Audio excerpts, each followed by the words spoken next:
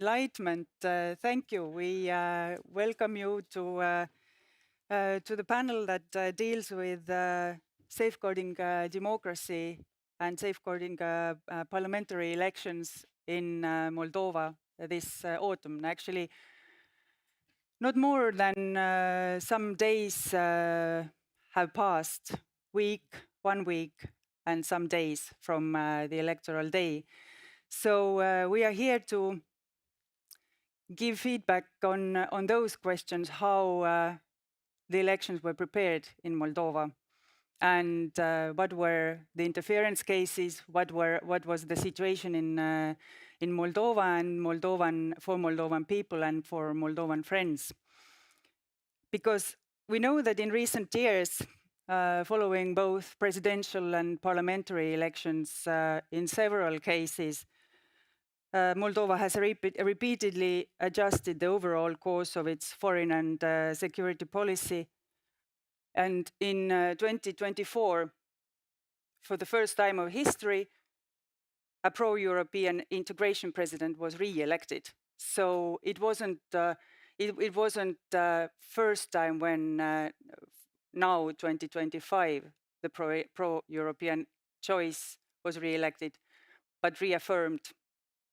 But since the early 1990s, Russia has sought to fully control Moldova's political progress and processes, and has developed a broad toolbox of influence operations to achieve this. This is what we would like to speak about, and how explain also how Moldova and Moldovan friends have managed to overcome and face and fight with this toolbox, and to share this experience, because Moldova is not the case alone. We are all facing the same interference attempts in our homes, in our countries, for our elections.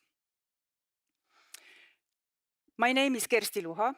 I am an expert and strategy advisor for Praktnet, a small NGO, International Practitioners Partnership Network, in longer words. And our aim is to support building resilience via building capabilities and capacities in Stratcom, in fighting foreign malign interference, and strengthening societal cohesion and awareness about the impacts of malign interference.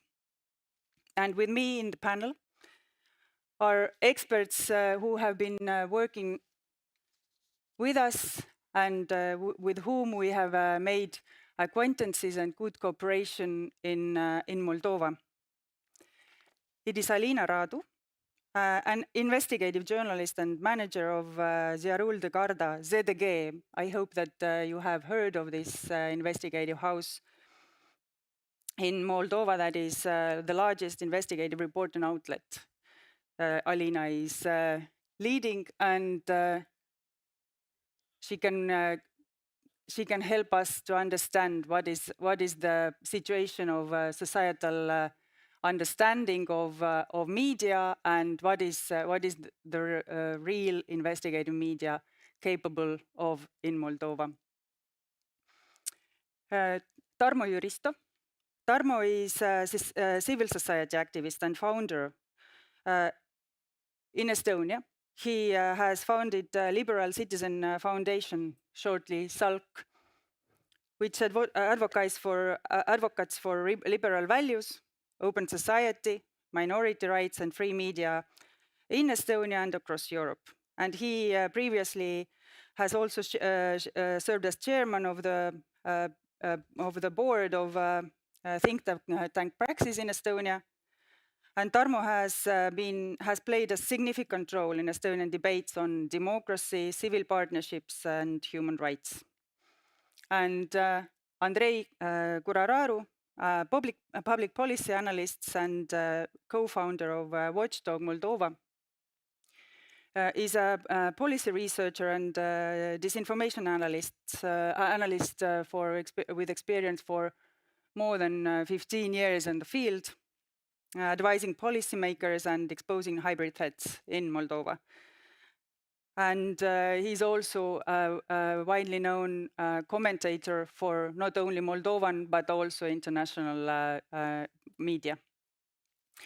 But to start with, to explain what are the general trends and what is the situation in Moldovan society, what the society in Moldova was facing prior to the elections.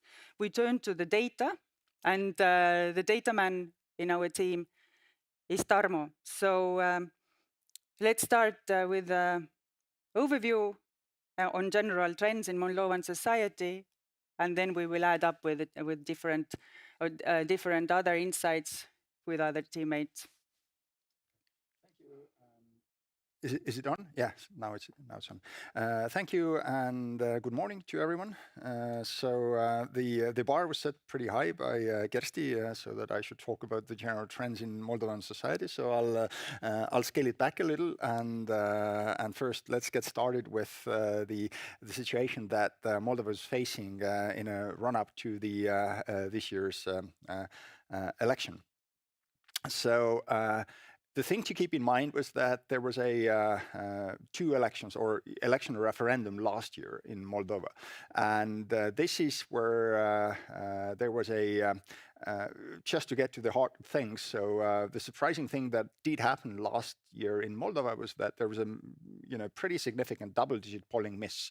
And this was unusual, as I hear from my friends in Watchdog, that historically the election polls and polls in general used to be pretty precise and trustworthy in Moldova on average. Of course, there's always been different pollsters and things like this. But last year, the surprising thing was that they were wrong, and they were wrong in a major way. So what was wrong there was that, I mean, every one of us has probably heard that polls have had difficult times predicting the outcomes of US elections and so on. But in case of US election, the polling misses have been in the order of magnitude smaller, so the around 2-3 percentage points. So in Moldova last year, they were, depending on a region, depending on the subgroup of population, 10-15 percentage points off. And they were off in a particular way that the polls were showing that the EU referendum will pass by a significant margin. In the end, it ended up passing by about 20,000 votes, which is a very, very narrow margin. The same thing happened with the second round of the presidential election, where Maia Sandu was predicted being far ahead. In the end, she did win, but by a lot smaller margin against Alexander Stoyanoglu than, again, the polls were indicating. And that was something that did clearly worry a lot of people in Moldova this year. As the situation was prior to the elections, so the polls were running, from the beginning of, from the end of last year, and they showed PAS being in a comfortable lead. So if you look at the data from August, from CBS polling data, then PAS was predicted within the countries. I'm disregarding the diaspora vote right now, being ahead about 52 percentage points. And diaspora is, of course, strongly pro-European, so this would have meant that PAS will win by a landslide. If you have taken a look at the election results, then in the end, that was PAS did win majority, but that was 50.16% together with diaspora. Without diaspora, the actual end result for PAS was 44%, 44.2% in Moldova itself. While, again, I remind you that in the end of August, the polls were showing that PAS will get a domestic vote with 52%. So there was, again, a 10% polling miss. And again, this is not a very difficult thing to figure out where to point fingers. So how this polling miss came about, what could be behind it. There are Andrei can probably fill in a greater detail later what were the differences between last year and this year election. There were some significant important differences, but overall the thing that most people were afraid of, and this was a serious thing to be afraid of, was the election interference coming from Russia. So there are different angles that Russia used there. One of the major ones, again, Alina can fill in there, is Elon's network. So this is a big player, a big actor in that scene. But that was not the only thing. And to put it in a little bit broader perspective, so like Kersti was saying before, this is not an isolated issue for Moldova. So that is something that we see. I mean, our organization has been working. Last year, we were working in 8 different European countries. This year, we have worked in about 4, so in a little bit different capacities. So it's not easy to count, but and we see the similar patterns everywhere. So there was a Czech election this weekend, and again, you can see telltale signs of Russia being active, trying to influence the elections. One of the new things, relatively new things, which of course came into spotlight last year with the Romanian election, where the surprise candidate Georgescu shot into the lead, and this whole thing ended up with annulment of the election and so on, is that Russia is actively also tapping into diaspora vote in many of those cases, which is new. So that's not something that we have. I mean, it's a recent development, really, from the last year, and it's increasing this year.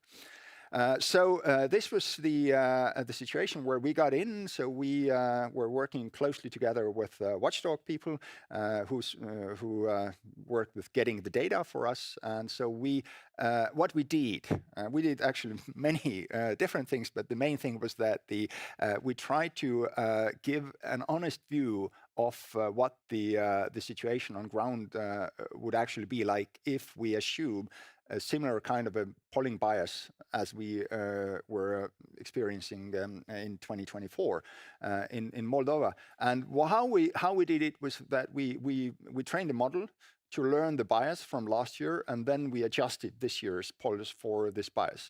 And I'm happy to say that we ended up being really, really close to the actual results. So on the election eve, we predicted that BUS would get 44.13% votes. They ended up getting 44.2.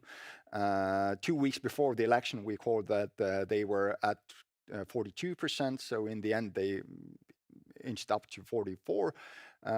So yeah, that was, and then we also try to look into what are the groups that can be influenced both by Russia and by pro-European forces.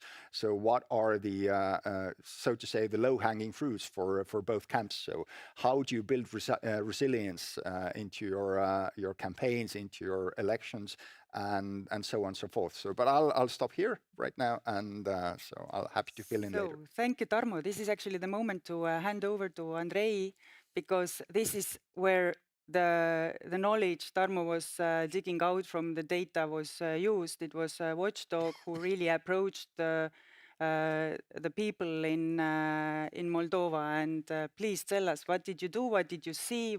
How did you estimate the situation? Well, thank you. I see a lot of young faces in the audience, so I would start with the fact that not many people know where Moldova is. There actually is a board game called Where is Moldova? And that shows that we are not necessarily the most important geopolitical actor in the world. Although if you look at the recent international coverage and type in Moldova into Google, you're going to see a lot of covering of these elections. And it's interesting because it's a David versus Goliath story.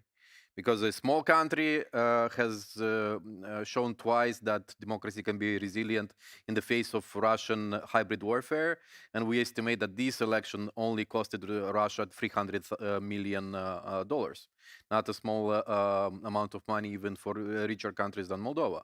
Where we were at the beginning of this election is that we already knew that they're going to try to buy votes here back home in Moldova. They were trying to use the church against the Moldovan elections, preaching at the altars about the how EU is decadent and we should not vote for pro-European parties.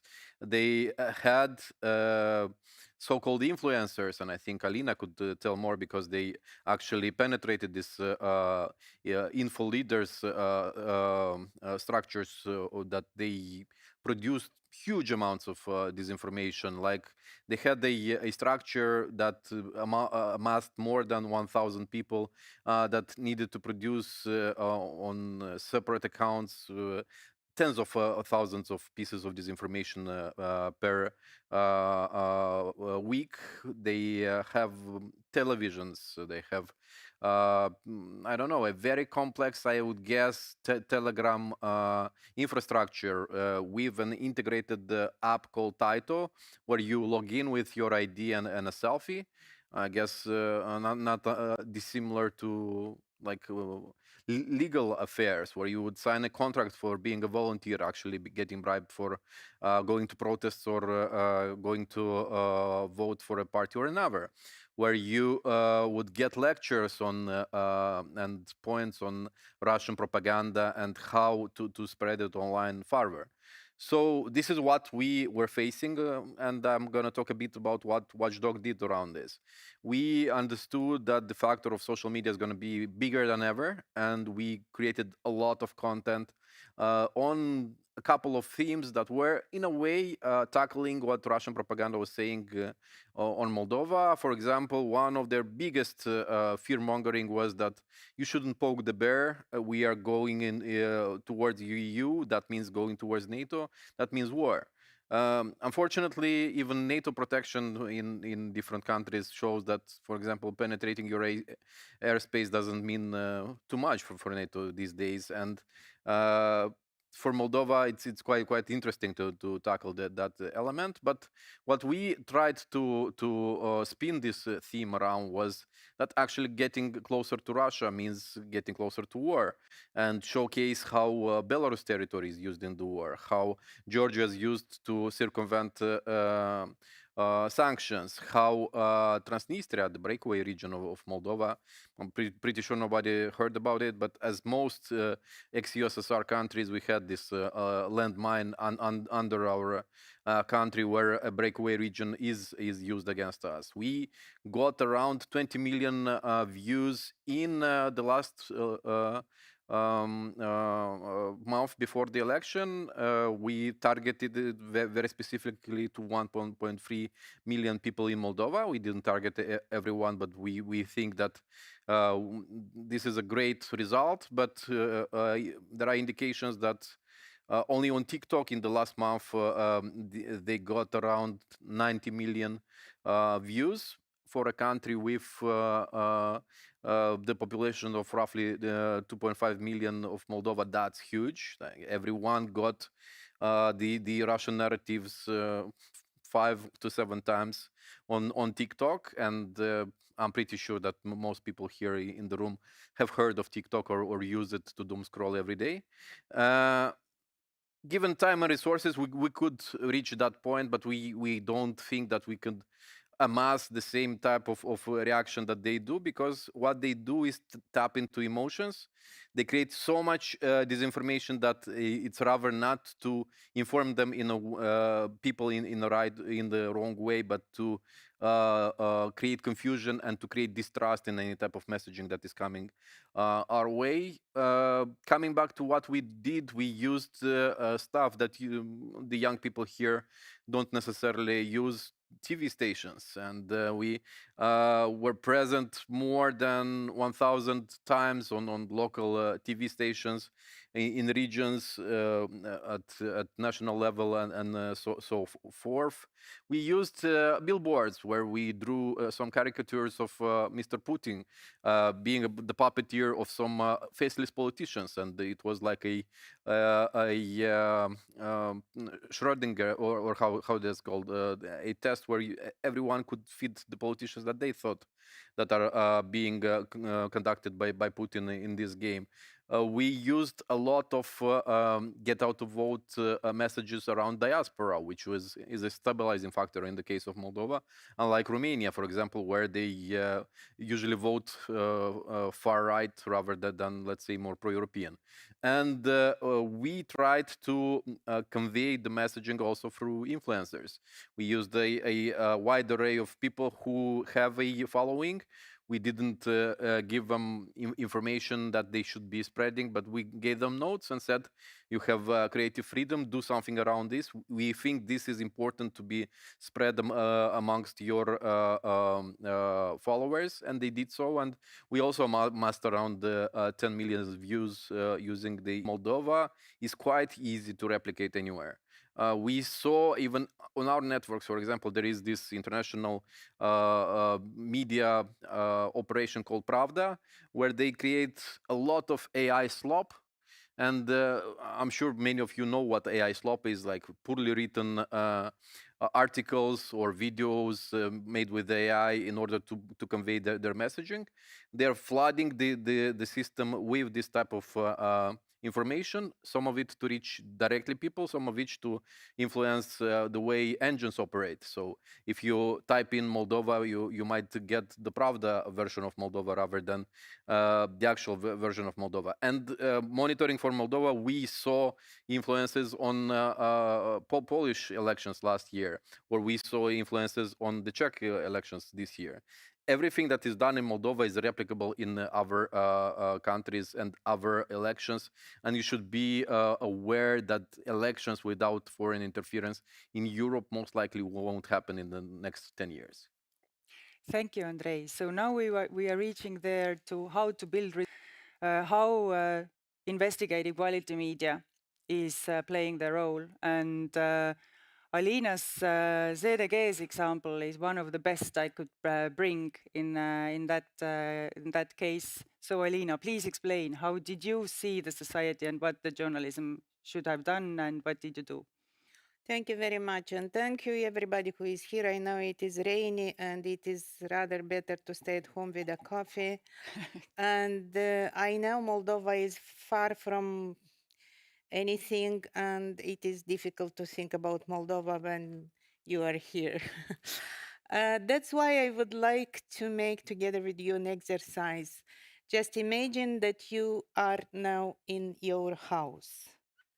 And just imagine that your house is clean and cozy as you like. And suddenly at one moment, someone starts to throw mud at your house. And it is constant mud thrown and thrown. And at one moment you clean and clean, but then you find yourself or your kids or your family, everybody is covered with mud because there is more and more mud thrown. And at one moment, members of your family start to say, we are so muddy and our neighbor Russia is muddy. Maybe we should unite. We are all in mud, in dirt. Why do we need that Europe? It is too clean, but they also have too many gay, too many LGBT, but Russia has churches and Russia has guns. They may kill anybody. It means power. So this is the metaphor where we live. And we, as investigative reporters, started from the point that we had seen that some people are questioning democracy, and some people started to say that maybe it is better with Russia because Europe is with those standards, with cleaning mafia, cleaning everything. Why do we need clean society? And people were not understanding that this throwing mud army is paid to do so. They thought it is something natural, and it is not. That's what we as investigative reporters started to do some years ago. We started to investigate undercover how Russia is paying people to say that Europe is bad and Moldova has to join Russia back. What did we discover during last elections? We discovered that Russia was paying armies of people and they were carrying bags of cash via planes and buses to come to Moldova and to pay, to bribe everybody to vote against the pro-European referendum and the pro-European candidate, or to vote for the pro-Russian candidate. Then we had seen that police started to do something and to catch those bags of cash. And Moscow didn't stop. They just opened an application they created an application of a Russian bank, and they were sending to Moldovans money via this application. We showed it in our investigation how many people in Moldova started to get cash in via that application. At one moment, police blocked that application. And then the instruction from Moscow came because we had reporters working undercover in that pro-Russian ring, so we knew everything from inside. And then the instruction from Moscow was use VPN. Then police, as I understood, we had seen blocked VPN. And then the instruction was go to Transnistrian region. Moldova doesn't control Transnistrian region, so you may withdraw cash and we give you more cash and we give you more money. So that showed a lot of Russian involvement in previous elections. Then in November, we finished our elections with the result, as my colleague said, so-so. Pro-European, but very tiny success. And we had seen what happened with Romanian elections. A strange guy, not known, not very much seen in public space before, got the best success. And it was actually because of a digital campaign on TikTok and so on. So for the next elections, we were really afraid that we lose because Moldova doesn't have any control on social media. Moldova is a small country. Nobody cares from big tech platforms about what happens, what the messages are. And actually, we see a lot that Russia is using American platforms, Chinese platforms to do their campaigns because Russia pays. And if you put anything paid on Facebook, it will stay there. If I put my opinion, but not paid, nobody see it, or very few people see it. So for this year, Russia started, we had elections in September, and Russia started to work for these elections, to disturb these elections last November, just 2 days after our presidential elections. Why do we know that? Because our reporters were still inside the ring, and 2 days after last year elections, they got a message, hey, we have to start preparing for the next year parliamentary elections in Moldova, and all the instructions started to come together with the money. How the money are coming? I told you that the application was closed, the cash of bags are somehow limited, but they never stop. They are very creative. For this year, they started to use other bank applications. And at one moment, our reporter, and we have the proofs, and we filmed the whole process, how our reporters working undercover were paid. So at one moment, our reporter says to the head of the ring, look, I have to be paid, but I am afraid that police will see that I receive money from Russia. And the guy from Moscow says, yes, the money are coming from Russia, but not directly from Russia. They go via Europe. So you'll receive your money via any European country you want, and nobody will know. So that's why I want that any of us is aware. Russia is already in any European country to send money to the places they want to corrupt. In this case was for Moldova, but be sure if they have the scheme, they will use it. At the end of the day, our reporter just wanted to experiment and said, well, I want to receive my money in Bitcoin, and it was available, possible, and our reporters were paid in Bitcoins, and we have money from Russia. Of course, we exposed at the end everything to the public, but it was clear that we have to fight a digital army, a hidden army that is throwing mud to Moldovan democracy in huge quantities. Sometimes we don't manage to care about our internal things because we have to devote a lot of forces and time to clean ourselves. Russia has only mud to throw. They don't care about their internal democracy. That's why we have to stay together to keep ourselves clean from their interference. Thank you. Maybe we can think or ask, if I'd ask how Moldova had learned from this experience of 2024, and also internal security organizations who this year just earlier or just shortly before the parliamentary elections actually organized several clear-ups and revealed the plans of several interference. Do you see that your state organizations are also stronger for now, or how you would explain the situation, what you have come through? For sure, we saw that the police and the National Anti-Corruption Center started being active between the first and the second round of the presidential election last year, when it was clear how big this money scheme was, and that allegedly more than 140,000 people were bribed in the last election.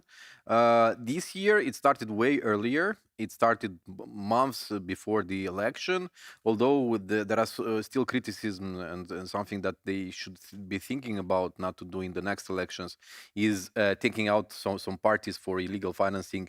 At the last moment, we had two parties that were drawn out of the race in basically the last 3 days of the election.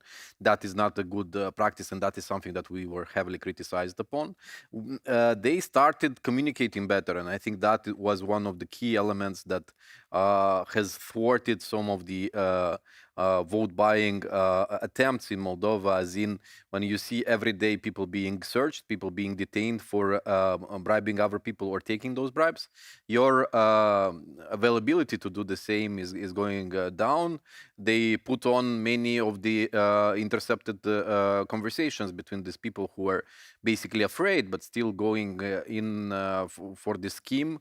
We saw a lot of internal corruption happening, and that is the funnier part, because the money going from Moscow to reach the grandma in Moldova, they would lose up to 60% of the money in between with the intermediaries that were there in the system. We saw, funnily enough, sanctions being applied and working. One of the main culprits in this scheme, Ilan Shor, he's running a coin called A7A5, basically for laundering Russian money that is under sanctions and buying drones and other equipments from China, not to get Chinese firms under secondary sanctions. A side project for him is buying votes in Moldova, but that shows the complexity of the issue here. After his coin going under US and UK sanctions, it basically fell down 100%. So if people kept their money in that coin, after receiving it, 100 euros turned into €1.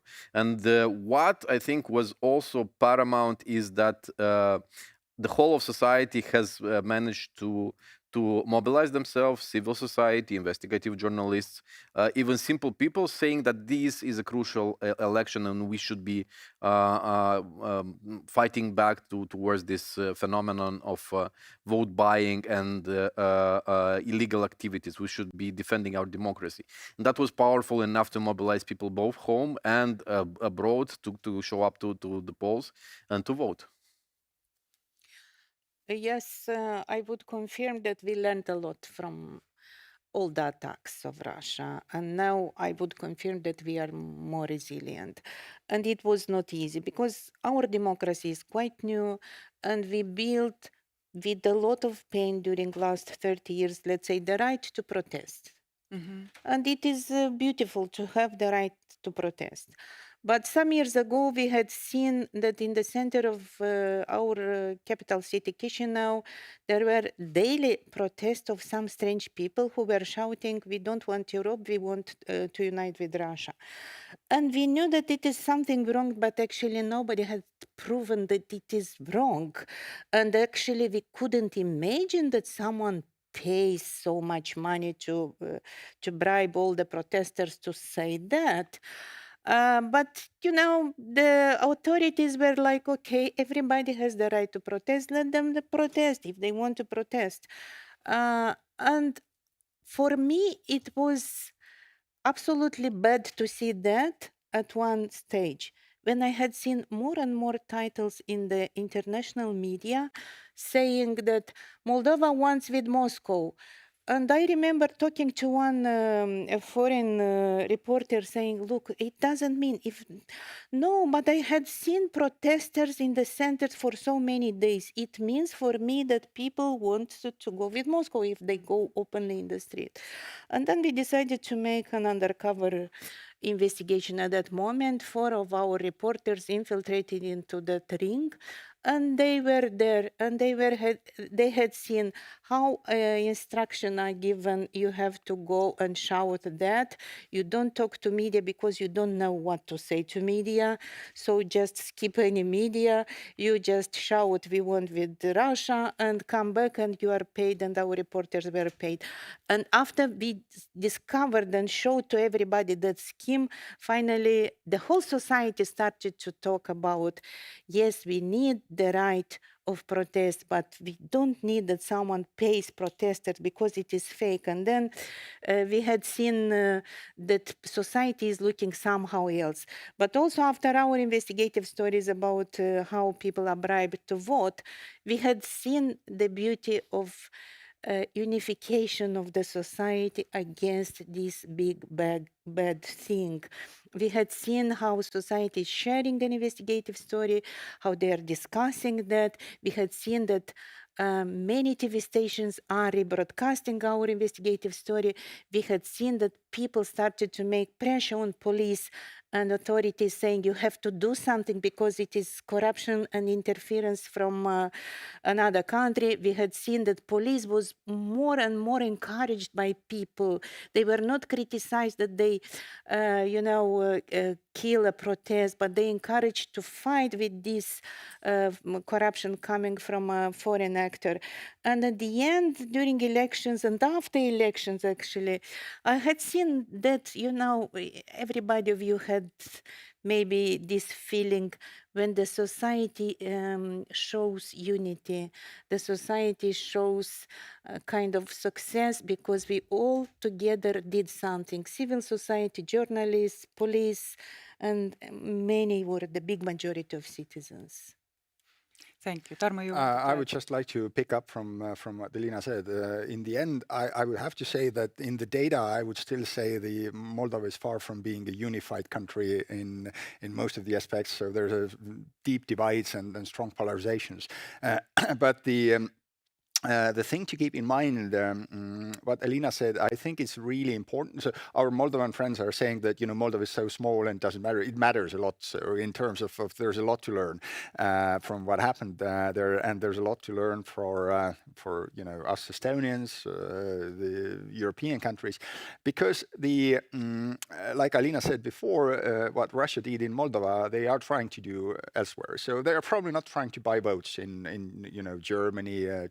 By the same schemes that were used in different places, but they are trying to use in very inventive ways. So Russia is clearly adapting. We could see that what they tried last year in Moldova, it was different what they tried this year. Just to bring an example, one of the things was that last year European election or the European Union referendum and also the presidential election really boiled down to whether you go for the EU or the the Russian Union, the EU. So that was the thing, and that's where the election tipped towards the EU. So this time around, Russia had a different strategy. So they approached it this way, that they tried to split the pro-European vote. So they had a number of parties that were regularly visiting Moscow and then conducting their strategy meetings there, who were, on the face of it, they were pro-European. They said that we think Moldova should join EU, but we should go carefully. We should be aware of the LGBTQ, and we should stick to our traditions. We should go like, Orban is doing. So we should go with our own proposals and things. We shouldn't rush headlong into the EU, but we are in favor of the EU. So this was the clear strategy of trying to pull over some people who were strongly pro-European, but who didn't particularly like PAS or didn't particularly like Igor Grossu or were concerned about inflation and so on. Another interesting thing, which I think very, very telling. We weren't only polling who's going to win the election. We were conducting also lots of issue polling. So we were looking into narratives and issues that were, spread and held by Moldovan people. And one of the things, there's an interesting sort of a parallel or contrast if you compare Moldova and Georgia. So in Georgia, Georgian Dream has absolute majority of the parliament. So but they are kind of skeptical towards EU, and their opposition is really fractured. So liberal opposition is fractured, and the pro-Russian government is unified and big. In Moldova, it's the other way around. So this is where you have the pro-European PAS has absolute majority, and the pro-Russian opposition is kind of, on the face of it, fragmented. They are less fragmented than you would think, looking at that. But this is the situation. Now, the interesting thing is how Russia spins the story. In case of Georgia, they say that this is the will of the people. So Moldovan Dream has absolute support of the absolute majority. So this is democracy. So that should be upheld, and that's something that people in Georgia want. Now, how they approach the Moldovan case is that there's a distinct narrative that is being spread, especially by Russia, also among diaspora. That Maia Sandu is trying to instigate dictatorship. So this is the dictatorship narrative, that she's trying to shut down the opposition, outlaw the other parties, everyone else, and just have the absolute power. And this is something that has a lot of traction also in Moldovan society. It's not that it's only a small part of Russian speakers purchased to this story. So it is being taken seriously, and that's one of the examples how Russia plays it. And again, referring to what Alina pointed out very pertinently before, our societies in both in Moldova and in Europe are ill-equipped dealing with that sort of attacks, because we think the elections and public protests and everything else is sacrosanct. So that's not something that we should touch. So we shouldn't interfere. We shouldn't do with it. This is up to people, and Russia is using it very cynically. So they try to undermine the integrity. So, for instance, with what Andrei was mentioning before, in the closing days of the election campaigns, Victoria Fortuna's Moldova Mare was shut down, and the other party was blocked from the electoral bloc of socialists and communists was blocked from participating. On one hand, this was a loss for Russia because those were clearly pro-Russian forces, political forces, that were eliminated because of the technical issues of election campaign funding reporting. However, Russia very quickly reacted to this and turned it around and said that this is something that it's shutting down the opposition, again the dictatorship narrative and everything else. So Russia was winning even if it was losing in that sort of situation. So they can very quickly adapt and turn these things around. So they can use this thing to sow distrust, and that's why it's so important. What Elina said before is that building the election resilience around elections should not be something that you deal with the final 30 days when you get into elections. That should start from the next day when the previous election ends. So, and it's becoming ever more important everywhere in Europe. So that's in Romanian case. Andrei was saying before that in Romania the diaspora votes far right. Yes, in the last election, but it didn't used to be that way. Diaspora used to go to USR in spades. So USR won, the Liberal Party in Romania won the elections in diaspora by far. But now suddenly in Germany, majority voted for Georgescu. In Italy, in France. So that was a striking difference that happened in a short period of time. So again, the point that I want to make here or underscore is that this is something where, like Alina was saying, Russia started 2 days after the last election. We should too. Yeah, this is the case of building resilience throughout the year and clock in our society, and the awareness what is at stake and how to protect our hearts and minds. So, is there any opportunity or a wish that you would like to ask any question from our participants, or we will? There is one. There's another. There is another. Yeah, there's one. And there. Yeah. And there. Is there is there any microphone there in the publics? Yeah. Okay, Yeah. Perfect.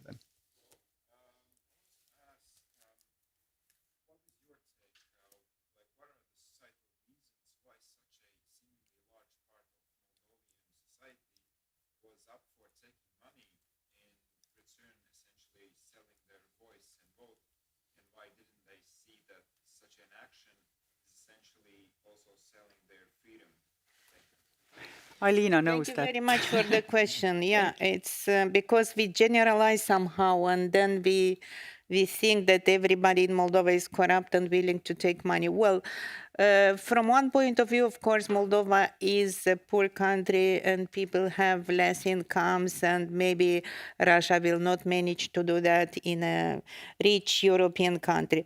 But from other point of view, this is a classic and very deep manipulation. So, for instance, in our last investigation, we show that Russia didn't come to the ring and say, I pay you and you go and vote against Russia. No, they said in November last year, dear people, we offer you a training. We just want that you are good on social media, you know how to promote yourself and your messages.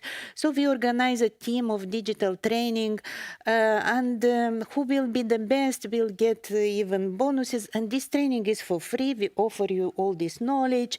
And people were gathered and they were provided knowledge how to open 1 or 2 accounts on TikTok or on Facebook. How do you put, maybe you open a fake account, but how do you make that people believe that you are a real person? And then there is a contest within the ring.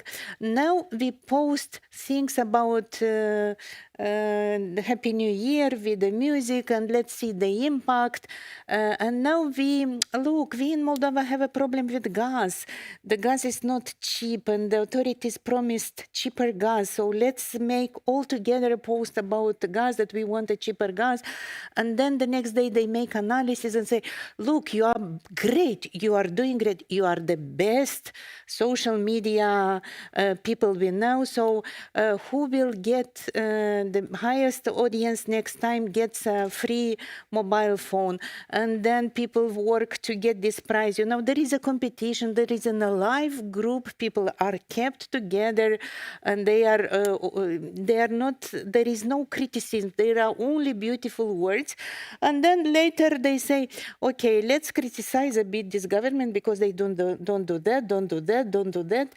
And you are paid for that because you are doing great results. And at the end, you find yourself a kind of member of this group. And then they say, we provide you more money if you bring more people to this group. And then I say, okay, I'll just get more money. And at the end, they receive money for the vote only at the end, but they make people devoted to this group during a year or months or maybe many years. So be careful. It starts with something innocent. There, I see you. Yeah. What has the reprisal been from Russia for the candidates that have lost, or for the, shall we say, the 300 million euros that you said were wasted? Because I'm assuming Russia doesn't like that. So have you seen some abandonment of those candidates, or considering them not viable for future actions? Thank you. I think at this point we see first reaction towards Transnistria, that is has gas for less than 10 days left, provided by Russia. Transnistrians voted in a smaller number than last time. There were some let's say questionable tactics on the Transnistrian vote. The voting stations were moved from the security zone, this zone on the administrative border with Transnistria, inwards into Moldova in order to secure them.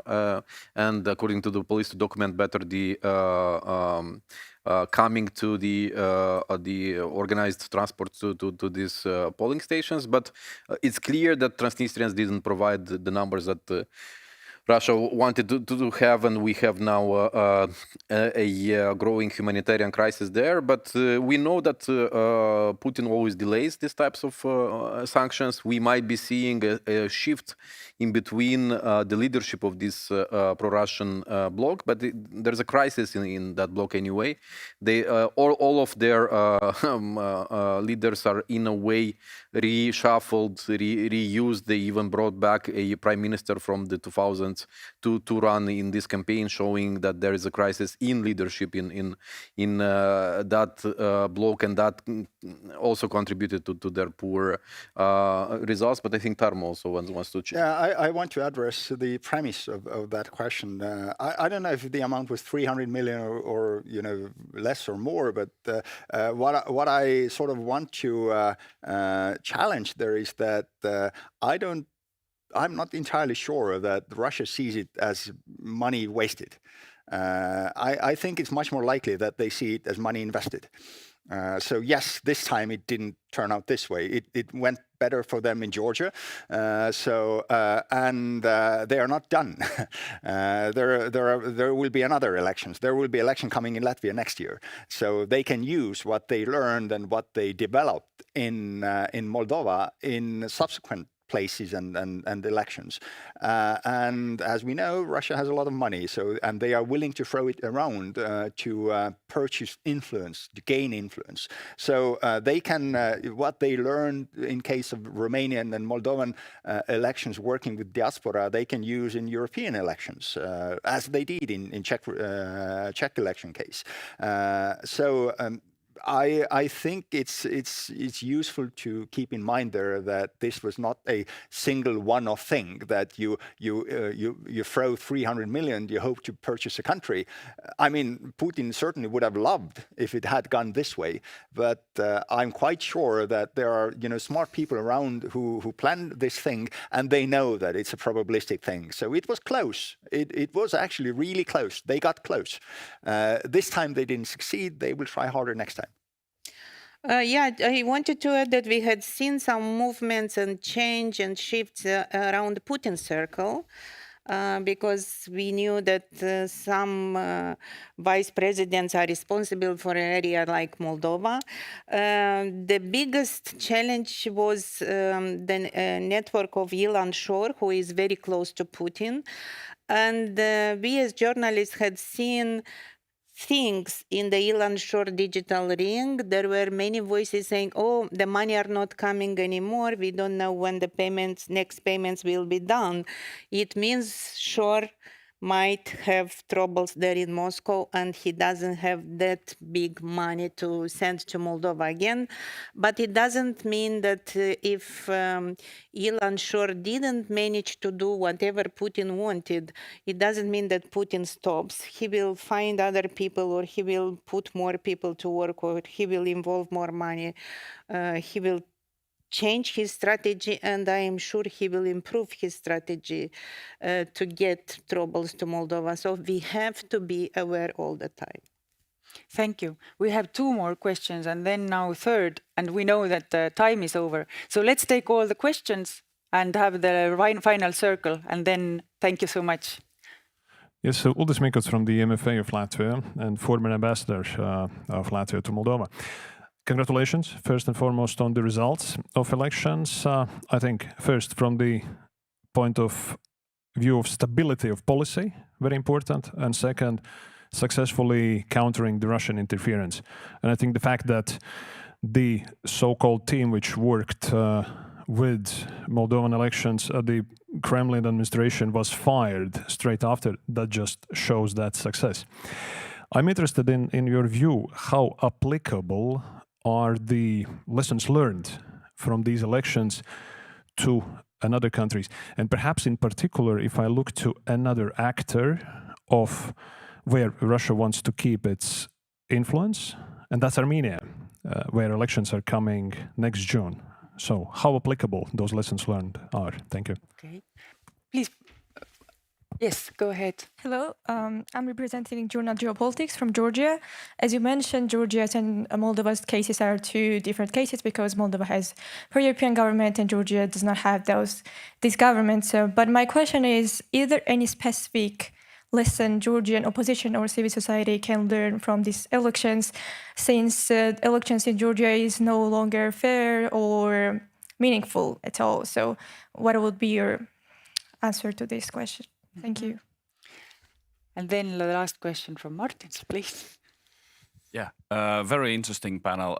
Thank you for your insights. I have a rather possibly politically incorrect question, but I will go with it anyway. You talked much about what civil society did, what investigative journalists did, but the election results, do they resemble in any way, or if they do, then to what extent the actions by the actual party, by the government, by president? How would you characterize those? Were those on spot? What were the?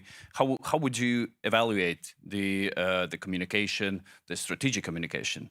Me representing NATO Center of Excellence for Strategic Communication, so I would want to hear your views on that. Thank you.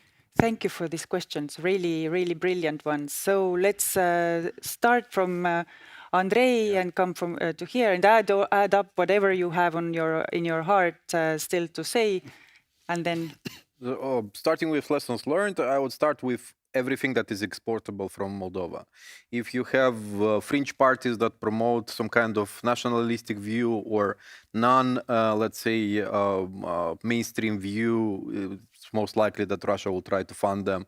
And in the case of Moldova, one of these parties was a party that was claiming that part of Ukraine should be Moldovan, because I don't know when in history it At times of Rūrik. yeah, same type of logic. Yeah, it belonged to Moldova. When you have a strong religious organization in your country, it might be weaponized against you, and it doesn't necessarily need to be linked to Russia, by the way, because in the case of Moldova, there's a direct link, but it's not necessarily. It needs to be corruptible, and it needs to be able to be weaponized against your country.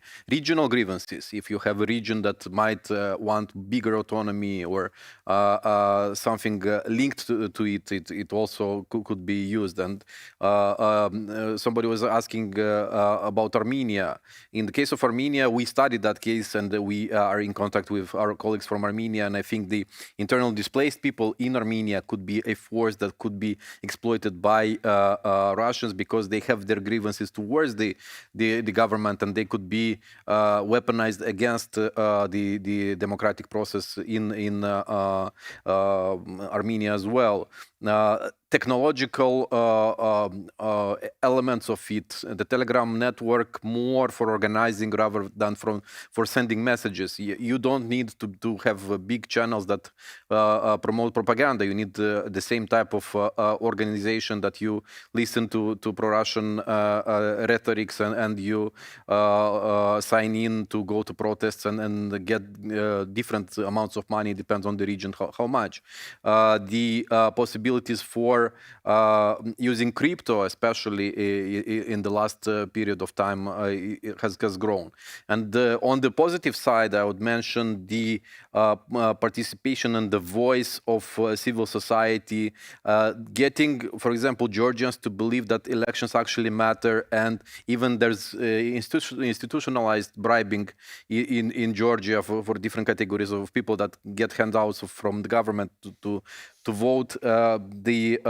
Even the protest movement could be re-energized by some results in elections. And even if it seems that elections are already lost, you should be still fighting to raise your voice and to raise the dignity of the people, and the revolution of dignity actually showed that.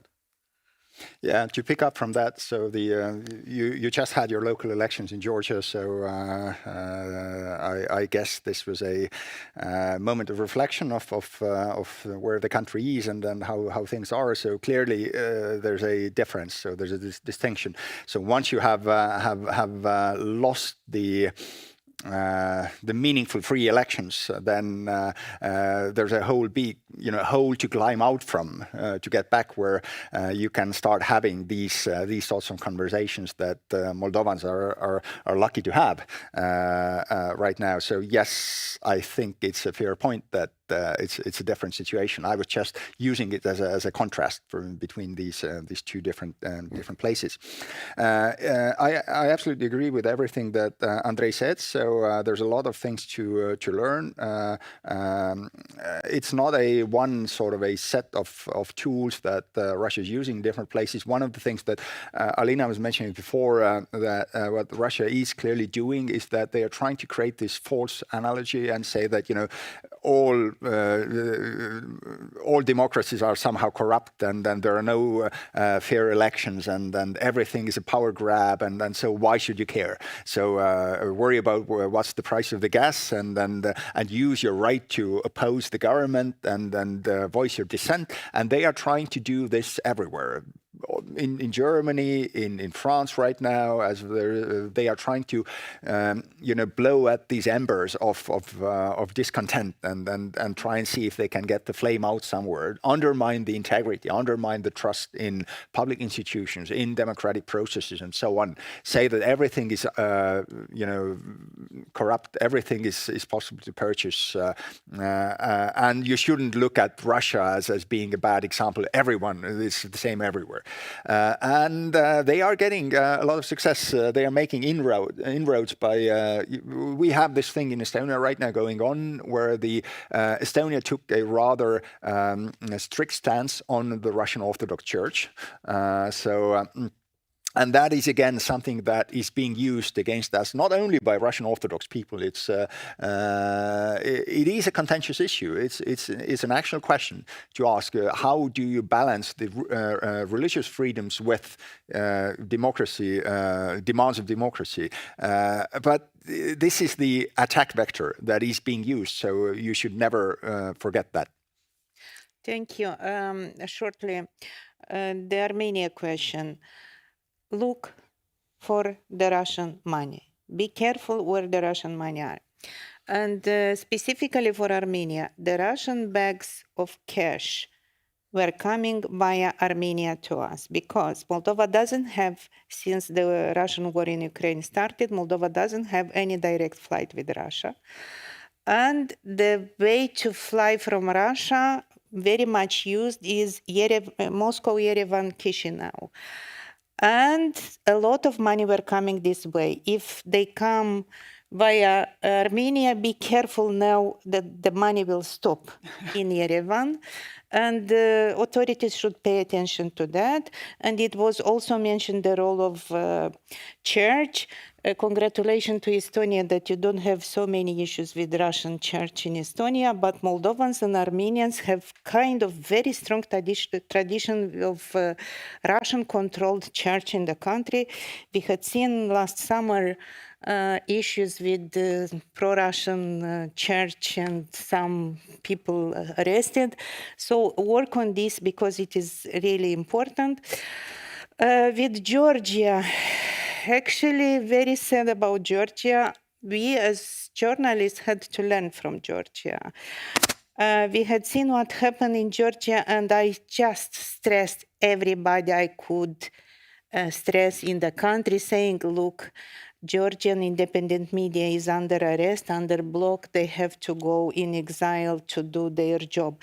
I was born in Moldova and worked forever in this country to build this democracy. I don't want to be arrested now.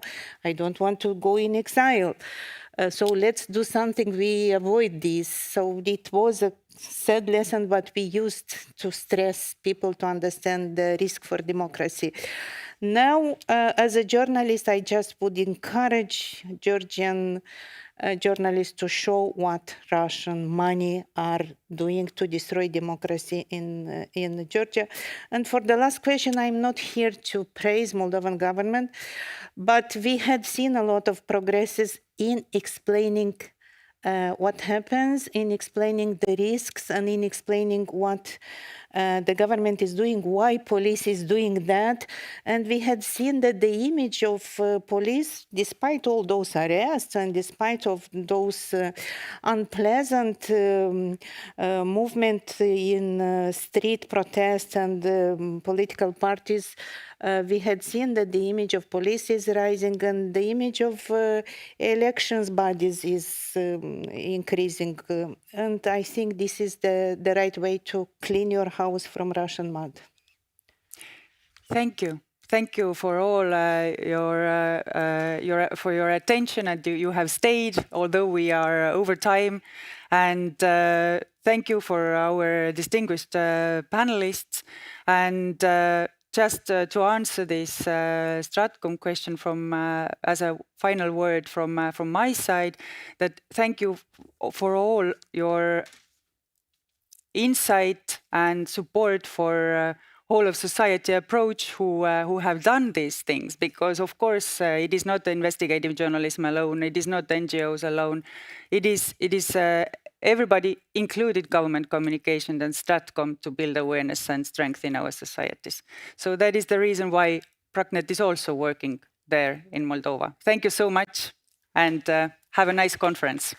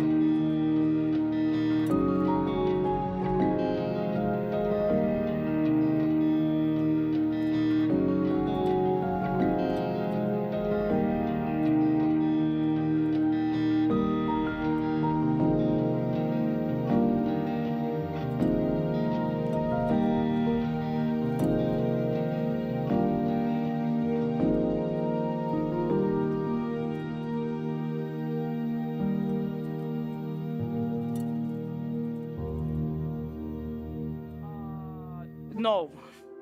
Let's see.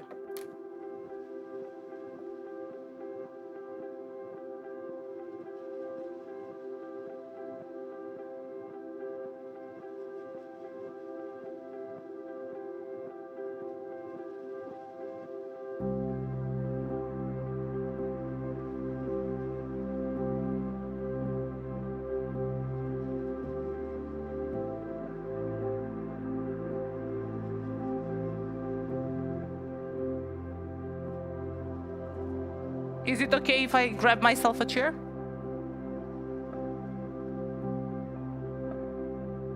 Welcome, good afternoon to our side event on connecting two regions from the far ends of Europe, the Western Balkans and the Baltics.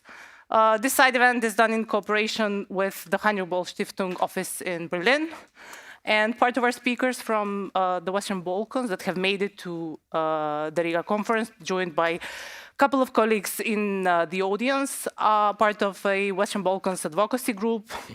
We work together as a group advocating for European integration of the Western Balkans. We are honored today also to be joined by distinguished speakers from the Baltics, the Deputy Speaker of the Latvian Parliament and Ms. Golubeva. And we will start promptly because we are 17 minutes late.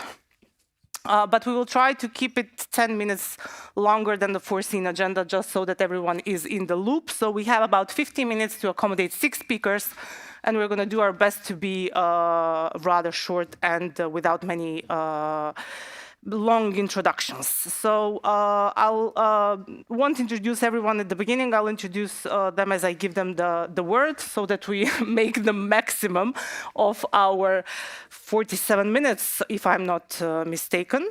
First with us, we have Zanda Kalnina Lukaševica, the Deputy Speaker of the Latvian Parliament and head of the Latvian delegation to the Parliamentary Assembly of the Council of Europe. Thank you very much for making the time, for joining us at our panel. Given your position, but probably it's also good to start, given that you are the host here where we're located. Can you give us a sense of how potentially do the Baltics view the Western Balkans from the enlargement lens, from a security lens, and in the second round, for which we will hopefully have the time, we will go back also to recommendations and potential venues for cooperation. Please. Thank you so much, and thank you for having me here. It's a pleasure and privilege, and I think it's a really great topic to start this conference for us. And indeed, as you ask about the Baltic perspective on Balkans, let me structure my brief intervention in 3 parts. So the Baltic perspective, reforms, and resilience. So if you look at the first topic, so it's I think quite clear that Latvia and the other 3 Baltic states have each our own unique history to share, stories of resilience, perseverance, and desire of freedom. And also, we joined the European Union more than 20 years ago. I still can quite vividly remember the many narratives that were pushed against EU membership at that time. And to be frank, even today, we can see targeted disinformation campaigns against Latvia and Baltic countries. And so to remain resilient and strong, what is important is that we must be clear-eyed and also think critically and be ready to act swiftly against these forms of foreign interference. And we can see them now in Baltics and also in Balkans. So the experience of the Baltic states showed that resilience is not built overnight. It is a result of education, also civic engagement, and strong democratic institutions. And strengthening independent media and also supporting public trust in reliable information sources is crucial. But of course, our work is not finished, and it cannot be finished. We are being challenged every day. So turning to the Western Balkans, I see there are still many challenges, of course. But the good news is that the one thing that helps and the strongest driver to overcome these challenges is actually the aspiration to join the European Union and this prospect of integration in the European Union. So if we talk about the reforms, yes, the EU provides countries with a strong incentive to reform and also to build really good relations with neighbors. But in every reform process, however, there are always targeted campaigns against both reforms themselves and also the individuals implementing them. And I believe it's important to recognize that. So politicians, therefore, must act like lighthouses, guiding the way forward even when it's unpopular and can come at some personal costs at the same time. So in today's world, we need actually true statesmen and stateswomen, leaders who drive their agenda, not shaped by yesterday's public pools, but has this courage to lead and inspire people towards their mission and the future of the country, not the past. So the EU enlargement process, I think, is about these shared values, the rule of law, also the stable democratic situation in the countries.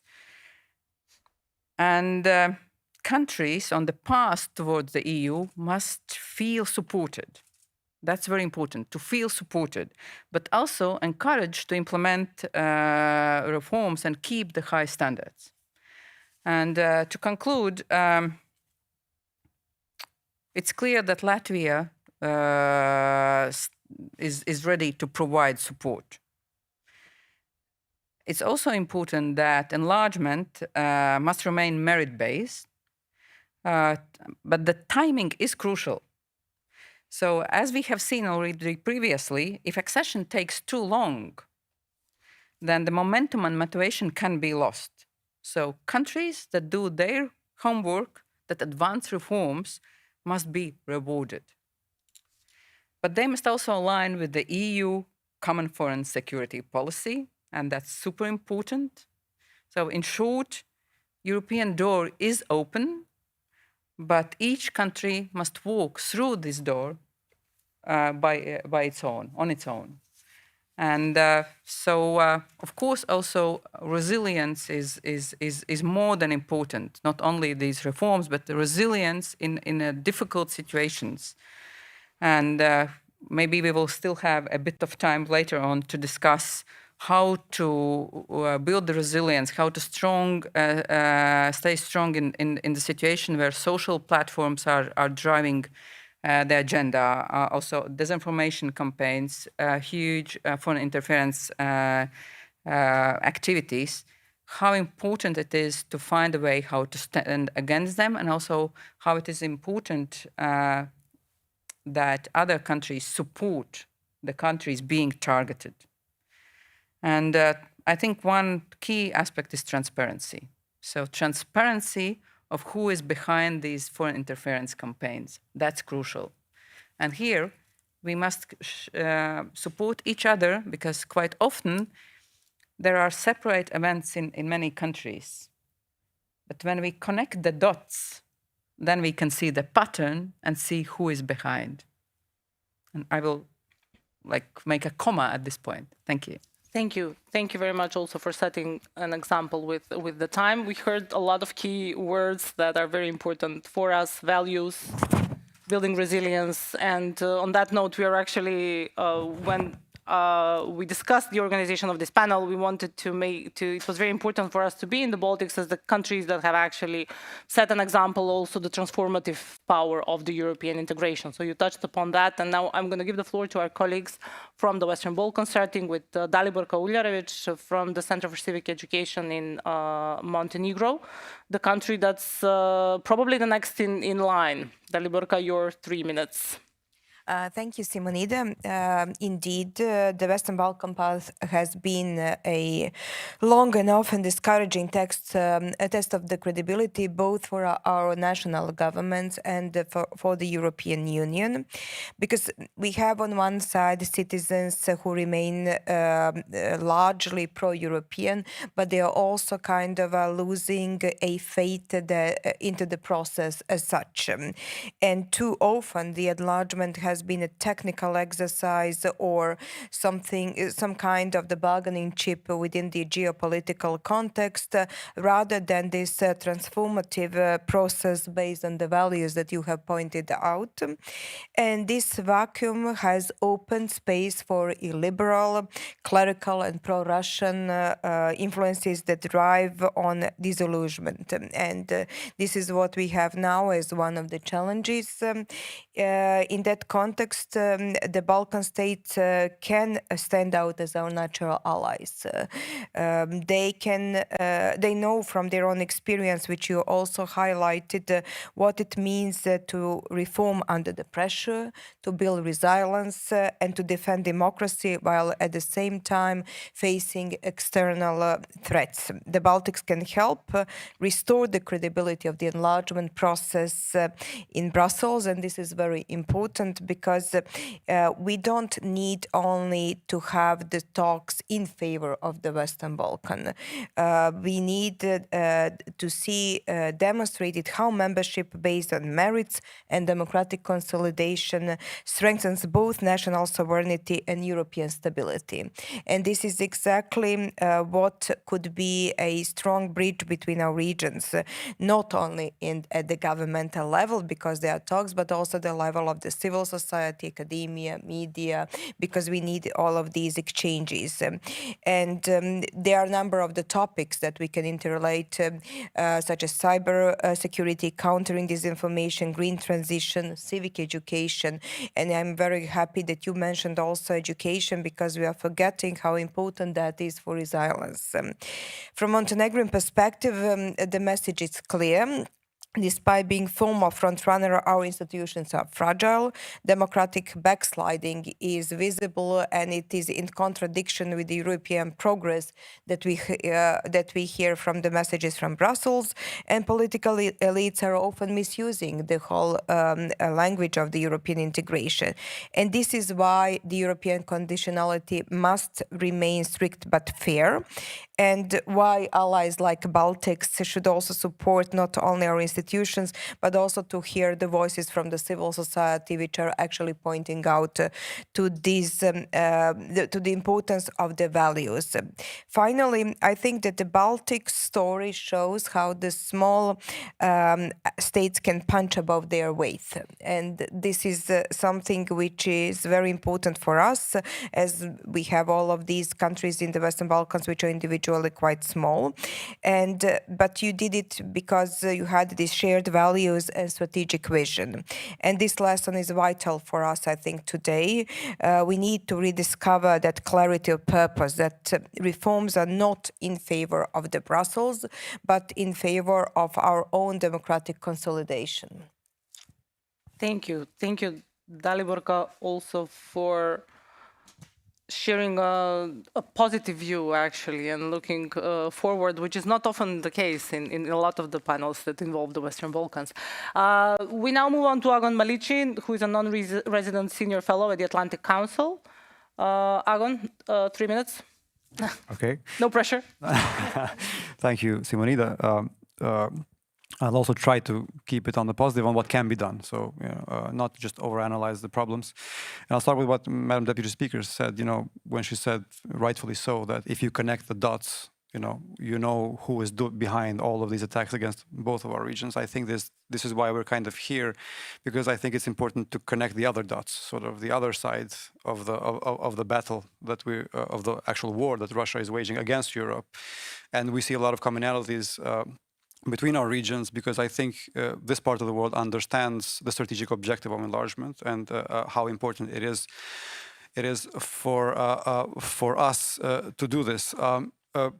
I'll focus on one aspect of why the region is being held back, and that is the issue of bilateral disputes being sort of misused to block enlargement.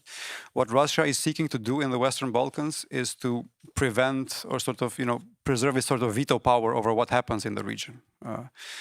It does not have its sort of, any direct territorial ambitions because we're still we're further away. But it wants to preserve this veto power in these sort of negotiations, in sort of aggression against the West, and it's constantly trying to undermine, for example, Kosovo-Serbia normalization efforts, democracy in each and every one of the country, but it's the way it's one of its main tools in this is internal EU divisions. And we need countries like the Baltics who have a principled approach to enlargement, so who are firm on issues of alignment with common foreign and security policy, who are firm on democratic principles, to sort of counterbalance the role that certain countries like Hungary, for example, play. There are a lot of vetoes that are misused. For example, the case of North Macedonia, and Simonida is from North Macedonia. It is being blocked from moving forward, not because of not fulfilling any criteria, but because of a historical dispute with Bulgaria that has nothing to do with sort of democratic standards.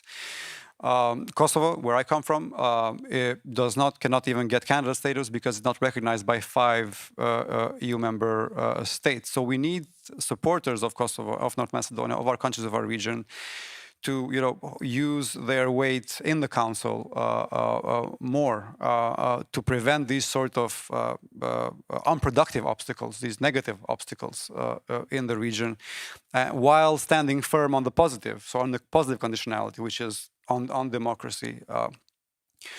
Thirdly, I think at least 3 of the countries of the region are NATO members, so there's ways and platforms within NATO to do a lot of the sort of resilience on the cognitive warfare that is being waged. But I do think that there is a need for more platforms and avenues for cooperation at other levels, so let's say think tanks, community, civil society, because of this common interest, and because I do believe it's in the Baltics' interest also for the Balkans to move forward together with Ukraine and Moldova. Obviously, we don't see any sort of competition in this front between the two. Actually, we feel that it's very complementary, and that we both benefit from moving forward together. And NATO's role in the Balkans is critical, while the EU, because of internal divisions, has its challenges. If there was no NATO presence in Kosovo, for example, if there was at least no NATO, Montenegro and North Macedonia, if they hadn't joined NATO a few years ago, we would have had a much bigger security problem in the region right now. So we hope that the Baltic states can, through NATO, continue to play a very positive and constructive role in at least preserving, making sure that this, from a security perspective, the region is resilient. So I'll end there in the interest of time, and we can touch upon other aspects later. Thank you, Agon. We move on to Serbia, actually, after Kosovo. Bojan Ilić is a journalist from Serbia. So, Bojan, the floor is yours. Thank you, Simonida. Thank you all for being here and showing interest in what's going on in our part of the world, in Europe. So, coming from the Western Balkans, I will focus mostly on the battle of narratives. And coming from Serbia again, I will mostly speak about the Russian influence in Serbia and in the region. And maybe to start from the fact that the Balkans or the Western Balkans now is usually seen as the proverbial powder keg of Europe, where a little spark can, set this powder keg on fire, and then everything goes to pieces. And then, especially after the onset of the Russian war of aggression against Ukraine, many voices in Europe or people were concerned that this might set off wider scale conflict in our region, and that Russia might play a role in it. And I think I'm here maybe to give a more nuanced picture about how Russian influence, foreign information manipulation, interference works in the region, primarily through Serbia as the main factor in the region, I have to say, because it is the biggest country and it has the biggest troublemaking potential. And maybe I think it's also, this is probably like a false image that this relationship between Serbia and Russia is very close, and it is close to a warm, brotherly Slavic embrace. It is not. To a great extent, it is also a very calculated relation that seems more like a marriage of interest than what I described before. So what is the interest of Russia in the region? It is mainly creating instabilities and using Serbia and the region as potential region where they can cause troubles for Europe, for NATO. And Serbia is particularly important because of the troublemaking potential it has, and it has shown before. And what is the goal of Serbia in this relation with Russia is mostly relying on Russian support for its geopolitical position, which is on one hand related to Kosovo and the dialogue that is going on, and on the other hand, it allows Serbia to maintain this balancing act sitting on two chairs. Being on one hand the candidate country in the EU accession process for close to 12 years now, and at the same time maintaining close ties with Russia. And why this is rational, calculated thought, it's because after the onset of war in Ukraine, you could see that Serbia has diversified its international portfolio, moving, for example, closer to China. And last year, Xi Jinping visited Serbia. A range of strategic agreements were signed, including this year, for the first time ever, there were joint military exercises between Serbia and China. So this is how it looks from the outside. And then Russian interference in Serbia, do not get fooled, because our Ministry of Foreign Affairs has been trying to paint it like that it's impossible to resist Russian interference in Serbia. It's not like that. In Serbia, we have Russia Today, we have Sputnik in Serbian language, which looks better and more balanced as a news outlet than some national Serbian media. And to just give you a picture about this, on the day after Russia invaded Ukraine, on Informer, the most widely read tabloid, front pages read, "Ukraine invaded Russia." This is the level of disinformation that is homemade, native to Serbia, and that is mostly promoted by Serbian taxpayers' money, because these outlets receive money from from the Serbian government, from the public budget. So it's a much more complicated situation than you would think it is looking from the outside. But also, I would say that solutions are also very easy, and how this could be fixed. But maybe let's leave that for the second part of the. Thank you. Wonderful. Thank you. Thank you, Bojan. I think you're getting the sense of the diversity, but we'll open up for questions soon. Last but not least, from the Western Balkans is Edo Kanlic from the Transparency International Bosnia. I'm not sure it was wise to end with Serbia and Bosnia, but here we are. So Edo, the floor is yours. You're kind of used to it, actually. Thank you, Simonida. Thank you for having us at the conference. I agree with everything that colleagues said, but I would like to point out that this year we mark the 30 years of the Dayton Peace Accords that stopped the bloody war in Bosnia in the 90s. And I believe that at the point when we are about to reach a peace deal in Gaza, but also with all the peace efforts to get the peace in Ukraine, it's relevant to talk about the consequences of these arrangements that are very much important. A role of international community has to be underlined in all of this. So in Bosnia, we have 30 years of peace. If we ask me what sort of peace, it is for sure a negative peace. We don't have armed conflict, but we still struggle a lot with all the challenges that we had prior to the war and in the war period, with ethno-nationalistic parties in power, which still misuse all the traumas and bad memories from the 90s. We still struggle with the functioning of state institutions, with a very fragile and fragmented political system in the country. State is captured with high level of corruption, brain drain, which is one of the biggest in the world. But still, in all of this, it's good that we have a peace, and now it's definitely time to do some assessments and to see how did it work in the past 30 years, and what was the role of the European Union and all the other international actors in all of this, which is relevant for the rest of the region as well.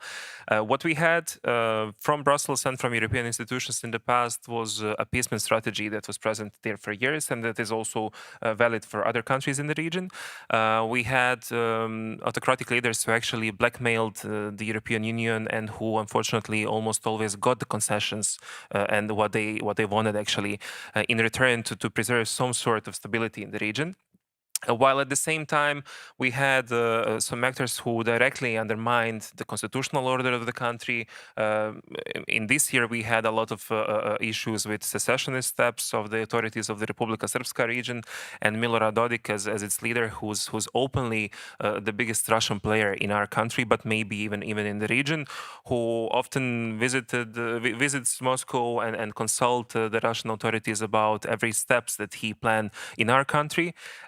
And what we saw in return was the lack of unanimity on the EU level to actually act sharply and to try to stop these acts. So we could rely on the individual actions by member states.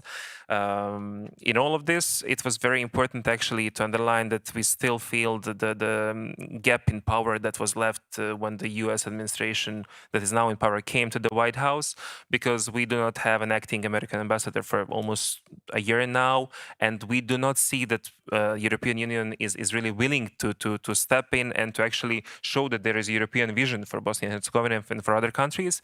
And in all of that, it is very much important to have not only usual suspects from the member states, but also member states who are far from the region and who can, realistically look the broader picture and who can actually offer some ideas and constructive approach that can help us to maybe overcome all these failed strategies from the past, which are still being kind of the main approach towards our countries. What is important to mention here as well is the security component. We still have European peacekeeping forces in our country, and the problem is that its mandate is being renewed every year. It will be the first week of November, and this is also a tool for Russia and for other members of the Security Council of the European Union, of the United Nations, to actually instrumentalize it and to use it as a political tool to destabilize the country. It is also being instrumentalized by the domestic actors to actually, create narratives of what could happen in the country if this mandate is not renewed, and who would actually fill the security vacuum that then comes to the country. So a lot of questions are still on the table. Bosnia is struggling on its European path because we did get a green light to open negotiations, but because of the lack of political will on the local level and the lack of agency on our side and the ownership of the process, we still do not see all the necessary reforms that should actually get us to the first intergovernmental conference and all the additional steps on the European path. Thank you. Thank you, Eda. Ms. Golubeva, chairperson of the board of the Baltic Initiative for European Reform. You've heard the expectations, the diversity of views that our colleagues shared. So how feasible do you see some of the recommendations, and can we reflect a bit on what you heard, connecting it to the Baltic perspective? Thank you, and thank you for being with us. Thanks. I'll try to be a little bit structured because the time is short. I think we're speaking about three different sets of expectations. One is the geostrategic alignment, which is important for the EU, given the challenge from Russia and the international situation, the gradual crumbling of the international liberal world order, if you wish, and everything that comes with it. So Europe, of course, would be interested to have candidate countries that are now both in the east and in the south as part of a stable, aligned European Union, which supports the same values, but it's not that easy. Then there comes the issue of native elites. I mean, the elites of each candidate country, and in some cases you have a very strong geostrategic alignment with Europe. In some cases you have a different vision of where the interests of the country lie. And sometimes you also have, as someone mentioned, on a smaller scale, but nevertheless, some authoritarian tendencies. And then, of course, you have the European Union member states, which are also not always playing ball, not just in the sense of being slow or putting too many barriers or keeping some countries in the waiting room for too long. And you know how it is when you are in the waiting room for too long, then you appear on the stage, you already have signs of fatigue on your face, there is less spring in your gait, you are less prepared to face the challenge. So it's not good. And we see in North Macedonia what that means. That really is a dispirited population not believing EU accession anymore.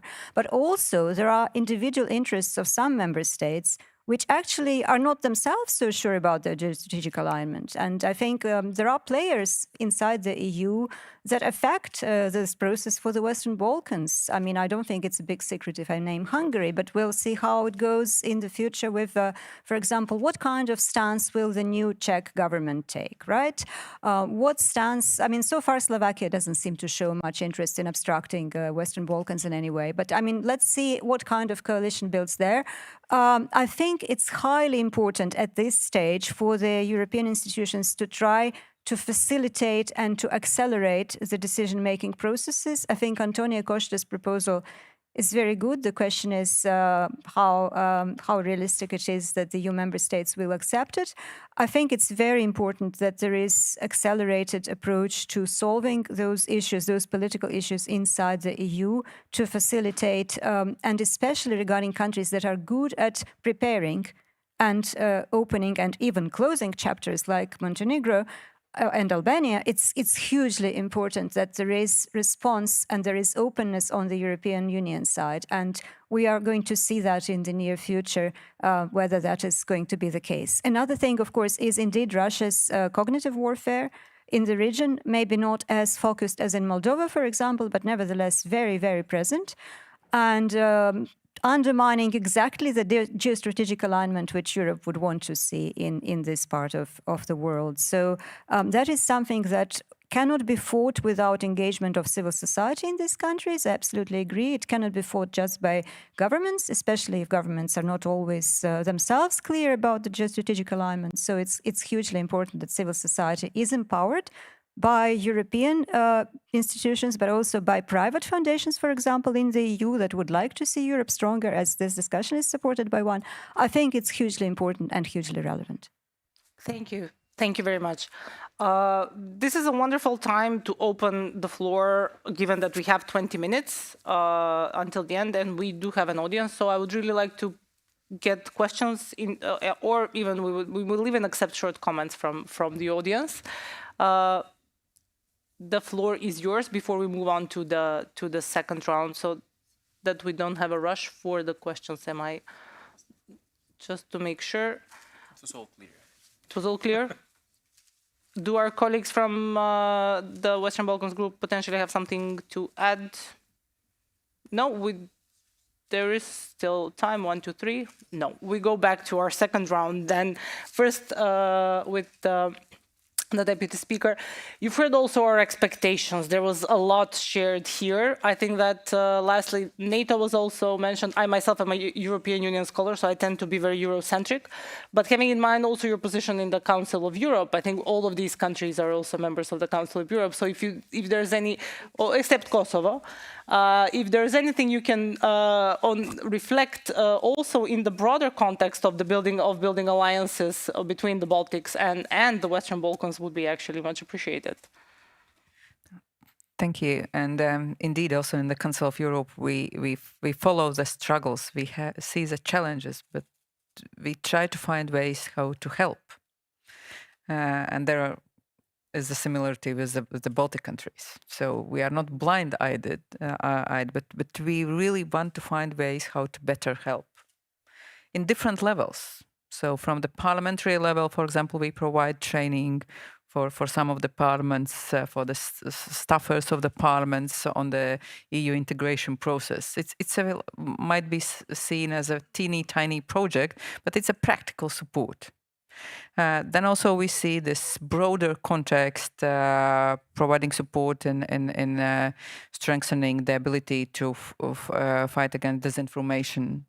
And also the NATO STRATCOM Center located here in Riga is, I think, a huge help to many countries, sharing expertise, sharing knowledge, and sharing also the ways how to face these terrible situations. If we just follow up on Ms. Golubeva's last point, can we also reflect, are you in a position to reflect maybe a bit on the positions of the Baltics on the accelerated integration, and also Mr. Costa's proposal in terms of maybe qualified majority down the road? It's a difficult question, Maria knows it. If I separate it, so as I mentioned, so the time matters, and if the enlargement process goes too long, so the momentum can be lost. Of course, also it shall stay merit-based, so the reforms must be implemented. The alignment with the common foreign security policy must be ensured. There cannot be compromises on that. Sorry, but cannot. But we can support as much as possible to implement these reforms, to find a momentum to move forward. So on the qualified majority vote, it's a huge debate in the Europe as such. on the enlargement or on the common foreign security policy, on parts of that. So the official Latvian policy is saying quite strong that we still keep the position that the need for a consensus is crucial from different aspects, and I think we will not have time to debate it into the detail. So it's much stronger message if we find consensus and move forward. And just one more aspect. So it was said by our colleague from Serbia that these relations with Russia is as a marriage of interest, and actually that the Russia's interest is creating instability. And I fully agree that Russia's interest in general, in Balkans, in Baltics, in Europe, is to create instability. And if you think that the general goal of the European neighborhood policy and the European foreign policy as such was to create and is to create a ring of friends around Europe instead of the ring of fire. So if Russia is our adversary, which it is, it's clear that Russia's goal is the very opposite. To create instability, to create unrest, to create problems. And we see it in Western Balkans. We see it even Russia's role in the Middle East, etc., etc. So, and it means that if we see these signs of instability, so first of all, for the sake of the countries, we need to find a ways how to fight against that.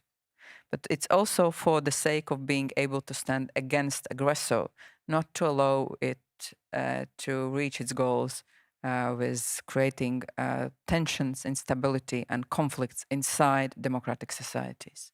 Wonderful. I think this is a good point maybe to bring Bojan, because he said that he has a couple of recommendations or what needs to be done. Yes, and thank you, Ms. Lukashevitsa, for bringing this back to Serbia. Right, so I fully agree. And I think my recommendation is that actually it would be very easy to deal with Russian influence in Serbia if there was actually a government with a democratic mandate that had on its agenda to counter or contain Russian influence, because it's really tricky to even assess to what extent Russia could really flex its muscles in Serbia in an environment where it's welcome everywhere and they don't even need to try really hard because there are other actors, proxy actors, media outlets that are very friendly towards these positions. And then from Serbia again, being used as a hub, the whole region is destabilized. I forgot to mention that in the first round, including through Serbia, pro-Serbian political parties, Serbian or Russian money going into funding these proxies in Montenegro, in Bosnia and Herzegovina, most of Republika Srpska, in North Kosovo, destabilizing the whole region. And going back to what you mentioned about the autocracy towards the end of your expose is actually, I think this is how we should fix the issue, because right now Serbia is in a, again, I'm not sure if you follow the news, it's the Serbian regime, Aleksandar Vučić, the president, who has been declared as one of the most fastest autocratic regimes in the world by the VDEM Institute. This year on the Media Freedom Index by Reporters Without Borders, Serbia reached lowest ever score.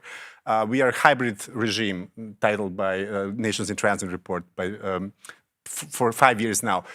And for the 11 months, all close to a year, we had this really pro-democratic anti-corruption protests in the country that have mostly fell on deaf ears in the European, among European audiences. Obviously, it's understandable. There are several wars ongoing, some issues that are more pressing, but investing in democracy, having real democratic actors in power in Serbia would help democratize the region, because without democratic Serbia, we can have democracy in the region and we cannot have peace in the region. Going back to this democratic peace theory, you know, the democracies don't go to war with each other. This would, in long term, stabilize the region. And of course, there would be at least a forum where you could address foreign information manipulation, interference by Russia in such a space. Right now, it's impossible to do so with the current regime in Serbia.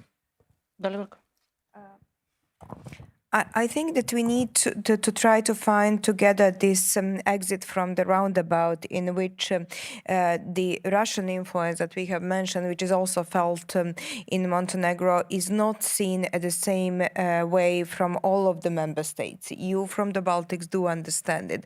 But for instance, we have a speaker of the parliament who is a Russian representative practically in Montenegro, and he's been acknowledged in his position and well received by most of the representatives of the other member states, because the imperative is now to have Montenegro fast track to the European Union.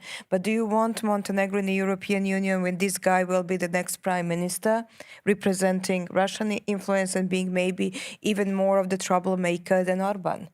I mean, this is why the values are important, and this is why we need to have certain kind of the consensus in this process, because it's not about the technical issue. It's more about this transformation of the whole society, which includes also building of this resilience, which is making a mess in our society. I mean, and this is something where the current approach of the European Union is not helping at all.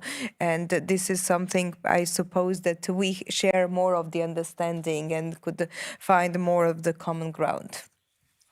Just to, again, tag along on this issue of the cognitive warfare we're faced with Russia. One of the key messages Russia is trying to convey in the region that Europe doesn't want you. And sometimes with some decisions or things that the EU does, it's a kind of indirectly confirms and supports those narratives. So we need help from within the EU to counter this narrative. That's why, for example, the issue of the QMV on enlargement steps is important, because look at the case of North Macedonia. They went through a very delicate negotiation, changed the country's name to try to move forward in EU accession, and then they were blocked then later on by Bulgaria over another issue. And this, for example, in the case of North Macedonia, kind of confirms the Russian narrative. So it's very hard for actors like us in civil society then to push, we're used to having the EU and EU conditionality as an ally, This undermines conditionality in a way, because then no matter how much you push for democratic reforms, you don't get anywhere closer to the EU. So we need this sort of help, and by help I mean using the political capital that countries, even the smaller countries in Europe, that's why we're here, because as in the Balkans, we're used to kind of discussing about enlargement mostly with Berlin, with Paris, with the bigger sort of countries. But now the power is kind of shifting within the EU, and Eastern Europe, the newer, you're no longer new members, already old members, but you have the leverage, the weight, but most importantly, the principles for the kind of enlargement that we want to see. And we would hope to see a bit more of use of this political capital on these issues, and to understand how what's going on right now is helping the Russian narrative and helping Russia kind of hold the region back. And by holding the Western Balkans back, it's also holding all of Europe, so destabilizing all of Europe. So I'll just end there. Maybe just to add, is it working? Yeah. Maybe just to add here that what we hear from all the member states across Europe, it's like the need for the internal reform of the EU is kind of a consensus. But what we don't see is who's going to push for that, who's going to be the actor who will initiate it apart from the big European institutions. And there I think that we need member states with experience of negotiations with the EU, those who still have good examples of how your countries improved actually through this process, but also through the membership process over the past 20 years, because you have figures now that we can compare and that we can use as an argument for the enlargement. And that's why we need to broaden the discussion about enlargement, because it would be pity to wait another 20 years and to have only Baltic states talking about Ukrainian accession process, because it is what happened to us actually. We have only those usual suspects from our neighborhood, from countries where we have a huge diaspora, who are still talking about our countries and the need to enlarge, and therefore we needed to be a much broader discussion that will be merit-based and in which we have a clear strategic communication, because that is what is missing right now. We see that some old red lines are being crossed, trust, but we need really to be honest in this process. And honesty does not mean you're not ready, sit and wait, and we don't have anything to offer to you at this stage. And maybe at the end, to say that since we have a lot of autocratic leaders and very strong figures in our countries, it is very important to underline the importance of the parliamentarian oversight of the process. And that is something that is missing in my country, and I believe in all the others, since we have a representative of the parliament. We need parliaments to be much more involved as directly elected representatives of the citizens, to be there not only to vote for these reform laws, but to oversight the implementation and to really be a conscience of our societies that can underline and remind executive powers and all the rest of the society about the needs for the reforms. Thank you. Ms. Golubeva, reality check. From all these expectations. Yes, my sad role in this discussion. I think basically two main points as a response to what I heard. One is inaction has a cost, just like action can have a cost. I think we already see in Georgia what it means when Western partners, including both NATO and European institutions, did not take the need to speak out and to be much more vocal seriously enough at early stages of the U-turn, and then it's too late. So do we want that to happen in any of the Western Balkan countries? I think not. And that means sometimes sacrifices. So sacrifice the safe position of the mental framework of an administrator where you are afraid to make actions that might be risky, so you just prefer to, for stability's sake, not to do any risky moves. This might actually, in the end, cost more. I always suggest to those in Germany, for example, who oppose Ukraine's accession by 2030 to think of the price of non-accession, the cost of non-accession for us all. So the same concerns the cost of non-accession for countries in the Western Balkans that are now moving fast on the way to closing and opening chapters. Of course, with some countries where there is less political will, that's a bit more tricky, and I would be more careful there. Second point, strategic communication. I absolutely agree. I mean, who is managing the expectations of citizens in countries that have been waiting for more than 10 years? Nobody's seriously really doing that. I was very happy to see some administrators from all 7 countries in a training recently where they were preparing to strategically communicate about reforms in the EU accession. I think that's exactly more of this should happen. But it's also quite important that the European Union also remembers about strategic communication. I mean, the usual thing is that very often when there is lots of EU funding going into something and then the communication, for example, of Russia's proxies is much louder and much more successful than the communication of European Union and pro-European Union actors among the elites of the candidate countries. And that is something that is unfortunately the case both for Moldova, Ukraine, but also for Western Balkans. So that has to change, I think. Thank you. You have made my job extremely easy because you moderated this discussion amongst yourself. One last chance for a question or a comment. Wonderful. Yes, and then 2 now. Now we will be kicked out at 1:10. So please. Good afternoon, Roman Kovalchuk. I'm Secretary on Foreign Affairs of Belarusian Christian Democracy, and I have a question to Serbian and Bosnian representatives. So, in my country, honest opinion polls are not conducted for many years. But I have a question about the aspirations of Serbian population, both in Serbia and in Republika Srpska, which is an integral part of Bosnian Federation. The aspiration of EU membership and aspiration to have a unique position in the Balkans as a center of Slavic Orthodox civilization and closer cooperation with Russia and China internationally. Thank you.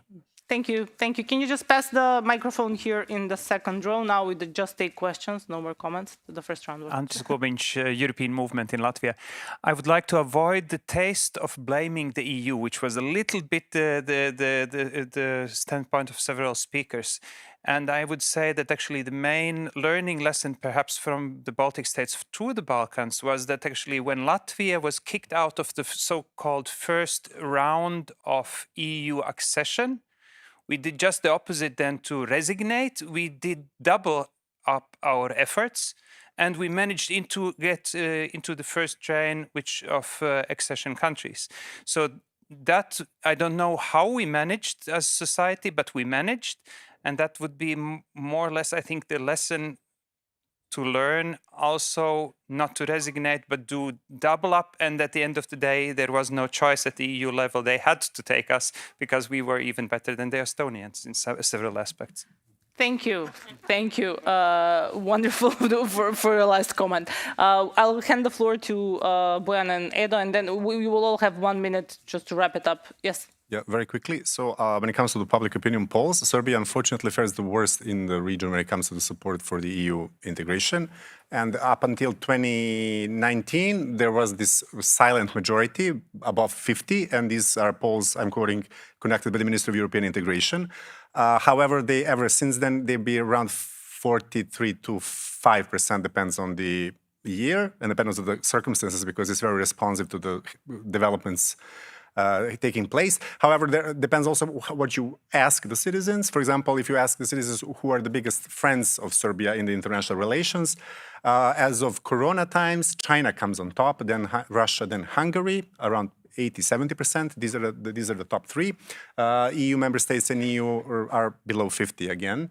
And then for Republika Srpska, I mean, again, this is all very heavily influenced and curated by very terrible situation in the media. I mean, it's really important to underline how terrible media situation is in Serbia. I actually call for a special international tribunal to be established to go after editors of Serbian media outlets, because this is really impossible to have any kind of discussion or opinion about this. So maybe Edo, and then maybe the second question somebody else can. It's very much similar in Bosnia and Herzegovina. I mean, countrywide, it's still below above 70%, but in Republika Srpska, unfortunately, that number is dropping every year, and it's a clear and direct consequence of the anti-EU narratives of the ruling party in the RS. And again, I'll repeat the same about the media situation. We have a media blockade in the Republika Srpska, and that's why it's so important to push for the legislation on transparency of the media ownership that is missing in my country, and that should be high on the agenda on this path. Thank you. Agon, you had something. Yeah. Just very briefly on the question of, we obviously have our frustrations with bad leadership in the region, and a lot of it is responsibility comes from the region. But in the Baltics, you had an enlargement process where it was a kind of productive competition between the countries in the region, and there was conditionality was actually working. We're talking here about obstacles that have nothing to do with democracy and improving your governance. We're talking about obstacles that in 5 countries not recognizing EU countries not recognizing Kosovo, for example, or in the case of North Macedonia, disputes over history. So these are very difficult obstacles for which kind of are external. So that's why we kind of want to emphasize this. We want that productive competition and that dynamic that conditionality creates. And right now we have that momentum actually in Albania and Montenegro, who are opening chapters quickly, and we really hope for that to progress very well, because it will send a different message and narrative to the other countries in the region. It might create that dynamic where other countries in the region will now want to tag along because they will believe that there is a credible process underway. Are there any pressing? Yes. Thinking of this belief in Europe and willingness to implement all the reforms, let me connect two dots at this point. That actually in Latvia, we believe that we have done our work and that we have developed a strong and systematic ability to respond to the Russia's propaganda. But we are challenged right now again. And also, we believe that the European values are so strong here in Latvia that it's like a given. Mm-hmm. And this belief in European values are being challenged again.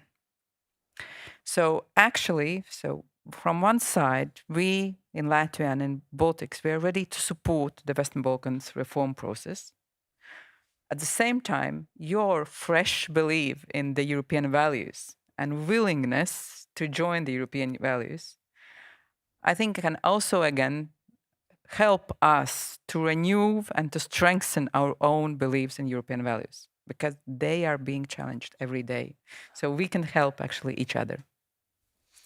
this is a wonderful conclusion, unless we have something pressing from our two speakers. Thank you very much to all of you for joining us. Thanks to my panelists. I think they deserve a round of applause for making this discussion in such a short time.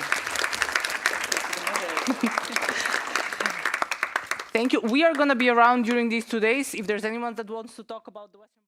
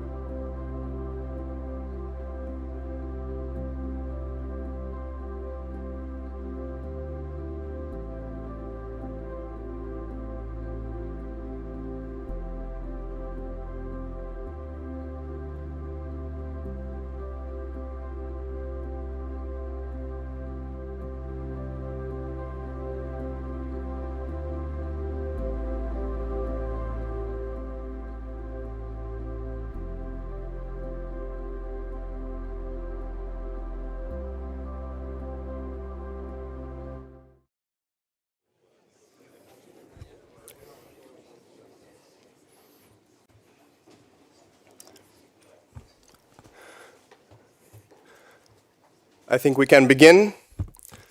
Madam Prime Minister, ministers, ambassadors, excellencies, ladies and gentlemen, dear friends, welcome to the Riga Conference 2025. We are at the House of Sciences of the University of Latvia this year.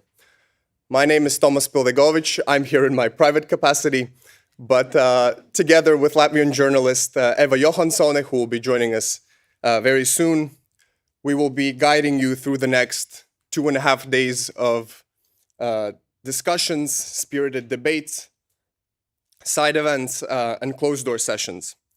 The theme of this year's conference is Unity, Security, and Resilience in a Fragmented World, which, in my view, sounds a bit ominous, a touch dramatic, but as Finnish President Stubb recently remarked on his visit to Riga, nostalgia is not a strategy, and clinging on to a world that no longer exists can be costly and dangerous. This conference was founded in 2006, 2 years after Latvia joined the EU and NATO, to mark the occasion of Riga hosting the NATO summit for the first time. The transformation this region has undergone since then has been remarkable. But to be honest, I'm a bit too young to really credibly reflect on that. I will leave that for the people with experience. But events are accelerating, and I think in order to focus our conversations in the coming days, I think it's useful to very briefly take stock of what concretely has transpired since last year's conference in October 2024. So first, since last year's conference, Russia has lost another 300,000 troops killed or wounded, bringing its total of casualties to over 1,117,000. On the other side of this bloody equation, this year Russia has only managed to conquer 3,800 square kilometers, so less than 1% of Ukrainian territory. Second, Russia is clearly provoking us, testing our resolve in new ways, and the number of Russian non-conventional or hybrid attacks against NATO member states has tripled in each of the past years. And as we've seen in the recent events in Estonia, Poland, Romania, Denmark, these attacks are becoming increasingly violent, increasingly reckless. Third, China has chosen to increasingly openly support Russia's war to further its own geopolitical objectives. And I could go on and on. Since last year's conference, the Assad regime has fallen in Syria. Iran's nuclear program has been set back. There is a breakthrough towards peace between Armenia and Azerbaijan. And of course, in the Middle East, President Trump's Gaza peace plan is gaining momentum.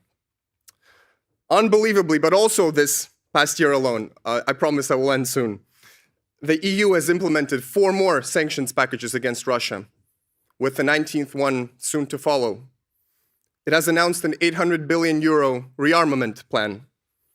So Europe is taking ownership of European security. On the NATO side, allies have historically agreed on a 5% defense spending target at the Hague summit, a figure all 3 Baltic states will reach next year already.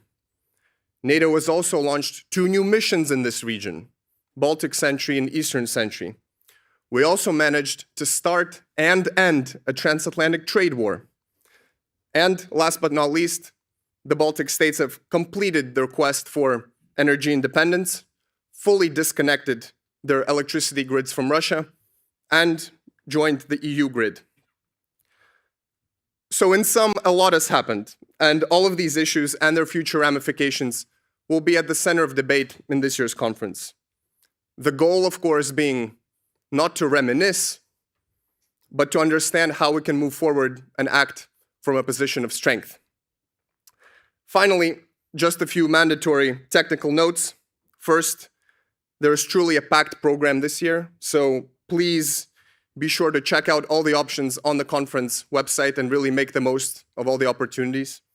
Second, please share your thoughts and insights from the conference online using the hashtag RigaConf, and use the QR code to receive a live text translation of the entire conference. This is a really unique service provided by the leading Latvian AI translation company, Tilde. So with that, I wish everyone a memorable conference. And I now give the floor to the head of the board of the Latvian Transatlantic Organization, Jānis Kalsbergs. Thank you.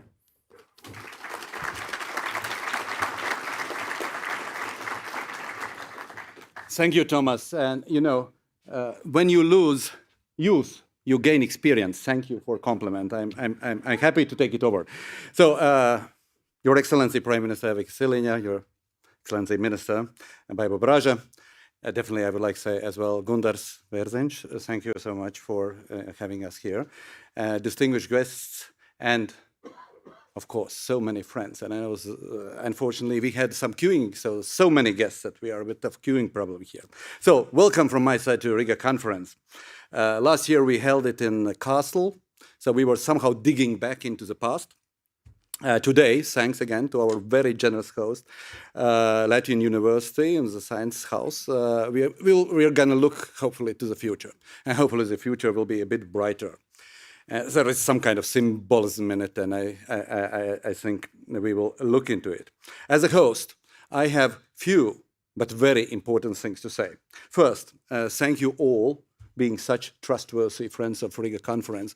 In fact, there are double as much as we were expecting, so registered nearly 1,200 people here. And the second important thing, I really must acknowledge all our great partners without whom this event really couldn't take place. So event as always is co-organized with the Ministry of Foreign Affairs. Baiba, thank you so much for your personal involvement. So that's sometimes we're tough, but I think we'll see how we are going. And of course, Ministry of Defense. So thank you so much. And our long-standing partners. I must read because I really don't want to miss one.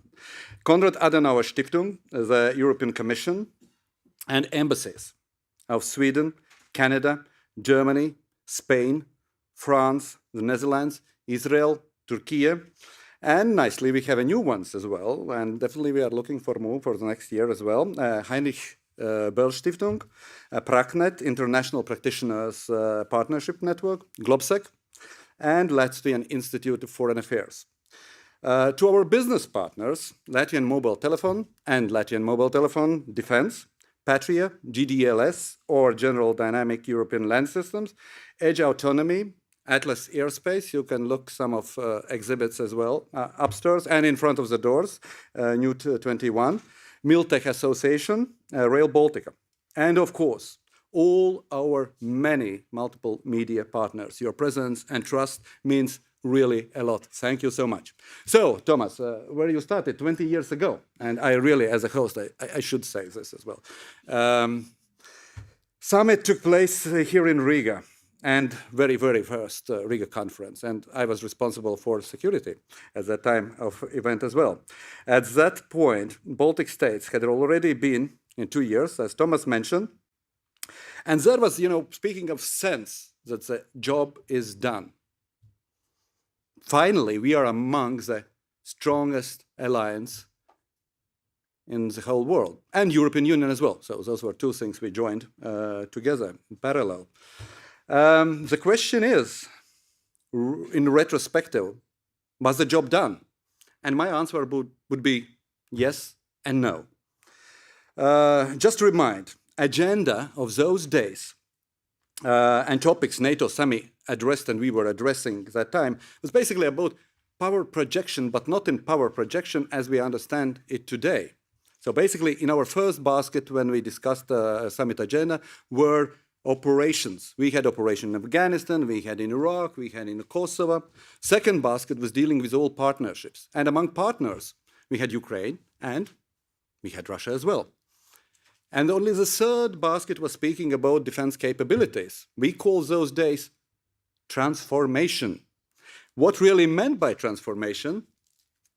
Let's be honest today, looking, force reductions. And few later, there was a NATO command structure review. We lost some of our force at that time as well.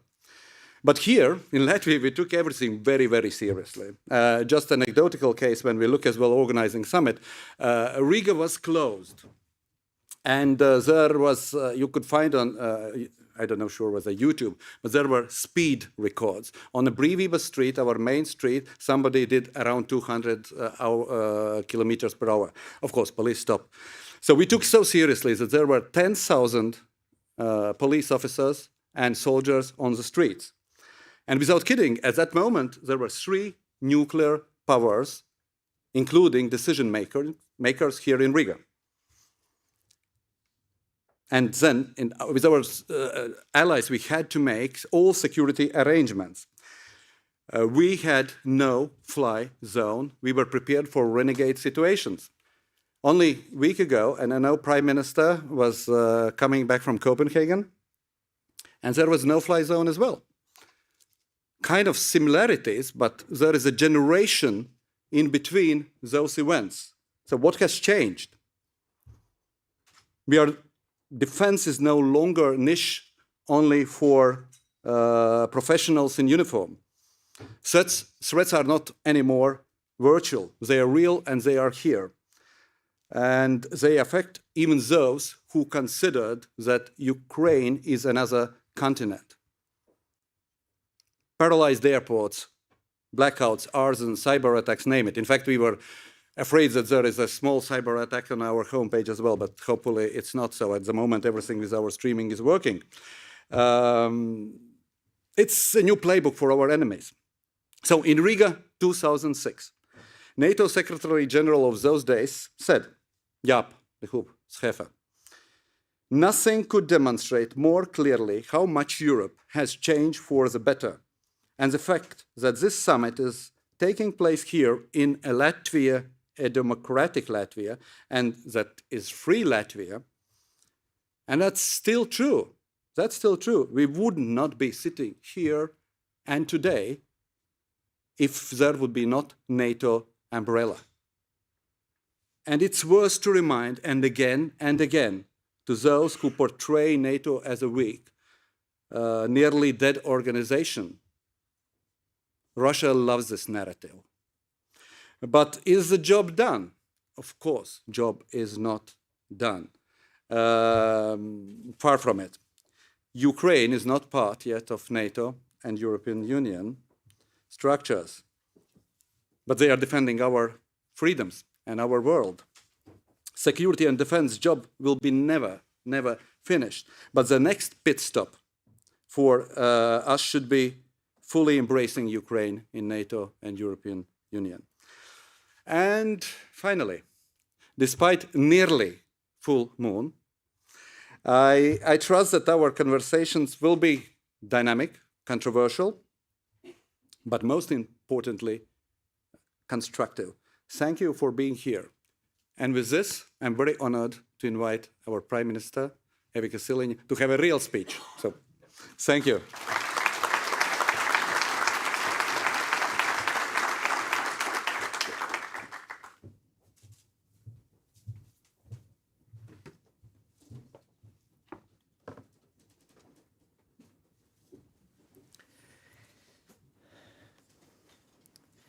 Dear Jānis, thank you for invitation to give a speech.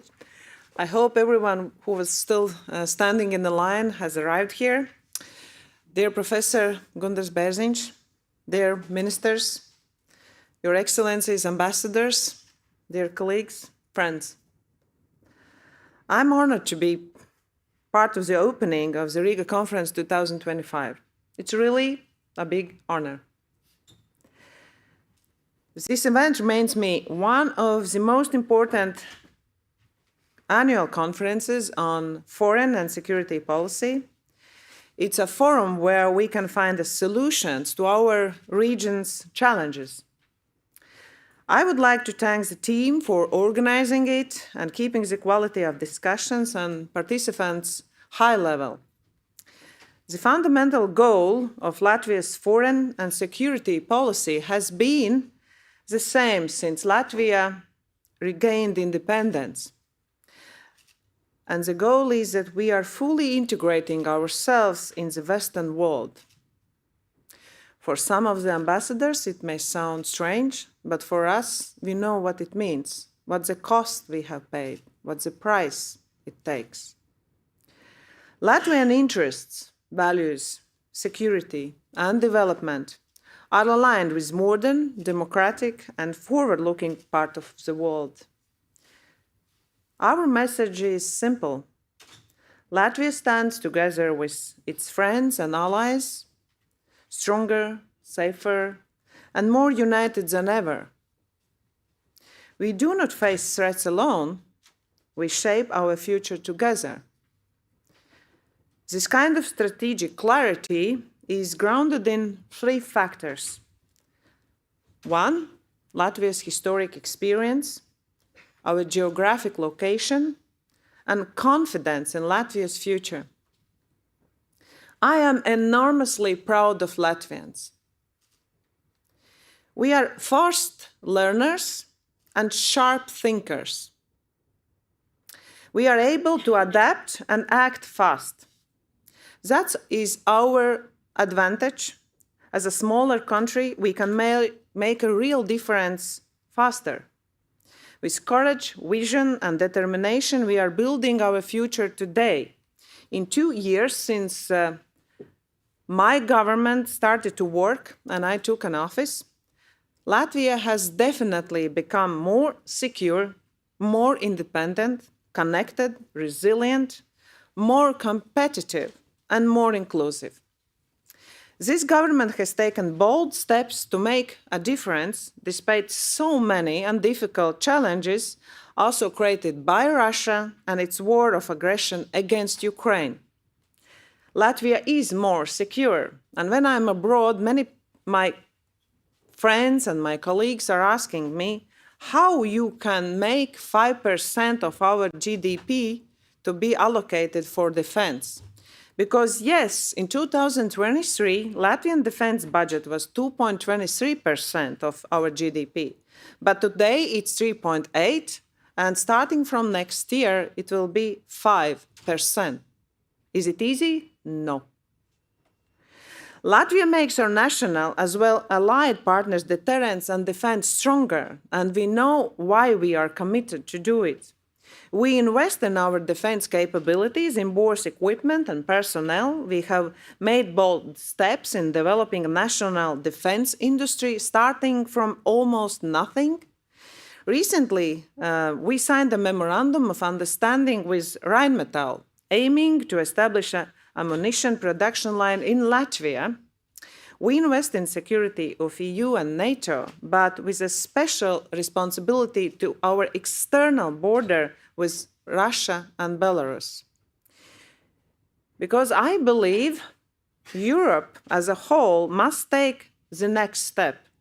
We must build stronger and more integrated industries to become more competitive and resilient in the world. Especially if we talk about the defense industries that unites our capacities and encourages innovation. Too often, our progress is slowed by fragmented markets and overlapping systems.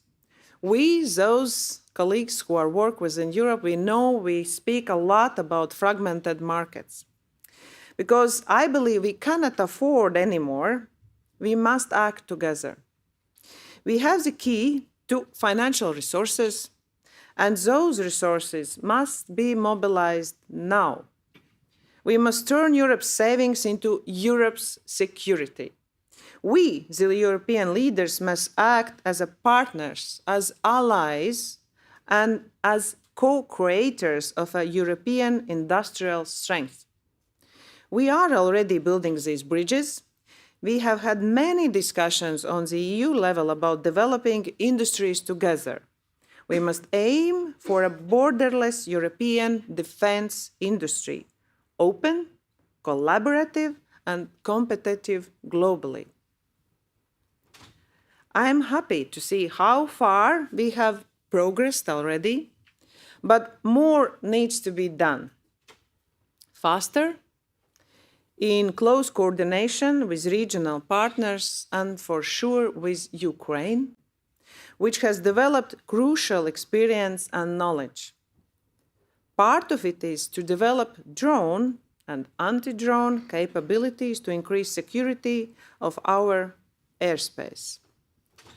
That is my top priority as the Prime Minister of Latvia, that our people are safe. Because living next to Russia and Belarus, safety, deterrence, defense cannot be on politicians' agenda. We must have this on our agenda because those are our everyday questions. And people are safe because the governments are ensuring actual results and our people have hope for a better future. I can say Latvia is more independent. In February this year, Latvian energy sector disconnected from BREL, Russian and Belarusian electricity grid. Instead, we fully joined the electricity grid of continental Europe. Even before that, we stopped buying Russian gas, and now 75% of our LNG imports come from the US partners. Could we be thinking like 3-5 years ago it is possible to be done in such a short time? No. But can we do it? Yes, if we have a politician's will. Energy prices are steady with a tendency to decline. Our goal remains to produce more electricity and to become a net exporter of energy. Latvia is more connected right now because we continue to develop Latvian transport sector connectivity with other parts of Europe. And just recently, the German aviation giant Lufthansa invested in our Air Baltic. And despite some challenges of governance and funding, as well as regional cooperation, Rail Baltica, which is a railway project, is as well on a track. It's a large and complicated project, but it's very important for our military mobility. And I can say that Latvia is now more resilient. Latvians always has been strong and capable of surviving and even thrilling through difficult times. Today, Latvian society is more aware of different kinds of threats, including hybrid ones. We, as a society, know the tactics of our enemies, and we want to be, and we are prepared. At the same time, we are constantly improving. We are strengthening our cyber and informational space. We continue building this whole society approach to our security, linking all stakeholders and different phases of crisis management. We have seen how resilience of democratic systems has been constantly tested. We know it by our experience. Because as well, most recently, we all experienced the parliamentary elections in Moldova. Despite enormous pressure, Moldova successfully held transparent and credible elections. We as well shared our knowledge and expertise in preparatory process of those elections. Now, Moldova has the experience to share with us. Latvia is more competitive. In the last 2 years, my government has focused on strengthening our economy and making it easier to grow and to invest. Now, Latvian banks give more loans to both companies and individuals. Our real estate market is developing faster, with Riga overtaking Tallinn in development and purchases of new homes. And we have a second most competitive tax system, and we continue to reduce bureaucracy both nationally and on EU level. Because our goal is to create an economy that supports innovation, industry, and strategic investment, especially in high-tech and defense sectors. This is how we position Latvia and Europe for the next decade as leaders in technology and defense industry. Why defense? Because, as you remember, we live in persistent threat which is coming from Belarus and Russia. It's just our everyday calendar. That's on our schedules, that's on our tables. But we learn from that experience, and we are able to share that experience. We already have so much to be proud of. Latvia is a digital country. More than 90% of public services are available online. We can start a company completely online without even leaving your office in Germany or in Switzerland or even in US. We have established a National Center for Artificial Intelligence, and we see AI as a crucial part of Europe's future as well.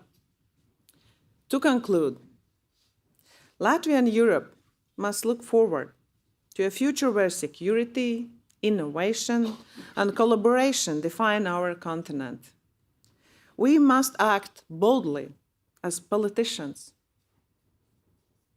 Sometimes those decisions which are not made today can be a big consequence in the nearest future. Therefore, I am a loud voice in Europe's committees and meetings, protecting my society's rights, Europeans' rights, against threats from Russia and hybrid threats. Because I believe today, we are not just fighting for our physical security, but we are fighting for values of democracy. And democracy is not something which is just here. We need to fight for it.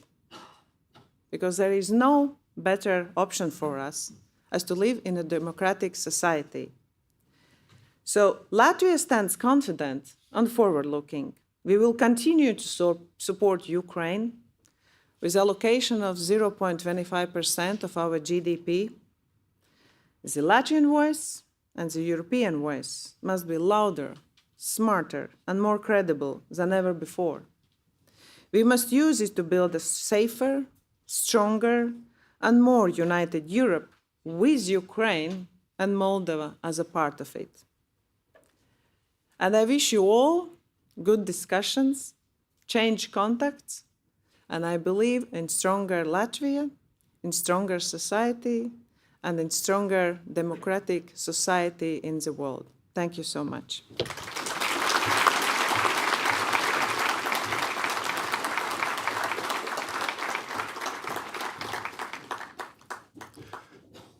Thank you, Madam Prime Minister, for your words of wisdom, for your opening speech. I would now like to give the floor for one final opening speech to the man who has very generously led us into his home, so to say, the rector of the University of Latvia, Professor Gundars Bērziņš. Thank you.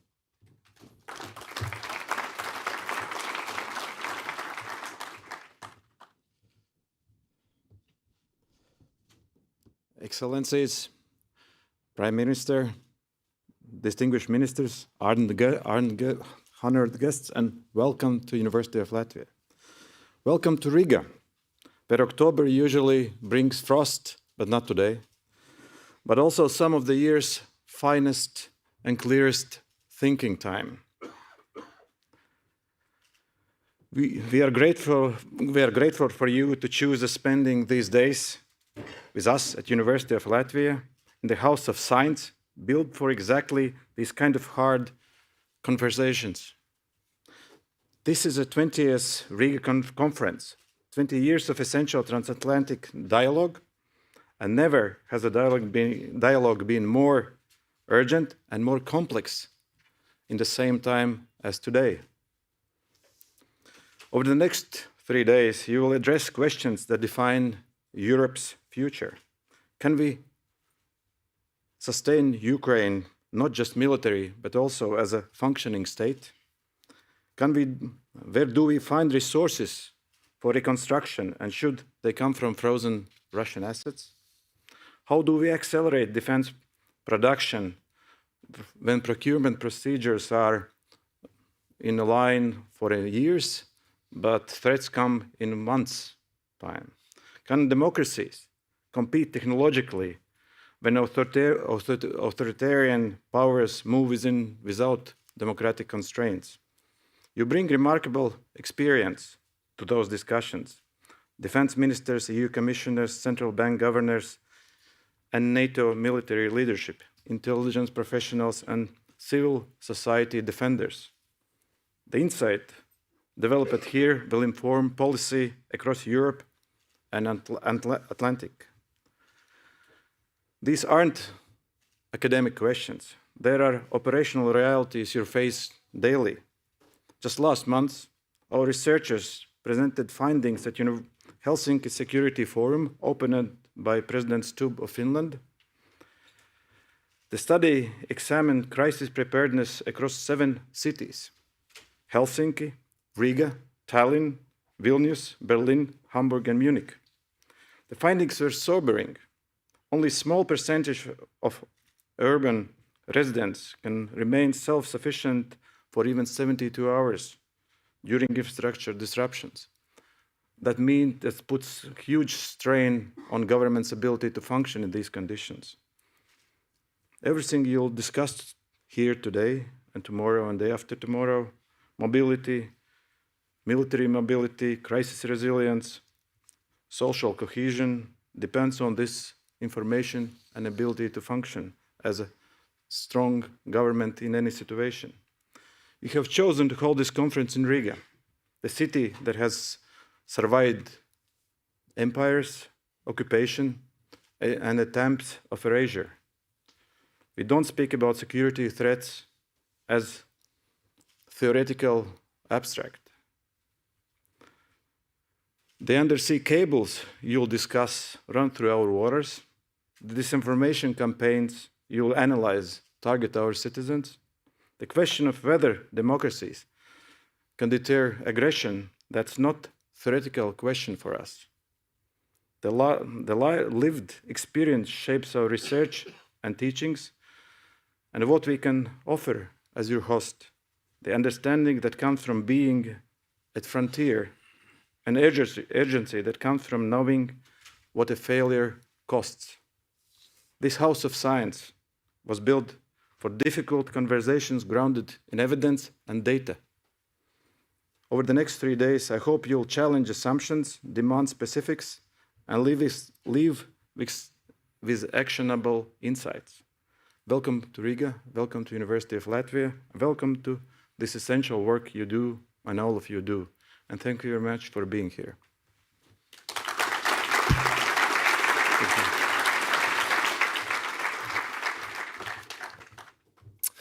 Ladies and gentlemen, it is now the time for the first plenary session of the conference. The quota of speeches has been fulfilled. The first panel will be titled, What Next on the Road to Peace Through Strength?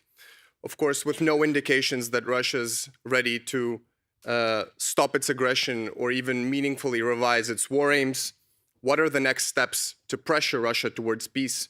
What vectors of pressure, military, economic, technological, will be the most effective? And I hand over the floor to the moderator of the panel, US national editor and columnist at FT, Edward Luce, to introduce the speakers. Thank you. Thank you. Can you hear me? Thank you very much. It's a delight to be here. I think I'll just get the speakers on the stage. Minister Brazé, Ambassador Whitaker, Admiral, how are you? Lovely to see you. Admiral Bauer, Jack Watling, Ambassador, how are you? I'm well, how are you? We have a hybrid microphone situation here. Good to see you. I don't think any of them need any introduction, but I'll give you a brief one before I set the table, as it were. To my immediate right, Latvian Foreign Minister Baiba Brazē, a well-known figure to all of you, needs no introduction. To her left, Ambassador Matt Whitaker, the US Ambassador to NATO. Again, no introduction necessary. Admiral Bob Bauer to his left, formerly chair of the Military Commission of NATO, just retired recently. And to the Admiral's left, Jack Watling of the Royal United Services Institute and expert in all things war and Ukraine. So that's the panel. It's a very important topic. What next on the road to peace through strength? I think, it's a good question, but it's more of an aspiration than a description of what's happening.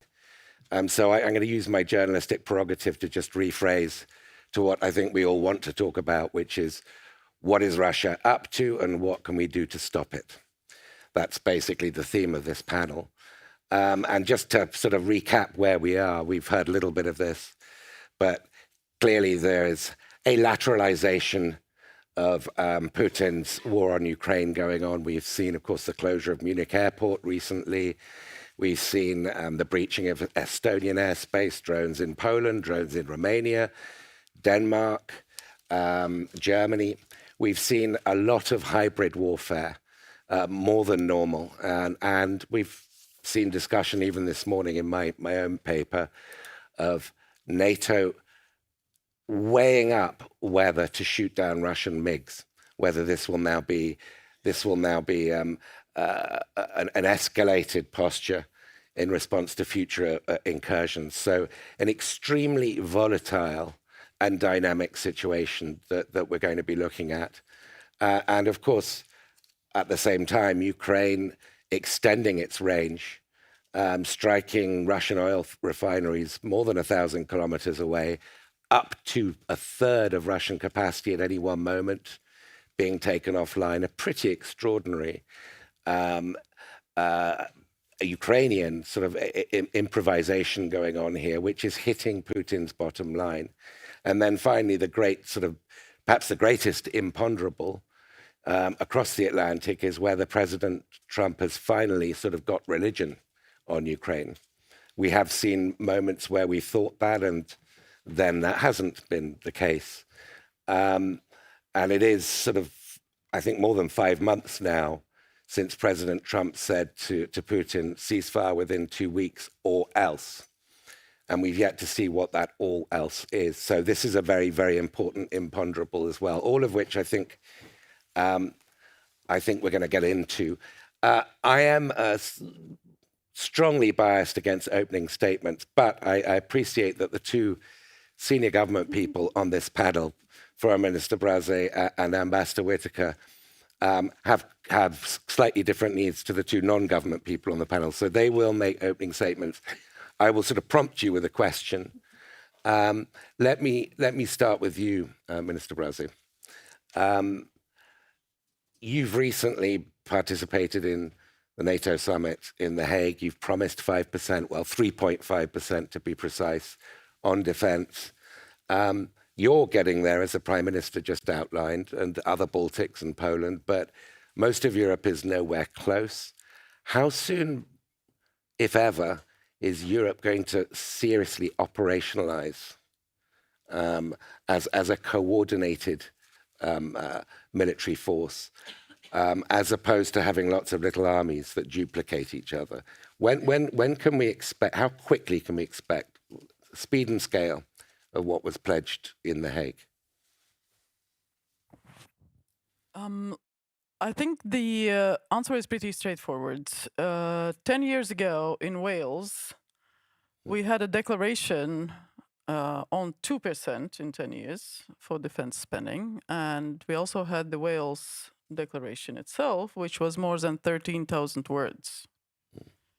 In The Hague, we had the decision to spend 5% of GDP on defense, and the declaration, which was barely 400 words. So what I mean is, it's not about words, it's about action. So that's what we are doing, and that plan is pretty straightforward also for the others.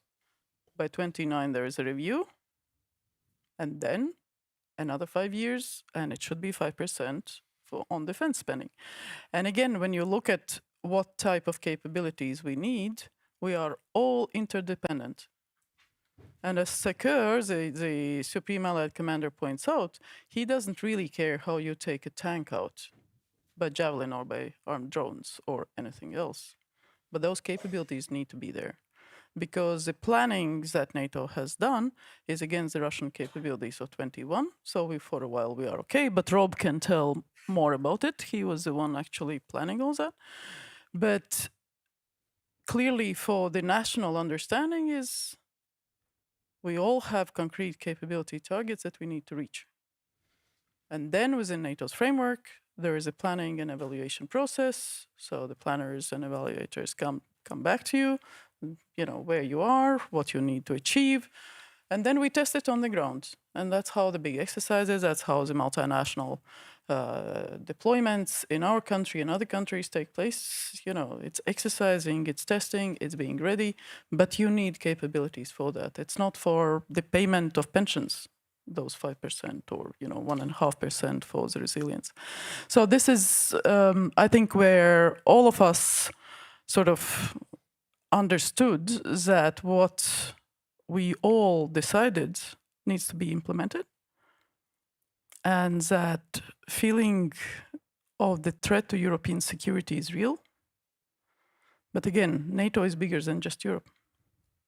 I mean, from Putin's point of view, though, having a joint action review in 2029, that doesn't sound too scary. I mean, how quickly will potential gaps, if the US does draw down in Europe to some degree, and I'm about to ask Ambassador Whitaker that as well, but how quickly can these gaps be filled? How much urgency do you feel that your colleagues have? I mean, you're sitting here, on the edge, bordering Russia. You obviously don't need a kick up the backside. We are all on edge. You're all on edge, but there are parts of NATO that do not have the same feeling. That I can't say. You have to be more precise. From what I know, we have our Turkish friends here. They are also on the front line. It's a different front line, but it's a front line. And they very clearly are investing in defense, and they've been doing that before the Hague decisions. Obviously, it's not an easy process. As the Prime Minister said, we are cutting budget. We are cutting foreign ministry's budget. We are cutting, very realistic payments to people to certain other branches. Plus, there is more borrowing for defense capabilities. Because there are needs. Mm-hmm. But it will return to the economy. Economy is also changing. The technologies, the dual technologies, the production, it is a different mindset, but it's also a different type of economy that is being created through that. So it's not like it's lost as a water and sand. And in the same time, yes, there are different capability targets for different countries. Those further, away from Russia have different ones.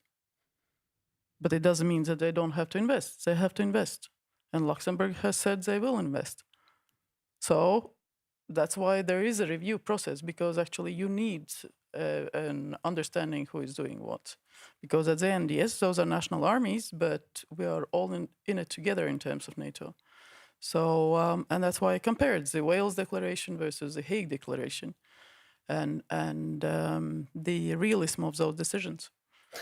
I'm in favour of brevity. Less is more in terms of your Wales-Hague contrast. Ambassador, that's really the same question to you. And you were in The Hague, of course, as well for this summit.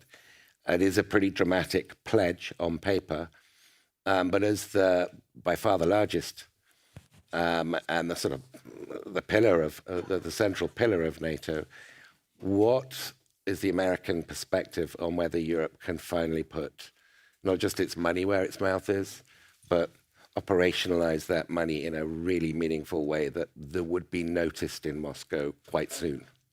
Well, great question. It's good to be with you, and thanks for moderating this. It's good to be with my good friend, the minister. It's good to be with the admiral, the doctor. I feel under-credentialed to sit on this panel. So we got a lawyer and a journalist. This is kind of a start of a joke, I guess.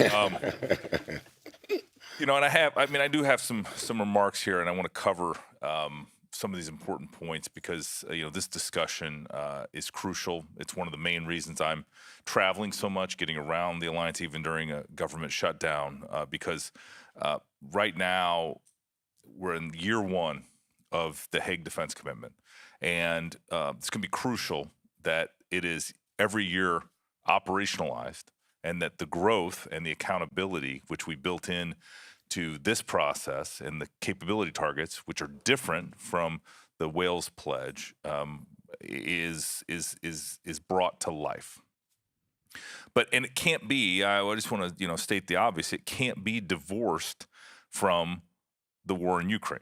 I think if you talk about Europe's credibility and commitment to continental conventional security, it's directly related to Europe's commitment to what's happening right now on the ground in Ukraine. And so, that's the first test, really. If you talk about sort of how much Europe is leaning in, willing to take this over from the United States and share the burden, equalize the burden, and strengthen the alliance, you can point to the support for Ukraine as almost a direct proxy for that, I would say. A couple other things that that I want to mention is I think in all of this conversation about Europe stepping up, Europe spending money, Europe increasing their real war fighting, whether that's lethality, whether that is brigades, whether that is tanks, artillery, sort of real war fighting capabilities that contribute to our collective defense. I think we also have to acknowledge, and I don't want to dismiss, 5% is defense and defense related. And you're right to say it's 3.5% on NATO capability targets. But the 1.5% is at least as important, if not more important, as we see every single day here in Latvia and across really the European continent together with the United States. Border security, relevant. It's being, migration is being weaponized by our adversaries. So that is clearly a national security issue. Infrastructure, cybersecurity, there's just so many things that we all need to invest in that we're seeing the results of if we don't invest, what could be our future. And I think I always refer to my friends here in Latvia as a model ally, and there's a reason. It's because they're doing everything that they should be doing for their individual defense, and according to the Washington Treaty, therefore that investment in their individual defense is what makes the collective defense strong and lethal, and really make sure that NATO is relevant, for decades to come. The Hague was mentioned. I think that was a massive win for the alliance. I think it did demonstrate at least a political commitment. But every single country and every single budget has to demonstrate that each individual ally is serious. One of the things we had. I gave out some gifts as all of our European allies came back from many of them. Take some time off in the summer. It's not a tradition we have in the United States, but anyway, I gave them all an American football helmet, a mini-sized American football helmet. And one of the things that I did is I put a NATO flag on it, I put a U.S. flag, and I put their country's flag on it. But then I also put gold stars, 1 star for each % of GDP they're spending on defense.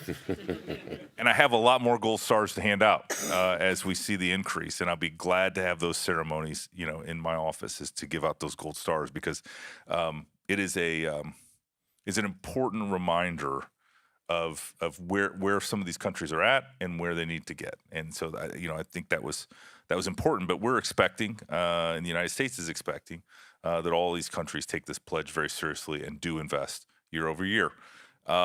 United States, obviously, is at about 3.5%, depending on how you count the one-time money that made last year's defense budget.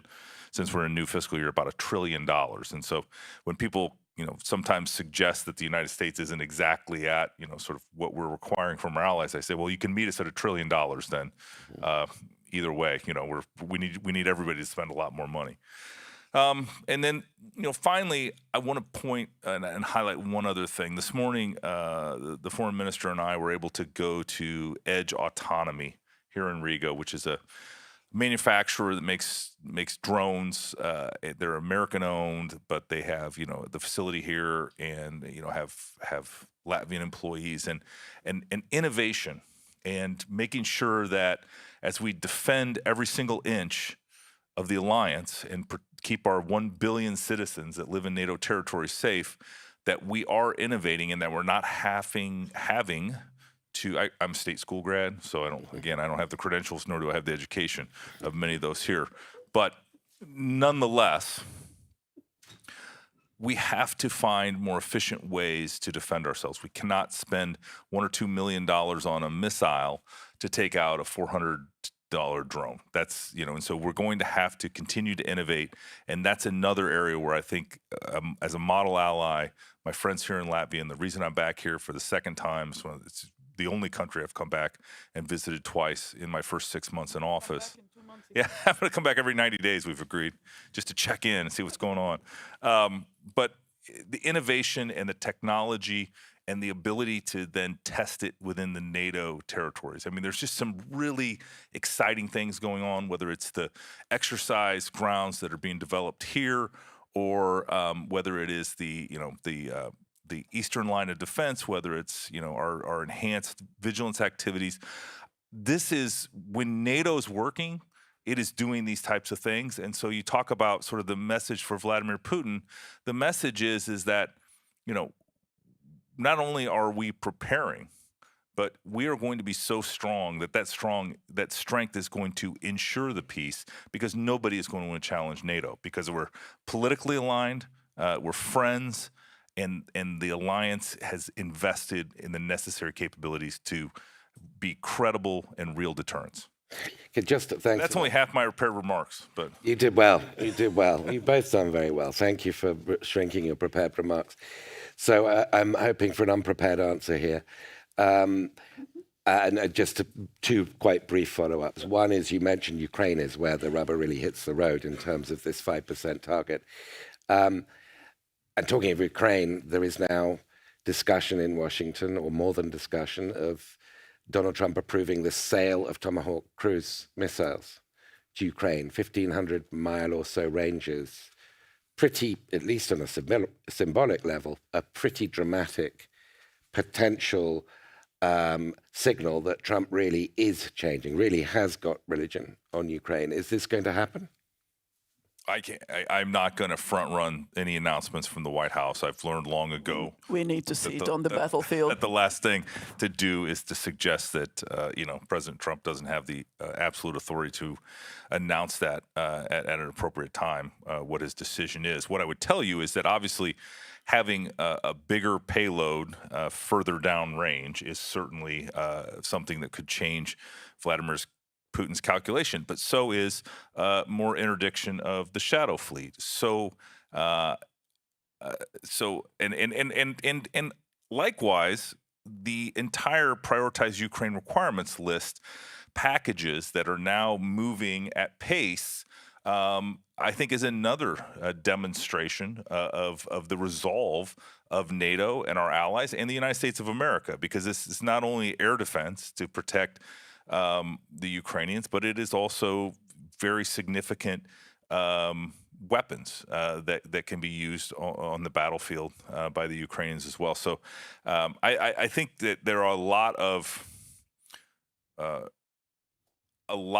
of things that we are doing now that we were not doing when I got here in April that are going to continue to increase the pressure on Vladimir Putin to show up and negotiate peace in Ukraine, because that's really ultimately what President Trump wants. I mean, we now have news are reporting that we have an agreement on Gaza. That's a huge victory. That, again, depending on how you're counting, and I know you're a skeptical journalist, so I'll suggest that's the 7th or maybe the 8th peace deal that President Trump has helped with, brokered, or otherwise arranged. The one between Cambodia and Armenia. Yes. Yes, and cheap joke. I apologize. That's a very cheap joke, but you never know.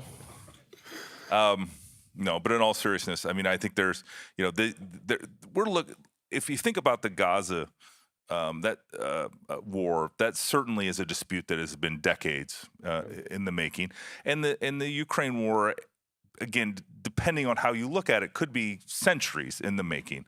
From why Vladimir Putin decided the time was in 2022 to ultimately invade, even though after he had already taken Crimea, I granted, and sort of no reason. We all know the facts. We don't have to get into sort of exactly what happened. But my point is that some of these settlements are going to take a little bit of work, and we always expect sort of an instantaneous, like Donald Trump makes a phone call and we have a deal, and sometimes that is what happens. But in this case, obviously Vladimir Putin is deciding to be recalcitrant, and we're going to have to continue to increase the pressure, and that's what is happening right now. And we still have many more cards to play, as President Trump has said.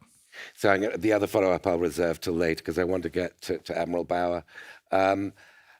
Admiral, you've got a reputation for being a blunt speaker. You're a military man, and you're Dutch, so I guess that's kind of over-determined. But your best assessment of this lateralization that we've been seeing by Putin in the last few weeks, is this a sign of confidence or a sign of desperation?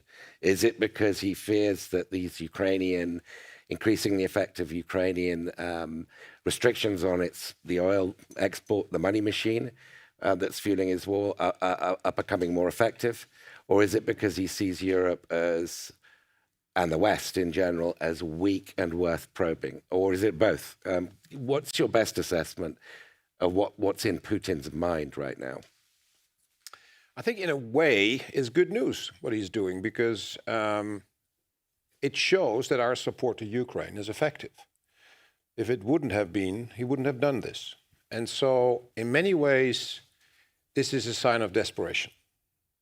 And for many sad reasons for him and good reasons for Ukraine, this is about the Ukrainians being more effective to hit him at home in his logistics, in his military capacity to fight the war and continue to fight the war. We are approaching the point where a 3-day war will be longer than the First World War. And that's not too far away. So as long as the Russians fight, the Ukrainians have to fight. That's the simple truth. I mean, if the Russians stop the war today, pack their gear and go home, the war is over. If the Ukrainians stop the war today, they've lost their country. So there is no equal footing for the two. So if Vladimir Putin is doing this, he is in a way desperate. I'm absolutely convinced. And what he's doing actually, and this is not the first time he is testing us with hybrid actions. The summer of 2024 was also a busy summer where we saw even assassination attempts on the CEO of Rheinmetall. We saw arson, we saw the packages on the DHL flights, we saw cyber attacks, we saw drones as well. So this is not the first time per se. We've seen fighter aircraft approaching our airspace and infringing our airspace. So in itself, it's not new. So that's something we also have to remind. Secondly, I think it is extremely important the way we have responded, because you cannot necessarily prevent someone to fly into your airspace or sail into your sea. That's not possible to prevent that at all. So the most important thing is that you have to show that you actually see them and that you then respond. And that's actually what happened. And not just Poland, but NATO. In Poland, it was an Italian AWACS, it was German Patriot, it was Dutch F-35s, and of course the Polish fighter aircraft. So this was a combined response. You don't necessarily have to shoot down everything. I keep reminding people as well. It's a decision by the government. It's not a necessity per se, because we have to be careful not to overreact. I mean, an infringement in your airspace is not good, but it doesn't mean it's the start of a war. So the fact that we have responded, I mean, the Italian F-35s guided these two fighter aircraft out of Estonia after having visual contact. Mm-hmm. And so the Russians are not stupid. And the Russians are not there to start a war with us. I'm absolutely convinced. They are out there to make, to basically try to start a debate in our nations to say, why should we give all these weapons to Ukraine when the threat here goes up. And then they point, and everybody points at the that drones. would imply that he's trying to raise the cost of spending at home in order to divert it from Ukraine. Yes. So, but we shouldn't be diverted by this, because first and foremost, this is not the start of a war. This is a tactics to change our minds, or the minds of the people in our nations, because of fear. We shouldn't be fearful. We shouldn't. We have responded. We have responded in the right way, together, in unity, with strength. And it doesn't mean with strength killing everything. So the fact that the drones were not shot down in Denmark had other reasons. It's a decision by the government, nobody else's. So I think we should rest assured that the alliance as a whole, the individual nations' armed forces are responding to this. Now, the one thing we have to become better at is shooting this down, if we want to, with cheaper weapons. And that is an industrial problem. And to the point of Ambassador Whittaker, that I think by now, the money issue, it's not solved per se, but the decisions have been taken and the nations have to do what they have promised, all of the nations. But money is less and less of a problem.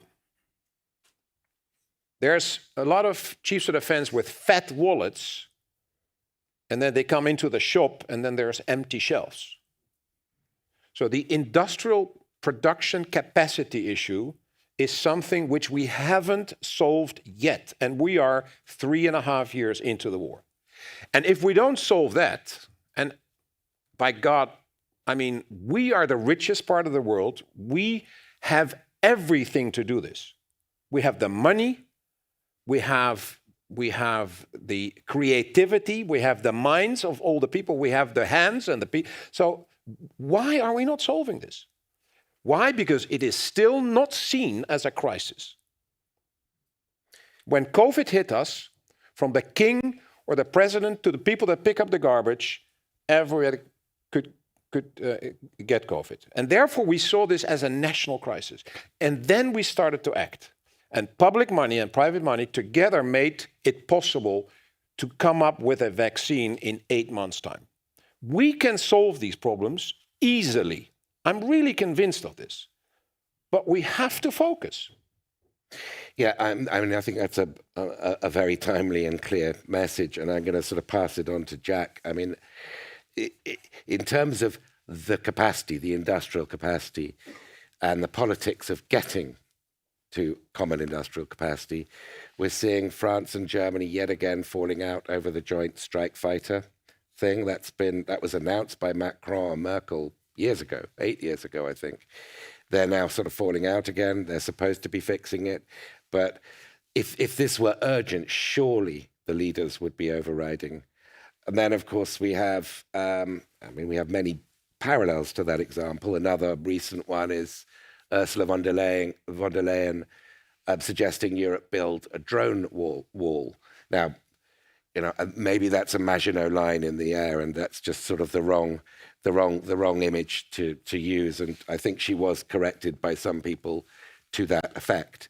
But it suggests that what the Admiral's just been saying, that there isn't a sense of urgency amongst the European publics. Therefore, that political transmission mechanism to governments isn't yet strong enough to get the kind of urgent spending we need. And then, secondly, Putin sees the 6th French prime minister in 21 months. He sees Nigel Farage leading the polls in Britain. He sees populists and NATO skeptics on the rise in most of Europe in some form or another. Isn't there strong grounds to be skeptical that, in fact, what was pledged in The Hague is still worth it only on paper only? And it's my job to play devil's advocate. I'm just... sorry. Can I just insert one fact? Yeah. I just looked at my notes. Within the last year, we have added 10% of real money to the spending. Okay. Across European allies. Only across European allies. That's a fair correction. Which is 43 billion euros. Yep. So that's in real money that has been allocated for defense spend. Fair point. Jack? I think the thing we have to recognize is that not all solutions are quick to implement, and you can't immediately translate cash into capability. The reality is in Europe, we have a very, very strong scientific base. We can design and build exquisite weapons that completely overmatch Russian capability in most areas. There are a couple of areas where the Russians have a particular advantage. But over the last 30 years, we have stripped out the second and in particular the third tiers of our supply chains to the point where if you go to our manufacturers and say, I want to double, triple production, here's the cash, I actually have the cash, they don't have any raw materials to draw upon. Those raw material extraction routes are very constrained. If we were to desperately manufacture drones, right, and line the eastern flank with UAVs, it would be great, but you would be buying all of the batteries and the motors from China. And looking at the US's defense planning assumptions, that would not be wise, right, as a basis for our security.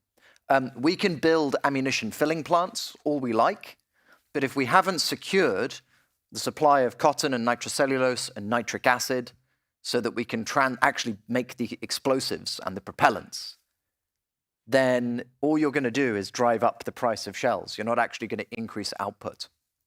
I'll give you another interesting one. You know, aerospace is an area where we have a huge advantage, right, over the Russians.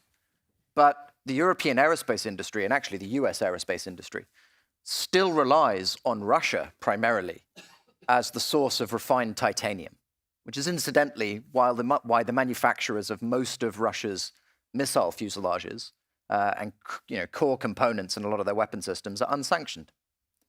Okay? Now, the Ukrainians might cause problems for both Russia and us by sanctioning them in more tangible ways in the near future.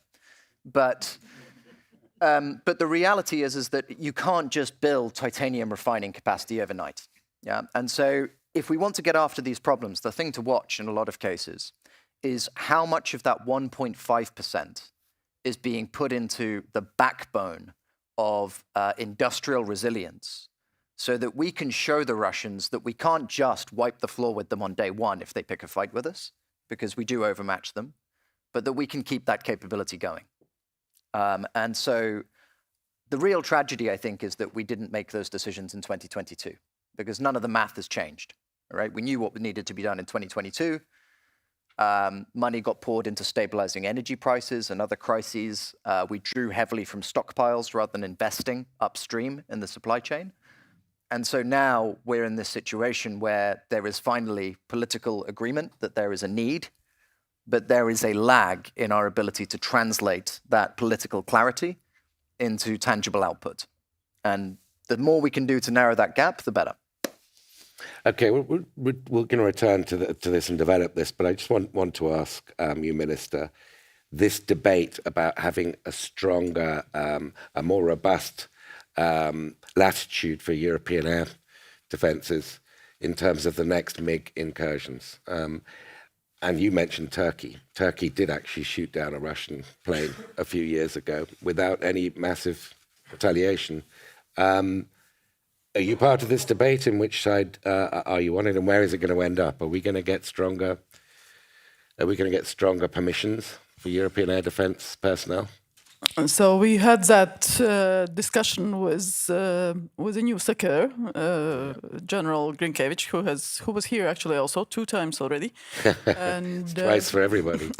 This is my first time here, by the way. I hope you get to see something. The procedures are pretty straightforward. So I think for a politician, the best answer I have heard is President Trump stop again. He was quoted here is, no, we don't shoot them down. We first identify, we evaluate, and then we decide what to do with it.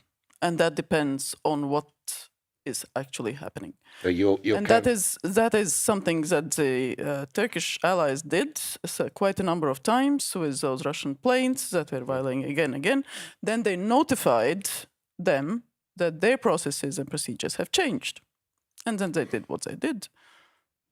And the Russians were not surprised. Ongoing, huh? and there was no war. There was a war ongoing And the Russians were not surprised because they knew Turks had changed the procedures.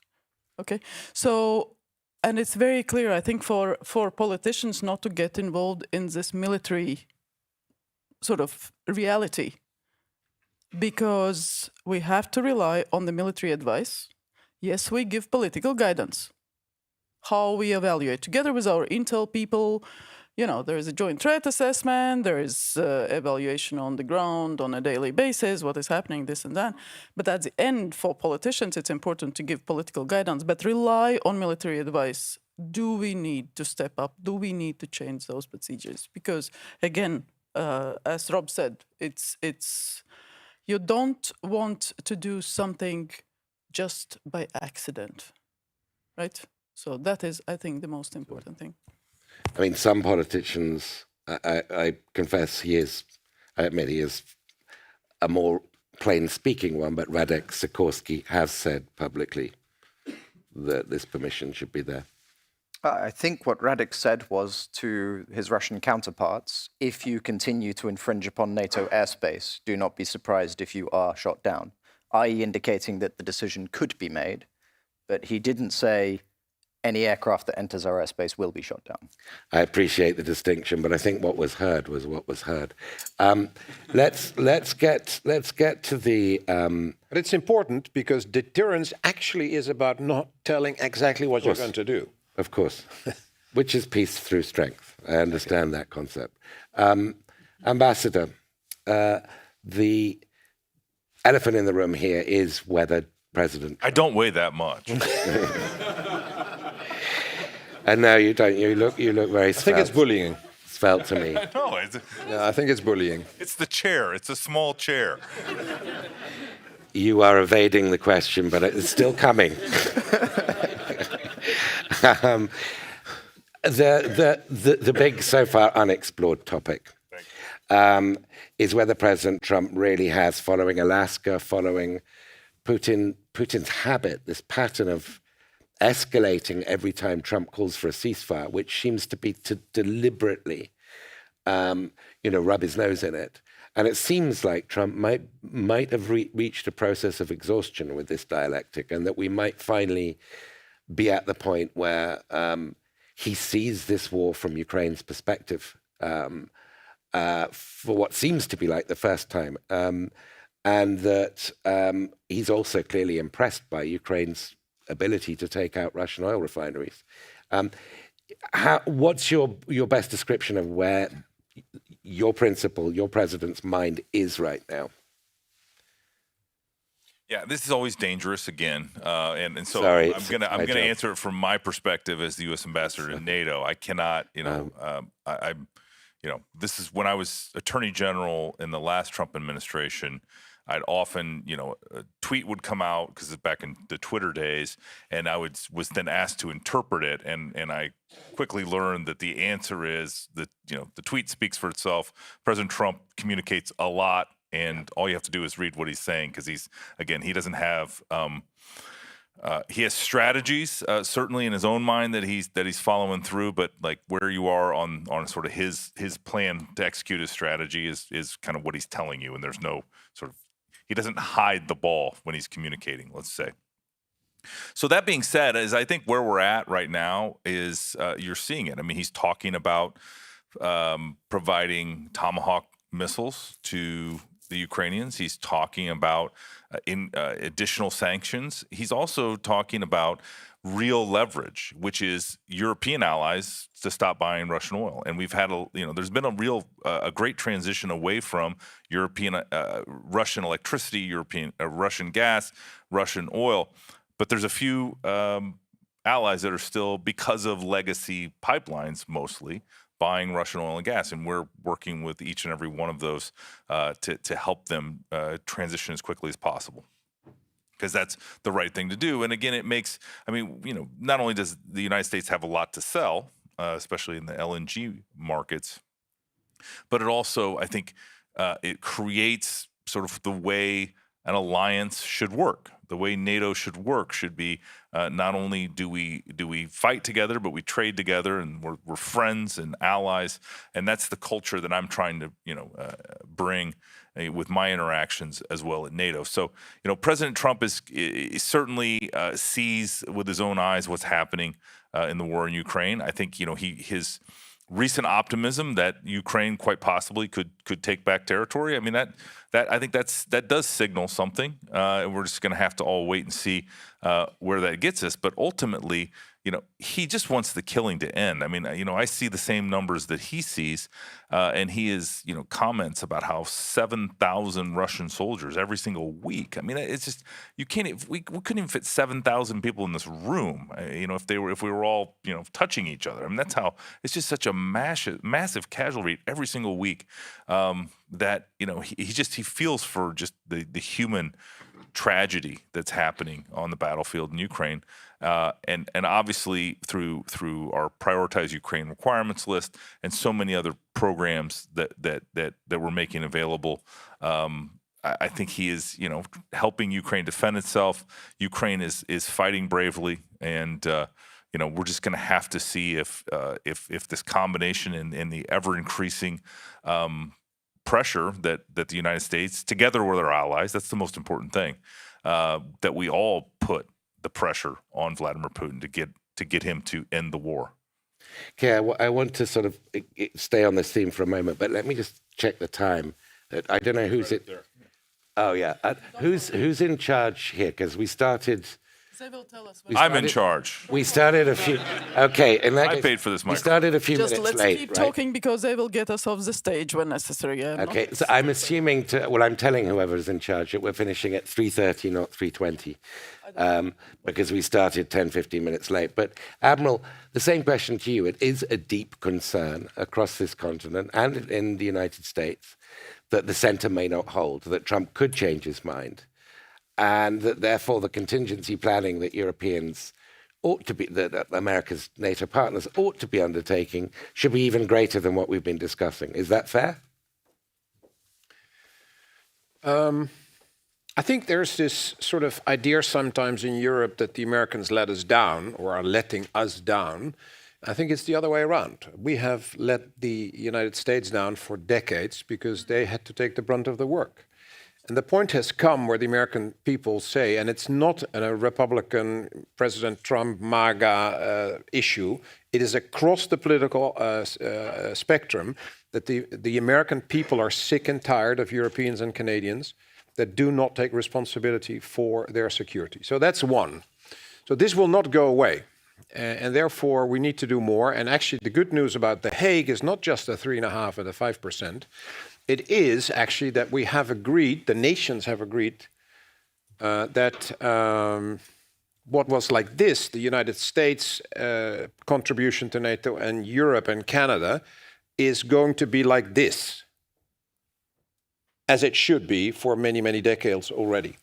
So what will happen is that European nations, if they invest in the right things as agreed with NATO, because there is a very practical shopping list per nation, what the nations are going to buy, should buy. Now the money is there, the industrial capacity issue we talked about, so if all that comes together, they should buy these capabilities. And if Europe and Canada do that, then actually Europe and Canada get capabilities that now only the US has. And if that happens, then Europe and Canada become more capable to do things either in Europe or in their own nation or wherever. There's never going to be a European army. I get this question every day. There's never going to be a NATO army. There's nations that have armed forces. And they either give them to UN, to EU, or to NATO, or keep them for themselves. That's the reality. So if that happens, then Europe becomes more capable. Then the US, as they have to, refocus and reprioritize part of their armed forces to wherever place they want to reprioritize it to, most likely in the Indo-Pacific. Then we can look after Europe. And that doesn't mean the US is not with us anymore. US is not leaving NATO. US is not leaving us alone if there's less forces in Europe, that's something else. But the US is still part of NATO and is still part of this promise that they will come to the rescue if we have an Article 5 situation. So I'm not concerned about that at all. And the United States is more than President Trump. That's also something we shouldn't forget. There's a Congress which is very much in favor of NATO and of everything that is connected to that. So I take President Trump very seriously because actually everything he promised his voters he has done in the past. So we shouldn't think he's kidding. You can disagree with what he says, but actually he's doing what he promised. So we should take him very seriously. And the way he then communicates is something sometimes maybe confusing, or it's not always clear exactly where it eventually will lead to.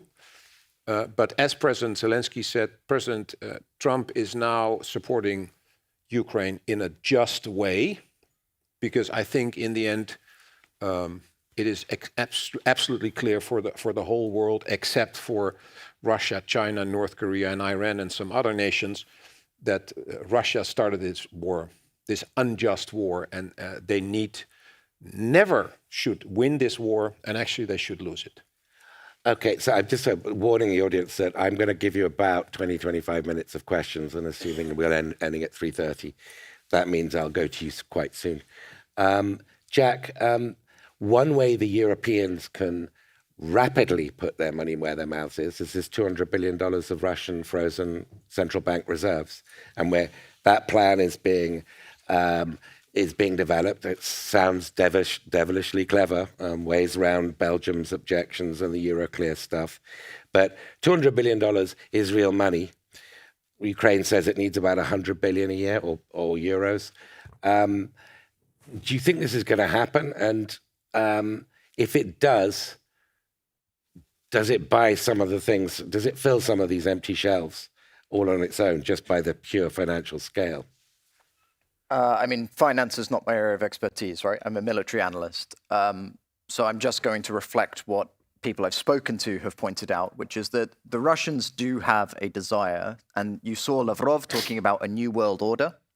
What he is referring to is something that the Russians also discuss internally quite extensively, and it is an attempt to fracture the international community, where there is a Russian dominant pillar that has significant control over natural resources and supply chains, and therefore leverage over other countries. And they talk about de-dollarization and the breaking of the international financial structure as a critical target, right? This is why they talk about a BRICS currency and all this stuff. Now, if we want to accelerate the fracturing of the international financial system, going and setting a precedent where if you have a disagreement with another country, you just seize outright the assets that are in your country, it may well be one way to do it, right? And it would be interesting to see how many countries that have claims against members of NATO for historic disputes, whether it be territorial, whether it be over slavery and issues like that, decide that actually our sovereign assets around the world are also just seizable, right? And so I don't think that we will go down that route, because I think it opens a Pandora's box in the eyes of a lot of officials. It's very attractive, but the reality is, I think we have the money. I don't think that's the real issue. As I said before, I think it's our capacity to translate money into the equipment the Ukrainians need. So my understanding of why this is such an ingenious method is precisely that it isn't seizing the money, it's borrowing against it. Right, which is a different against thing future reparations. It's like securitizing future revenue streams.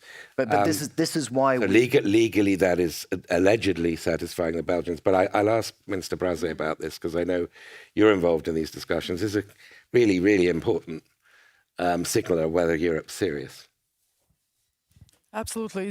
And again, there are certain situations when those discussions are best conducted in private and not screaming loudly in public, and to find that solution. But quite clearly, everybody has a consensus in Europe that that money is not going back to Russia.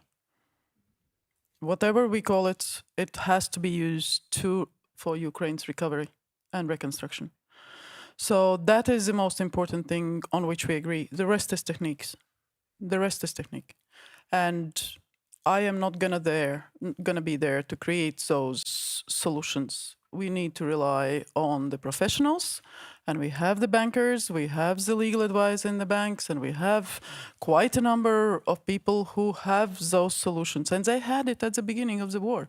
It's not a new type of prescription, but we will have the whole, I think, discussion at some moment here at this conference also on that. So we support the Commission's proposal. Again, it's important to do it in a proper way for the reasons both Jack has said, but also overall, not to have because, politicians say something that's no, but actually do have it properly done. But also I would like to refer to some things that both you and Matt alluded to, which is the peace in Ukraine that we all want, and the peace that should be both just, that should be lasting, that should make sure that Ukraine is as a strong, independent country with sufficient self-deterrence, self-defense capacity, with a deterrence, and so on and so forth. And I think it's very obvious, and I think President Trump clearly sees that there is only one person between him and that peace, and that is Butcher in the Kremlin.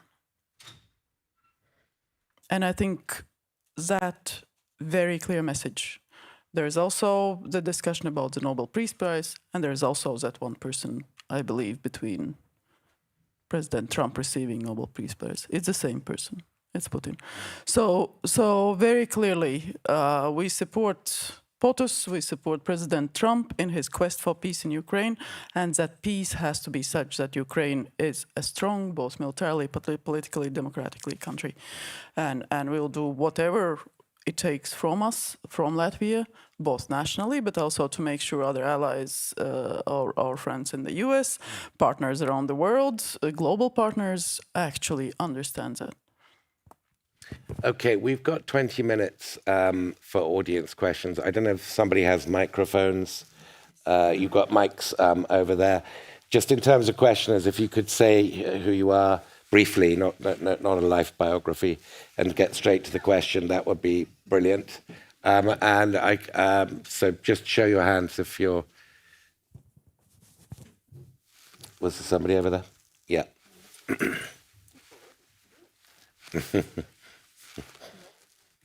Hello, Dr. Hanna Shelest, Ukrainian Prism. You've been talking a lot about the efficiency of the drones' interceptions, procedures, and everything. But don't you think that Russians also try to check not only the procedures, but also the capabilities that you had, and the F-16 against the drones was the worst message that could be sent over there? Because at least when you followed out the Russian sources, how they reacted to this, it was a demonstration that the big power really overusing their resources for the small hybrid tasks. So what would you do when the task would be of the same high level? That's a very interesting question. Who wants to take it? Yeah, let me be the one. Of course they say this. We always put a lot of emphasis on what the Russians say, and then we jump into it. The most important question for me is that we did respond with force, and that we actually shot down a number of these drones. Again, I said we have to become much more effective when it comes to shooting down a large volume of cheap weapons with cheaper weapons. And that's where we have to go. And again, I think we can solve this problem if we really put our mind and our money to it. But we have to remember that a lot of the the nations on the Eastern Front, and people always talk about the front, and that's the closest to the Russian or the Belarusian border. There is actually no front anymore. With cyber, with hypersonic missiles, everyone is living at the front now. But there's a lot of things changed in those nations along the eastern flank, because after they left the Soviet Union, a lot of these nations changed their laws in a way that the military actually had no power whatsoever in peacetime. for reasons that are understandable. And now, in a time where it's not peace, but it's not war at the same time, in the sort of gray zone, you need some wiggle room. And when the first drones came into Romania years ago already, they found out themselves that they had legal restrictions with regard to shooting it down. And then you can cry about NATO, but if you can't do it yourself, then it starts with that. And the same in Poland. Laws were changed in Poland to allow the defense of Rzeszów. It wasn't possible in the beginning. To give away part of your airspace to a military commander was not possible by law. They had to change the law. So all these things are happening due to what the Russians are doing in Ukraine. So the Russians can laugh what they want. We are readier than we were 3.5 years ago. The Russians will lose a war with NATO. I'm convinced they will not start a war with NATO. But we have to, as the ambassador said rightfully, and Secretary General Rutte said it as well, deterrence works, but we have to make sure it works in 3 to 5 years as well. And that's where we need to invest, as was agreed in The Hague. That's why we need more military. That's why we need those cheaper weapons against a larger volume. Right. So we shut it down with what we have. That's true, and you can laugh about it. And the Dutch media, of course, said the same to me. So it's stupid to shoot with a 600,000 missile, a $20,000 drone. Yeah, that's fine, but we shut it down. Now, you cannot continue doing that over a longer war because it takes that missile takes about 8-9 months to make. So it's not only a money issue, it's also a production issue. So again, this should be a sign for us to become better in terms of fighting this cheaper threat. But we shouldn't pay too much attention to the Russians when it comes to what they say. Jack. There is an important caveat, which is that when you are in the Ukrainian air defense centers and you see these salvos come through, it is true that the Ukrainians are intercepting with relatively cheap effectors, interceptor drones, but these systems have a very, very short range. And the enemy decides which axis they take. So you almost never have enough of them ready on the axis that the drones come over. And the result is the Ukrainian military has to move its interceptors along the line. And so you might be whittling down the Shahids or the Garans over 150, 200, 300 kilometers, right, in Ukraine, and still some get through. Now, the issue for us is that we can't just replicate Ukrainian methods because the Baltic states don't have that much depth in their airspace before you get to the critical targets. Which means that while I think the question is actually quite correct that we do have capability gaps, we also need to think through our solutions so that we can take, let's say, a more Israeli approach and project depth in our ability to write these threats down, interdict launch, and demonstrate those kinds of capability, because just having relatively shallow depth with cheap interceptors will very quickly get overwhelmed. So it's not just about replicating Ukraine's solutions. And we have to understand that we should learn the right lessons from this war. NATO is not going to fight this war the same way as, unfortunately, the Ukrainians have to. Because the Ukrainians do not have a number of capabilities that NATO has. So we will fight the Russians in a different way. And so we will fight the Russians in Russia in a different way than the Ukrainians now are doing. So that's not to say that the Ukrainians are not fighting the war in the right way for them, but we have different capabilities than the Ukrainians, and therefore we will fight this war in a different way. And if the Russians make that mistake, that we are Ukraine, then I'm not sure they will continue to say the same. Just give some example of a different way. F-35s. Yeah, F-35s, deep precision strike. B-2s. Deep precision strike, The reason that the Russians are seriously nervous about the Tomahawks is a good example. And cyber warfare? Well, cyber warfare, of course. Tougher sanctions. SEAL teams. Special I could forces. go on all day. But not in Russia. I mean, we're talking about fight. Okay, at the back there. There's a mic coming to you. Good afternoon, Toby Horton, Royal Australian Navy at the NATO Stratcom COE. We've spoken a lot about battling Russia and supporting Ukraine battling Russia, but this war is not against Russia alone. Russia is supported by a cast of enabling countries, organisations, corporations. The title of the panel this afternoon is What Next on the Path to Peace Through Strength. NATO takes pride in the strength of unity. What more are we doing or could we be doing to force or persuade those enablers to stop supporting Russia to get to peace quicker?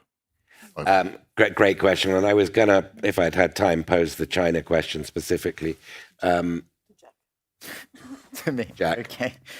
I'm actually going to circle back slightly and frame this in relation to China, because very often we talk about a US reprioritization as reducing our security, right? But the reality is, when you look at those missile salvos coming into Ukraine, you are, terrified by their scale, inspired by the skill of the Ukrainian air defenders and how they knock them down, and it's also horrifying how many get through. But I can tell you right now, it pales into insignificance when compared with the salvo weight that China would generate if it was in a war, all right? These two threats are orders of magnitude different in terms of industrial capacity, depth of magazines, etc. Now, the US has been very clear for a long time that their primary defense assumption is that they need to deter Chinese aggression in the Indo-Pacific from 2027 onwards, right? It is not in Europe's interest or NATO's interest for a war to break out in the Indo-Pacific. Just think about the economic impact on us alone. We could go into everything else. And so the US actually taking on the lion's share of that deterrence problem is in our interests. Of course, how things transition and how quickly they transition, and whether we are able to take up the slack, because this is a problem that will consume most US capacity, is a really important discussion. And it's a necessary discussion. And I think we have to keep that front and center when we're talking about these debates over how much we spend on NATO and the balance of commitment, which speaks to your point that we are dealing with a collaborating group of countries who are enabling this aggression. And the Chinese have been actually publicly quite clear that they are comfortable with this conflict continuing because it fixes their adversaries and it depletes our stockpiles. And it actually enriches them, right? So the challenge you then get into is that if the Chinese feel that what's going on is completely within their interests, then are you able to deter that through punishment or not? I mean, Australia has plenty of experience of how quickly you get into a aggressive and costly trade war when you start to push back on those things. And so, yes, I think we can do it, but in certain areas, but it will come at a very real cost, and a real cost which might impinge upon our economic ability to generate the defense capabilities we need. So the starting point for me is we need to understand that we are dealing with a large, complex problem, and that these issues are interrelated, and we shouldn't see activity in the Indo-Pacific as inherently trading off against the European theater, because they are very deeply connected. Do you have any China sort of observations to make? Well, the last piece I read was actually Jack's piece on how Russia will train and supply Chinese airborne battalion. And I think it was pretty enlightening if that is indeed something that is happening, with consequences that will be there with the Chinese capabilities that they don't have currently. So for us, of course, in NATO, China is not a threat. It's not defined officially as a threat in the strategic concept. Okay, so the defense planning, and again, I refer to Rob, on the military side, the defense planning is absolutely different. Yeah. So, and for the EU, it's a challenge both in terms of security with regard how it enables the war in Ukraine. It is competitor because indeed, with its practices, with its subsidies, with its cross subsidies, and so on and so forth, it's very clearly competing unjustly on different rules with Europe. But it can also be, on selective cases, a collaborator. And in the UN, there have been a couple of cases where China was on the same side. So again, it's far more complex. It's far more complex also in political terms, in trade terms. We have countries in the EU who trade a lot. Our case is not such. We have pretty small trade with China, with which we also feel comfortable. So we don't have dependencies on any single country per se. So I saw a thicket of hands last time. Yeah, the gentleman here in the third row. Huh? Oh, does he? Oh, sorry. I'm speaking too loudly. Thank you. Klaus Wittmann. I'm teaching contemporary history at Potsdam University. I'm a former Bundeswehr general. In Germany, we have a popular saying, if you want something, you find ways. If you don't want it, you find reasons. In my view, that is applicable to the frozen assets. I often held it publicly against our Chancellor Kohl in the Taurus cruise missile question.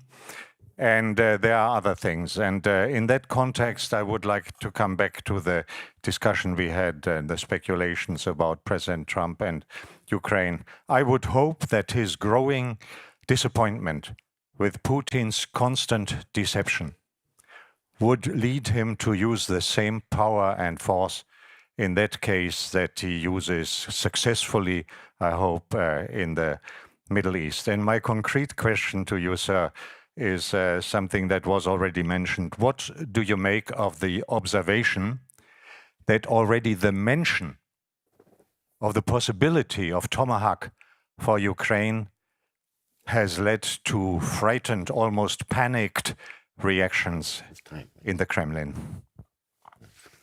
I assume he was looking at me.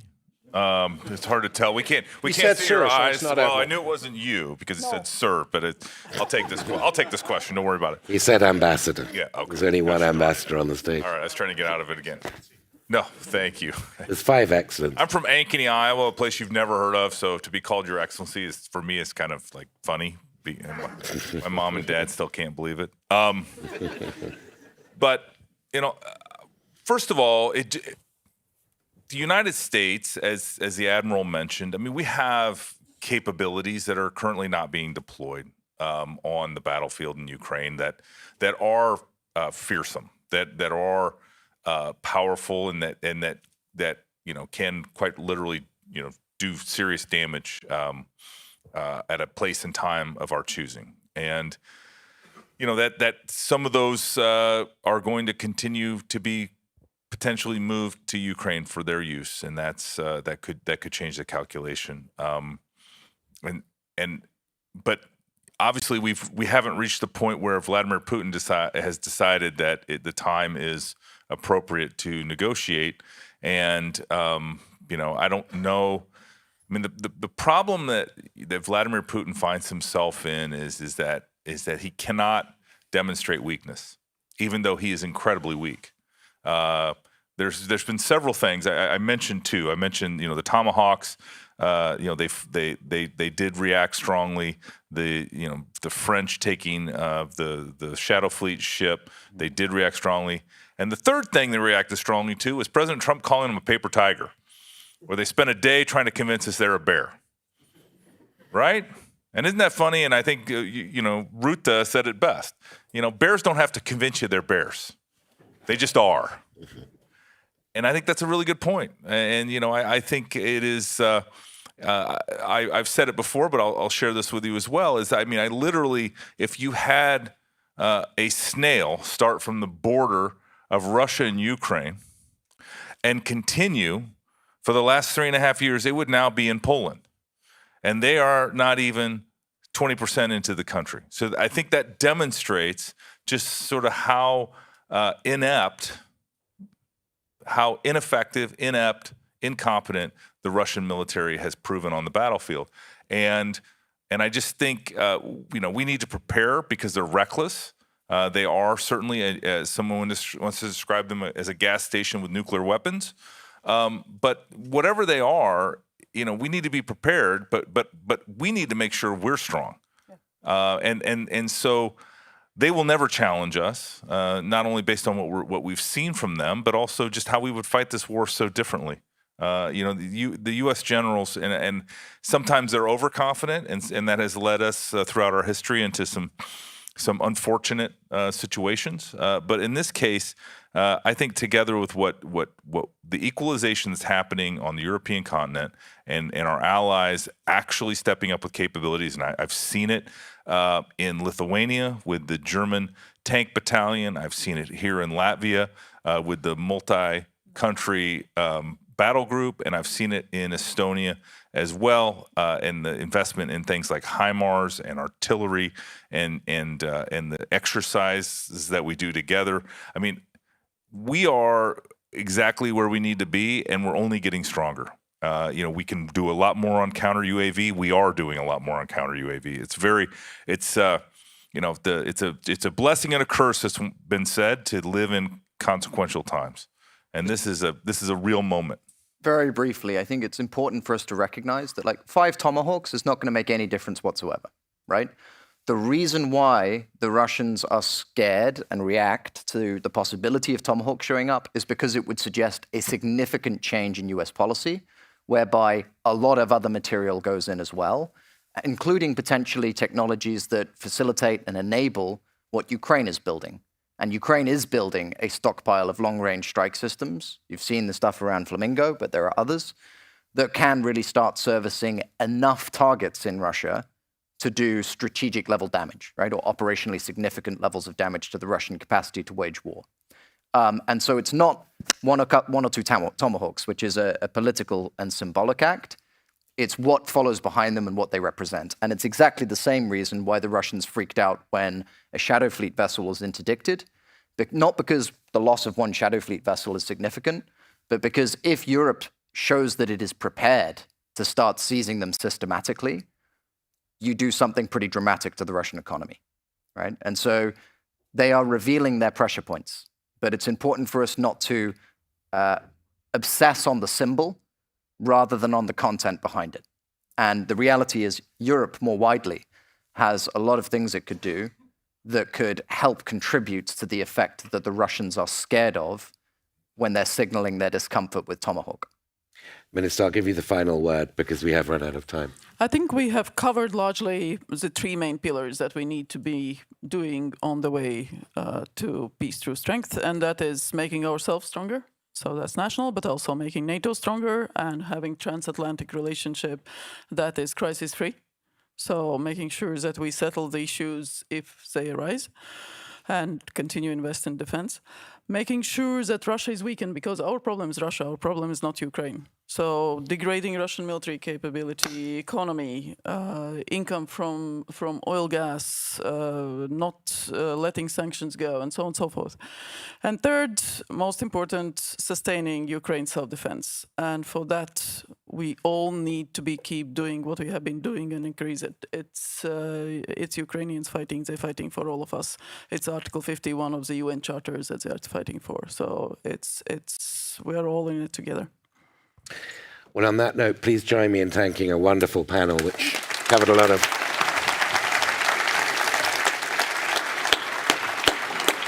Thank you, that was great. You're coming this evening, right? Thank you very much. This was a really excellent discussion that laid the groundwork ahead. And now the magic words, 20-minute coffee break. See you back in 20 minutes.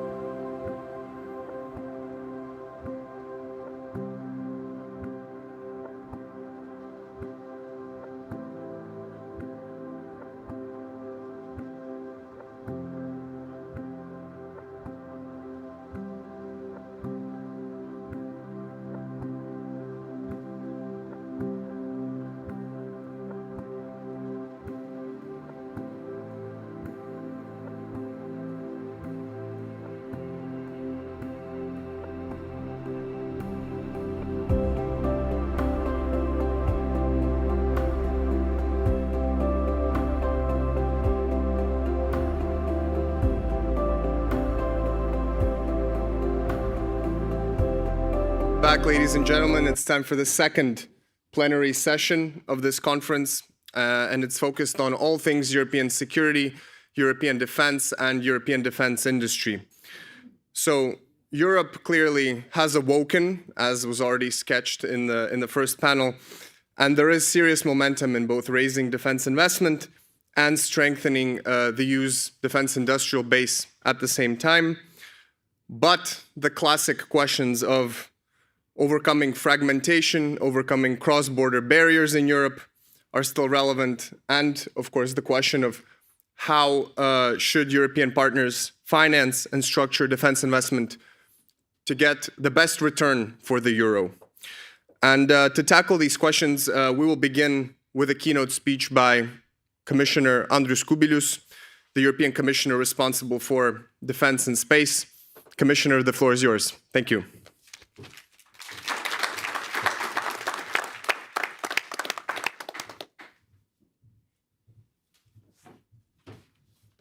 Well, thanks a lot. Labdien to everybody. And really, it's pleasure and honor to try to say a few words about really a very important topic about strategic investment in the European defense industry. But I would like to start from trying to speak a little bit broader, because definitely, in the panel, financial people will speak very precisely about financial investments. I'm always saying that besides financial investment, we need to look into what I call intellectual investments and political investments into our defense readiness, into our defense industry, and to see a little bit all things in a broader picture in order to understand what we need to do. So I will try to run through my notes in a quite a rapid way. But I will start from very simple things in order to understand why and how we need to invest strategically. We need to again and again repeat ourselves what challenges we're facing. And definitely, it's very clear that Russian aggression, challenge of possibility of Russian aggression during the next 3-5 years is one of the major moving forces of our decisions. And that is opinion not of politicians, not of Commission, but of intelligence services, of big EU member states like Germany and other countries. And that is why our strategy is called Defense Readiness 2030. But besides this, understanding that Russia, with its war economy, with its battle-tested experience in Ukraine, can wage real war as we understand the war, aggression, we need to be ready also for what we have seen recently, more and more intensive provocations, what I would call below Article 5, but really very dangerous, with drones or with something else, what they will find to use. And definitely, again, here we need to be very dynamic in predicting, in moving ahead. And sometimes I'm saying, well, it's now a very popular topic, how to build drone wall after the last provocations. I'm saying that in order to build drone wall, first of all, we need to destroy old wall in our mindset. Because the question which I'm getting now everywhere is very simple from experts, from media. So where have you been last 3 years when drones started to be used in Ukraine very, very intensively in the war, and we were not developing our defense capabilities inside of European Union countries? And really here, I can congratulate Latvia that you are, as I understand, today we had good conversation with Defense Minister, you are one of the front runners. But where were all others, So that's really a question which we need to also to have in mind. So that is why, in some way, we need to, that is why I'm talking also about political investments, about intellectual investments into our understanding what are possible threats and how we need to change our approach, our decision-making in order really not to be late in what is really very much needed to be done in order for us both to be ready to defend and to deter. Second challenge is a longer-term challenge, which we need also to have in mind, is possibility that our transatlantic partners, United States will start to diminish their presence on the European continent. They will start to shift to more and more towards Indo-Pacific. Well, we do not have, some kind of clear understanding what will be their decisions, but if you read their discussions, it's obvious that, from one side they're asking us to take more of responsibility on our shoulders on European defense. From another side, they are really looking how to mitigate Chinese rising military power. And I would say again here, we need to be rational, not emotional, and it would be good for us to have some kind of clear, practical, and rational agreement with the United States about how we are and when we shall be able and how we shall be able to replace their capacities, which they are now using to defend us. And that should be also our very important strategic direction. Maybe we can agree that nuclear umbrella will stay with the United States, but everything else we need to be ready to replace. And here comes a question about our investment priorities. And that is why I would say that investment into what is called strategic enablers, both space capacities, also heavy airlift capacities or command and control systems, which are very crucial for our ability to defend ourselves, and where we are, for the time being, very much dependent on American resources. That should be one of of our priorities at the moment. So if we see those challenges, then I can say my own opinion what should be our strategic goals in defense. Again, a little bit broader view. First of all, ramping up our European Union defense capabilities, which, first of all, of course, always we're speaking about what I call material defense capabilities. But when we're talking about our defense capabilities, I am always saying that now it's our priority, material defense capabilities, NATO capability targets, production, procurement, financing of those capabilities. But also we need not to forget about the challenge for us to have also institutional defense capabilities, to see into the future, especially if Americans will diminish their presence, how we shall organize ourselves on the European continent inside of NATO, but with clear European pillar of NATO and things like that. Second goal is creation of conditions for peace in Ukraine. And the third one, I would say, long-term sustainable peace in Europe, looking into much longer-term perspective, how we can live without the permanent threat from aggressive Russia. So those are, in my view, some kind of strategic goals, strategic directions, which we need to keep in mind when we're talking in a broader way about our security and defense of Europe, and our responsibility to defend peace on the European continent. To describe shortly where we are with our strategic investments, I can try very briefly again to say that during this year, we are making good progress with our investments into European material defense readiness. And very soon, next week, we shall have an important strategic plan, the roadmap on defense readiness 2030. And during this year, we did a lot to create financial and legal opportunities to develop our material defense readiness. We created a lot of new possibilities, both we as EU, also NATO, with pledges of member states to spend up to 3.5% to real defense before 2035. We created what I call sometimes big bank of finances to be used to ramp up our defense production and procurement of new defense systems. We adopted omnibus on defense simplification. A new package on military mobility is coming. Also, new communication and important documents on transformation of our defense industry is also on the way. But we can see also still what we need to do. I will maybe later on, I will speak a little bit more in detail about this material defense readiness. But now I want to say a few words about issue of peace in Ukraine.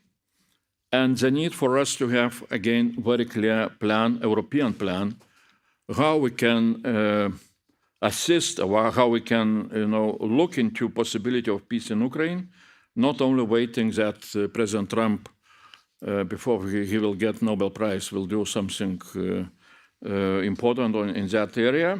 He's doing a lot, really.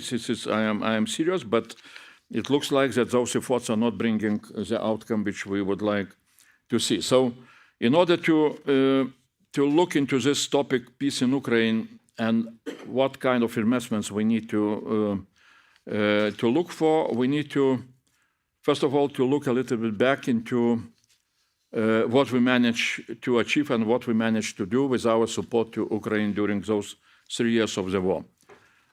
We need to understand that, well, we did a lot, definitely. It's not, nobody can deny. We as Europeans, as European Union, we invested into Ukraine defense capabilities 60 billion euros during 3 years of the war. Americans did the same. But if you will look how much it means per year, it's 20 billion per year from EU side and from American side. And it means that from EU side, we were giving a little bit more than 0.1% of our GDP. Americans were giving less than 0.1% of GDP. And I'm always repeating that, when we are pledging, and I hope that we shall achieve, that we shall spend 3.5% of our GDP for our defense, but we are still, investing only 0.1% into Ukraine defense. Something is wrong with our strategic logic, and that is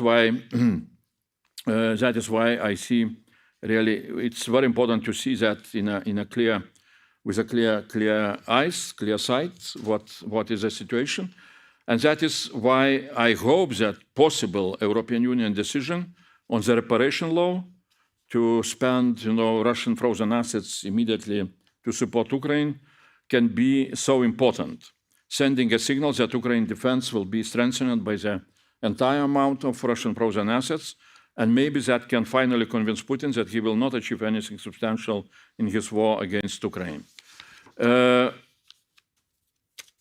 Of course, besides that, we are looking also that member states will use opportunities now created by the mechanism of safe loans to use at least part of those loans to support Ukraine, and that could be also very important. Now, why I was speaking about the set strategic goal, what we need to do in order to live with sustainable peace, which means without the threats from aggressive and authoritarian Russia. Because in my view, even now we are suffering that we do not have any kind of longer-term strategy on Russia. And well, I will not expand here, while talking about financial investments, but that brings really a lot of hesitation and obstacles when we are talking even about our support to Ukraine. Because from one side, we are afraid that if we shall support Ukraine more, then Russia will retaliate, will escalate. And second is also, you can feel that in some capitals there is the fear that if Ukraine will be supported substantially and Ukraine would win, on the front line big battles, that can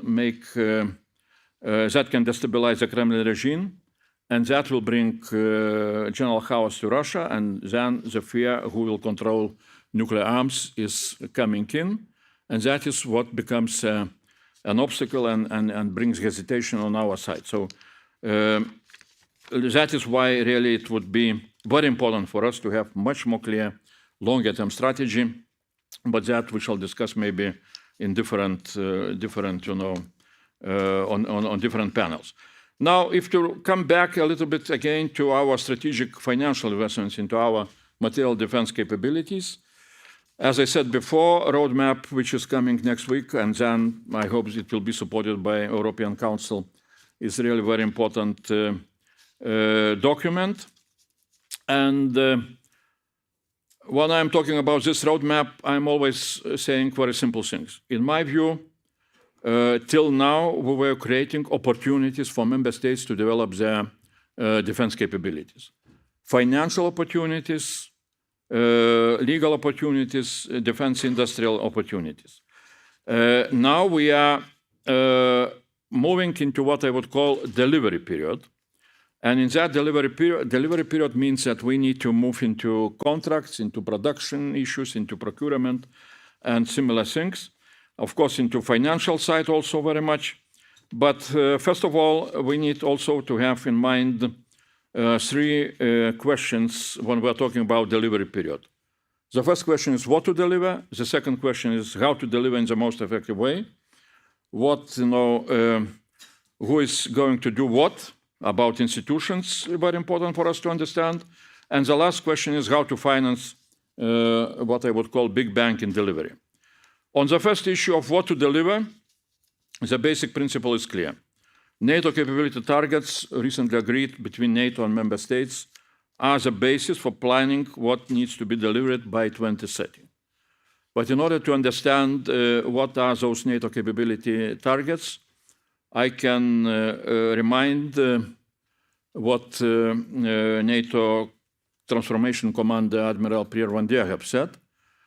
And out from his very simple numbers that new targets will be bigger by 30% or up bigger by 30%. But also the previous targets from 2021, we are not implemented also by 30%. Simple arithmetic is saying that now we are at the level of 50% of the new targets which we need to have in order to deter Russia. So job is quite clear and big job. And what to deliver can be again divided into three distinct groups of weapon systems which need to be produced or procured. First of all, production in a bigger amounts of legacy systems, what we are producing now. That's very clear. So, and here we need to look, do we have enough of production capability? So if we do not have, then we need to look how to increase those capabilities. Second, development of European new systems, defense systems, which are in general produced globally, but not in Europe. For example, deep strike capabilities. So from one side, we shall procure those capabilities from those who are producing, for example, from the United States, but from another side, we need to develop our own capabilities. And the third group is what I would call modernization or modern weapon systems, which need to fit into modern war doctrine. And here is exactly Ukrainian lessons are very crucial. Those are answers to the question what to deliver. And again, I would repeat, that among those broader, items of what need to be delivered, we can see again very important topic of strategic enablers. And second very important topic is flagship projects of regional or European scale, including Eastern Flank Watch and drone wall, which are very much needed for the countries, frontier countries, but also the same capabilities to defend ourselves against drones are very much needed in all the member states, because provocations can happen without big difference of where the country is located. On the second issue, how to deliver in the most effective way, really the challenge is to find the appropriate balance. What role in the management of big bang delivery should be played by member states, by Commission, by European Defence Agency and the EAS and High Representative. And here I see one issue that member states have strong historic convictions that defense is a matter of national sovereignty, and they want to keep all the decisions on the development of European defense in their hands. But sometimes it makes it difficult to go for more centralized planning, for more joint procurement for European defense level, and which can be achieved only if European Union institutions will play a more active role in the delivery stage. So, and also what is very important, that more centralized and European approach is also very much needed in order to overcome structural problems of the European defense industries, which is very much fragmented because of fragmented defense policy, lacks single market principles, and makes European defense industry less competitive in the global market. So while developing our defense capabilities on national level, we should not forget issues, structural issues related with European level of our defense industry, where the challenges were very well described by the famous Mario Draghi report. On the third issue, how to finance a big bank of delivering defense, I'm suggesting, first of all, to look at what we have at the moment and what is coming in financial terms. Well, first of all, of course, now on our table is the issue how to implement the mechanism of safe loans. 150 billion euros were requested by member states, even more than we were expecting. So now, at least, we can forecast that starting from next year, those money will start to reach member states. There is a whole procedure, but I hope that really those money will reach member states very soon. National escape clause also, which was requested by 16 member states. Our forecast is that it will allow around of 650 billion euros of additional national defense spending to be materialized till 2030. And in general, I'm always trying to show to our communities the general picture of the finances, what we can foresee now. If all the pledges, all the good wishes which were declared would be implemented. So, as I said, only SAFE and the National Escape Clause is bringing 800 billion euros additional funding to be invested till 2030. And in total, it's very easy to calculate. It means that, till 2030, we shall have around of 2.5 trillion euros invested by European member states into defense. Of course, not all the money will come into real defense. Salaries and pensions are also financed from those allocations, but quite a big amount of money will come. And if we are looking into a longer-term perspective, for example, next MFF period 28-35, so it's very easy again to calculate, forecast that around 4.2 trillion euros will come into defense, if in average 3% will be spent by member states at that moment. So next MFF, we proposed 5 times bigger defense and space spending. So, and again, it's quite substantial. Of course, there will be discussions with member states about next MFF.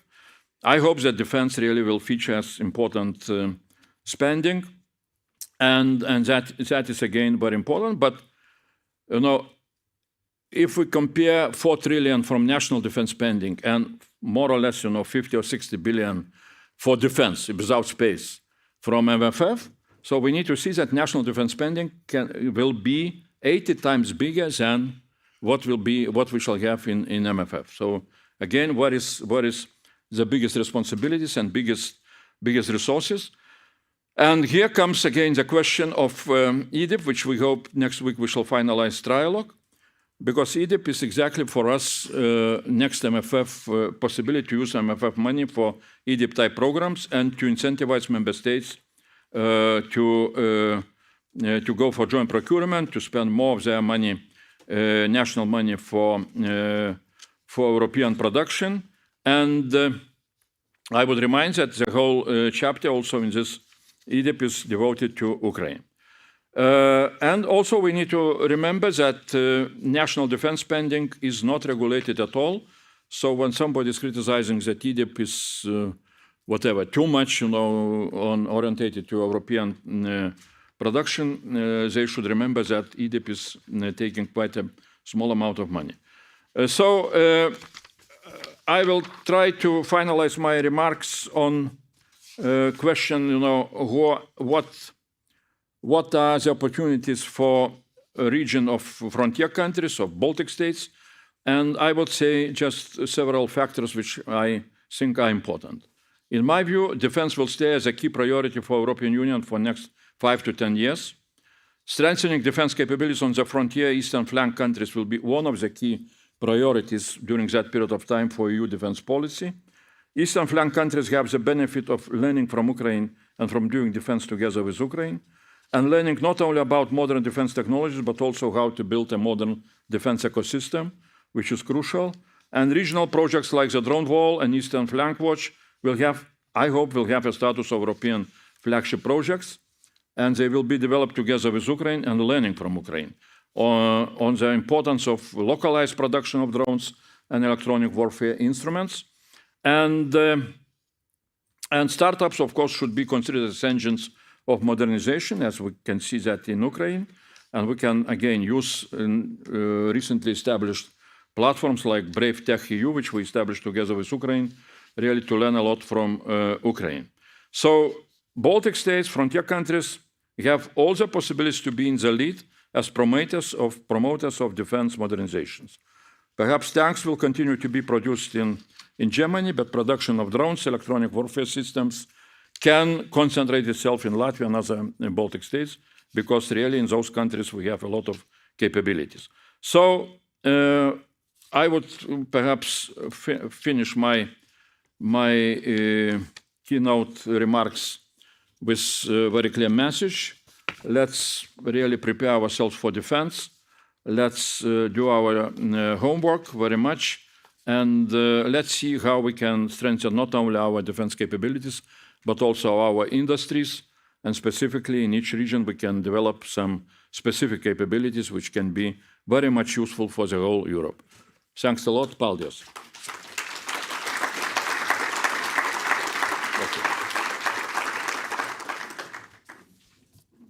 Ačiū, Commissioner, for the comprehensive analysis and for the call to action. And now we will have a perspective from the financing side, an intervention from Karl Nehammer, who is Vice President of the European Investment Bank. Thank you.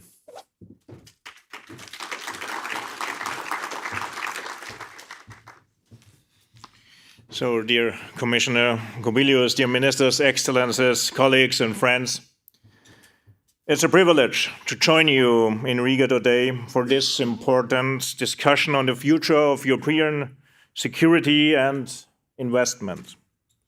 Let me begin by expressing my gratitude to the University of Latvia for hosting us and for demonstrating how investment translates into impact. The building we are in, the House of Science, stands as a testament of EIB financing. The EIB supported the university campus with 2 loans, 30 million in 2017 and 25 million in 2024, to construct modern study and research centers. This is strategic talent infrastructure, a real-life example of how the EIB Group backs projects that matter right here in Latvia. Just as we invest in education and innovation to build Latvia's future, we are equally committed to supporting the country's security and resilience. The European Investment Bank Group is proud to be a long-standing partner to the Baltic states, present in the region since 1993. And we are here to stay. This year, we inaugurated our first office in Riga, ensuring that decisions, expertise, and funds move closer and faster. As Europe faces new challenges, the EIB Group is evolving to meet them. This year, our board of directors expanded financing eligibilities to include projects dedicated to purely military uses, such as barracks, storage facilities, drones, helicopters, radars, satellites, advanced avionics, propulsion systems, and optics, while maintaining strong financing capacity and a robust position in global capital markets. We are closely monitoring the market and have observed growing interest from the sector in our financial offerings. The eastern border of the European Union is especially exposed to the geopolitical risks and hybrid threats, making it all the more important that we channel targeted investment and expertise to reinforce security and resilience where it is needed most. This morning, we signed the Selonia and Kuldiga military base advisory assignment, Latvia's first defense infrastructure PPP. Our role is to support the Ministry of Defense and the state real estate company in structuring, preparing this landmark project, ensuring it is delivered to the highest standards, and it is attractive to both public and private partners. We are doing this with the Cabinet's green light to use PPP in the defense in a decisive step for Latvia that unlocks private capital. Looking ahead, our ambitions are clear. In 2025, security and defense will represent at least 3.5% of EIB group finance, with a pipeline of over 30 flagship operations. We expect approximately 3.5 billion in security and defense signatures this year. 2.6 billion are already signed. We are closely coordinating to ensure that EIB financing complements the Security Action for Europe instrument, maximizing the impact of available public resources at the EU level.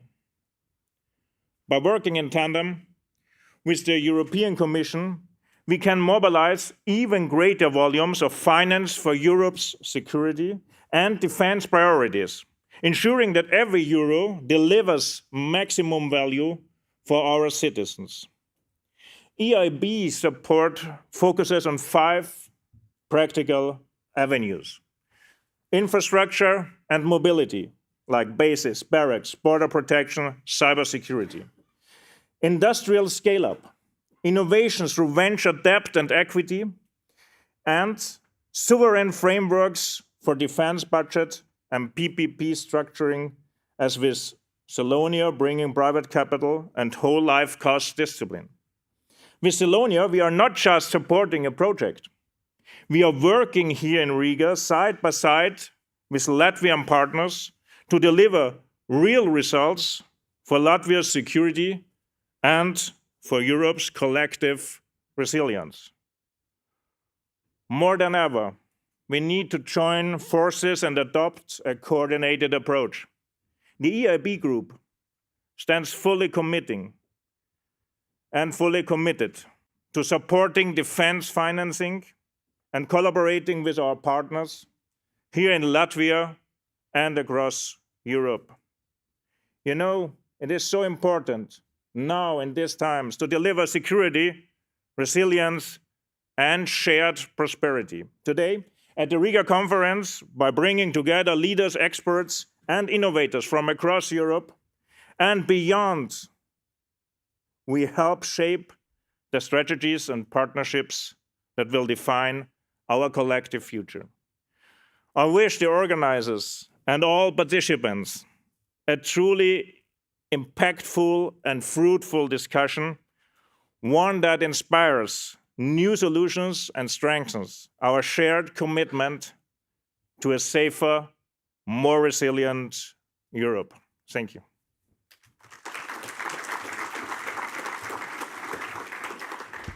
Thank you very much, Mr. Niehammer. It is now time for the panel, which has everything: the regulators, the innovators, and the guys who actually have the money.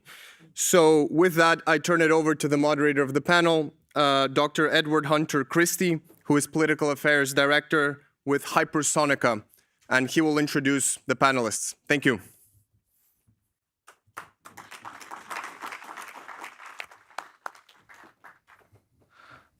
I'll very simply ask all the panelists to just join up here right away. I think we're a little bit late on the schedule. I'm going to very briefly introduce myself. I'll abuse the privilege of being moderator. Please all take your seats. And then I'm going to give each panelist in turn a few minutes to give their introductory remarks. Please be seated. Thank you very much. So just a few words about myself. So I'm Political Affairs Director for Hypersonica, which is a defense and aerospace startup in the Munich area. We are focused on developing hypersonic delivery systems, ultimately hypersonic missiles.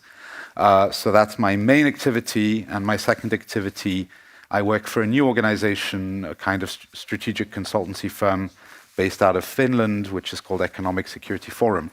So if anyone later on during the breaks, if you're interested in either of those, either striking deep inside Russian territory or making your economy more resilient, please feel free to come and speak with me. So we have a very diverse panel to talk about defense investment from different perspectives.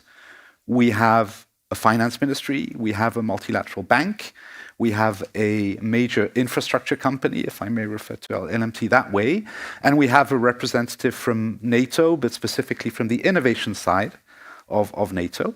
And so we're going to come at the issues from different perspectives, and I'm going to let each speaker just go for your own perspective. I would also like this panel to be a little bit educational because we have the panel is diverse and the audience is diverse. So I'll ask each speaker to please briefly introduce yourself because you'll do it better than I could. But please also say a couple of lines about what your organization actually does. And maybe, if you feel like it, you can also say what your organization does not do in case you've come across misunderstandings in previous speaking engagements. So with that, I am going to proceed in the order of speakers that is given on the agenda. And I will start with Minister Ašerandens, who's Minister of Finance of the Republic of Latvia. You have the floor, please. Well, first question is very simple. What the Ministry of Finance do? We financing all our efforts regarding defense, and I might say this is a central priority of government nowadays. And recently, government is finalizing work on a budget, and from next year, we're expecting to 5% of GDP to be spent on defense, and of course. We're working on different financial sources how to finance it. One is, of course, budgetary spending, then different financial instruments in cooperation with the European Union, like a SAFE instrument, and another, what was already mentioned with AIB now, this is PPP project. Those are PPP project package, which allows us to finance all the necessary stuff. And we involve directly and indirectly. For example, Minister of Finance are responsible for building of infrastructure, like a border infrastructure and all kind of let's say staff around it, and we will be part of the PPP projects as one of the operators there. Yeah, that is my responsibility. Jeanette Vittas, please, from the Nordic Investment Bank. Thank you. So Jeanette Vittas, yes, Nordic Investment Bank, part of the executive management team and also head of lending, which is our what we do, you could say. We are, you could say, a smaller sister organization to EIB, and we are also owned by the finance ministry, so including also the Latvian ministry. We were established 50 years ago. With a base out of Helsinki. We actually nowadays also have an office here in Riga, but we were based in Helsinki 50 years ago by the Nordic countries at the time, and during a time when these countries were concerned about having a hostile neighbor to the east and also concerned about an energy crisis. At the time it was oil embargo, but still it's interesting to reflect on that fact now looking back 50 years later where we stand today. So 20 years ago, the Baltic countries joined as owners of the bank, and we have, during the decades, we have focused on growing the prosperity of the region. That's our main mission. And that our focus has been on increasing productivity, competitiveness, and also environmental financing projects that also benefit the environment. However, after Russia's aggressions towards Ukraine, we have also questioned whether these investments are really sustainable. I mean, how sustainable are they if we cannot defend them? So we had a conversation with our owners. And we actually had a decision then made by our board of directors last year that we should be able to expand or move the needle to also finance the defense industry with the only limitation of weapons and ammunition. But it was also decided that we would actually, 12 months later, so in June this year, we should review the policy, which we did. And it was decided that we can also now finance weapons and ammunition, however, only conventional and not controversial. So in that sense, we have, you could say, caught up with the larger commercial banks and financial institutions in the Nordic-Baltic region. But from a multilateral banking perspective, we're still rather unique. I would say it's a testimony of the fact that we have a very close cooperation and a relationship within the Nordic-Baltic region, where all 8 countries basically share the same concerns and also the same ambitions. We have a loan portfolio of around 24.5 billion euros. We pay out in loans around 4 billion or slightly above euros per annum, and sign around 80 contracts. So if you make a quick head count, you can find out that the average loan size would probably be somewhere around 50 million euros. Since we only finance 50% of the project cost, that leaves us with a project, on average, the project will be around 100 million euros. But that's the average. We have a very, very big span.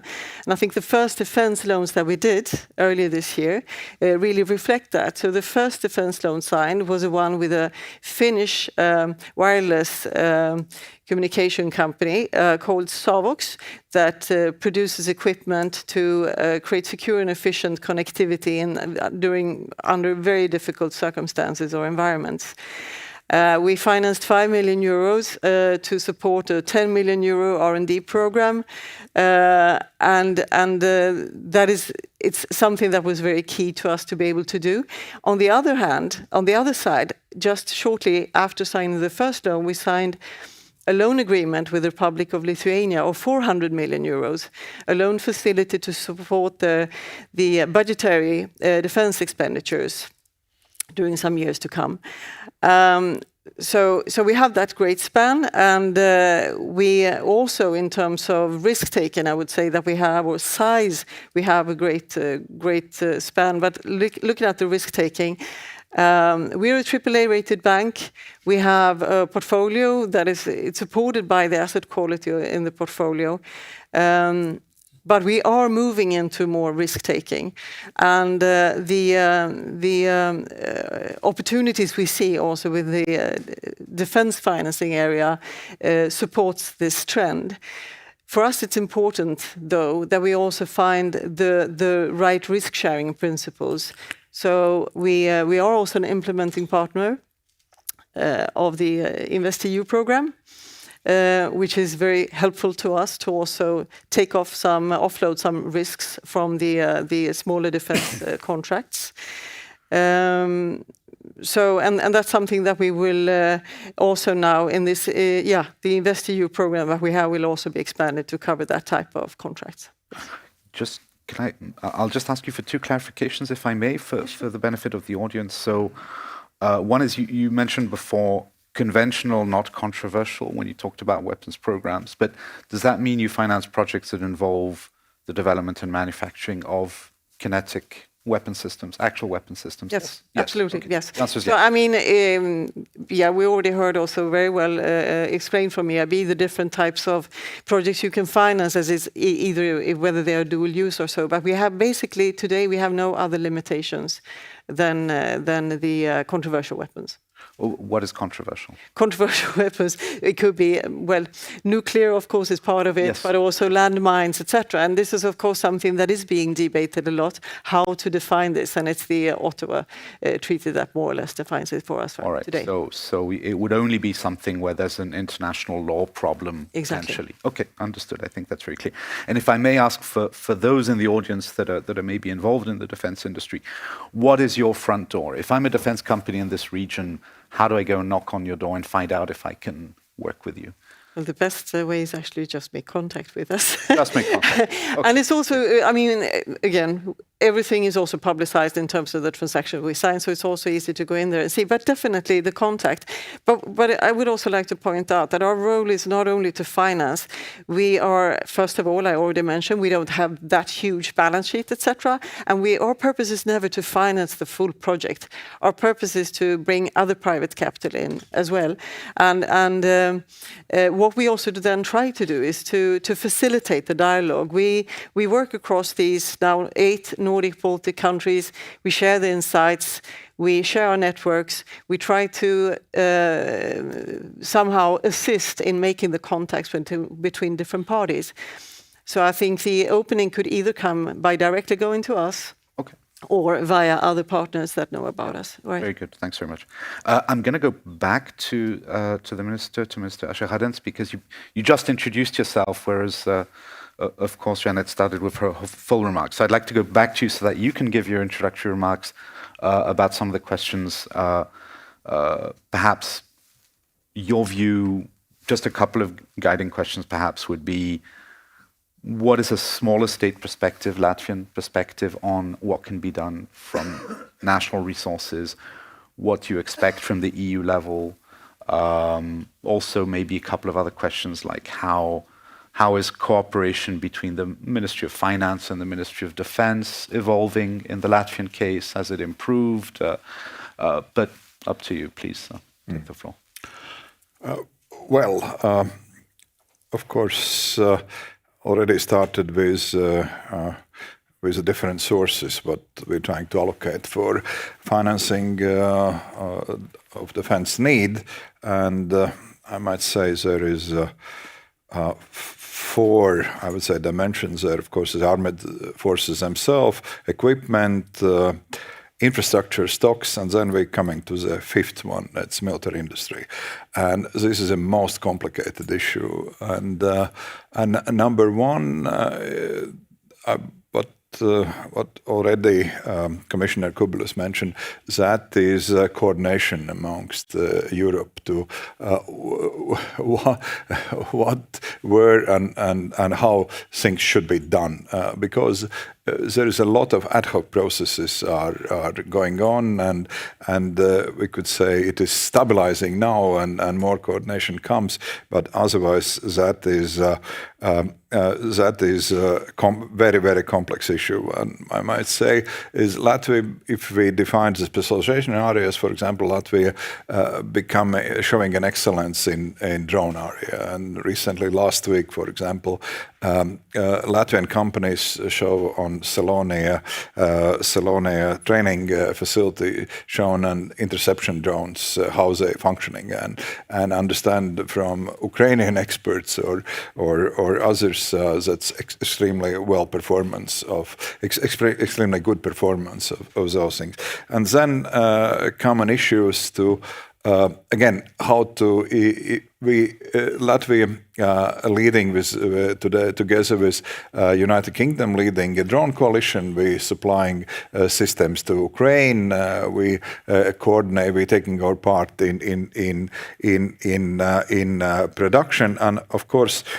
For us is very important all kind of European programs that are available, like a safe instrument, and with this we can provide financing for companies who are just arriving on Latvian land and wants to do things. And there are 2 types: traditional European industry, what is new emerging interesting process that is partly Ukrainians want to transfer their industry to Europe, and how to facilitate those issues, and as we reach the maximum level, what we can accept ourselves, that is 5% of GDP for armed forces.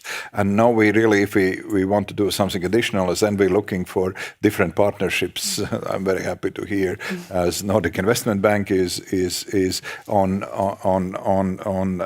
let's say around the table of negotiations. And of course there are different European financial instruments is very, very important for us to, if we want to facilitate our local innovators and to do things. And second, what is interesting, another where we will look for different European programs is there are interesting processes in universities. Yeah, universities are very deeply looking for innovations there. Again, drone industry, and recently Riga Technical University shown and their ideas and their recent developments there. And interesting as vocational schools, even looking for how to develop programs for let's say secondary level experts in such a technology industries, so they could provide, I don't know, any technical expertise in such things and so on.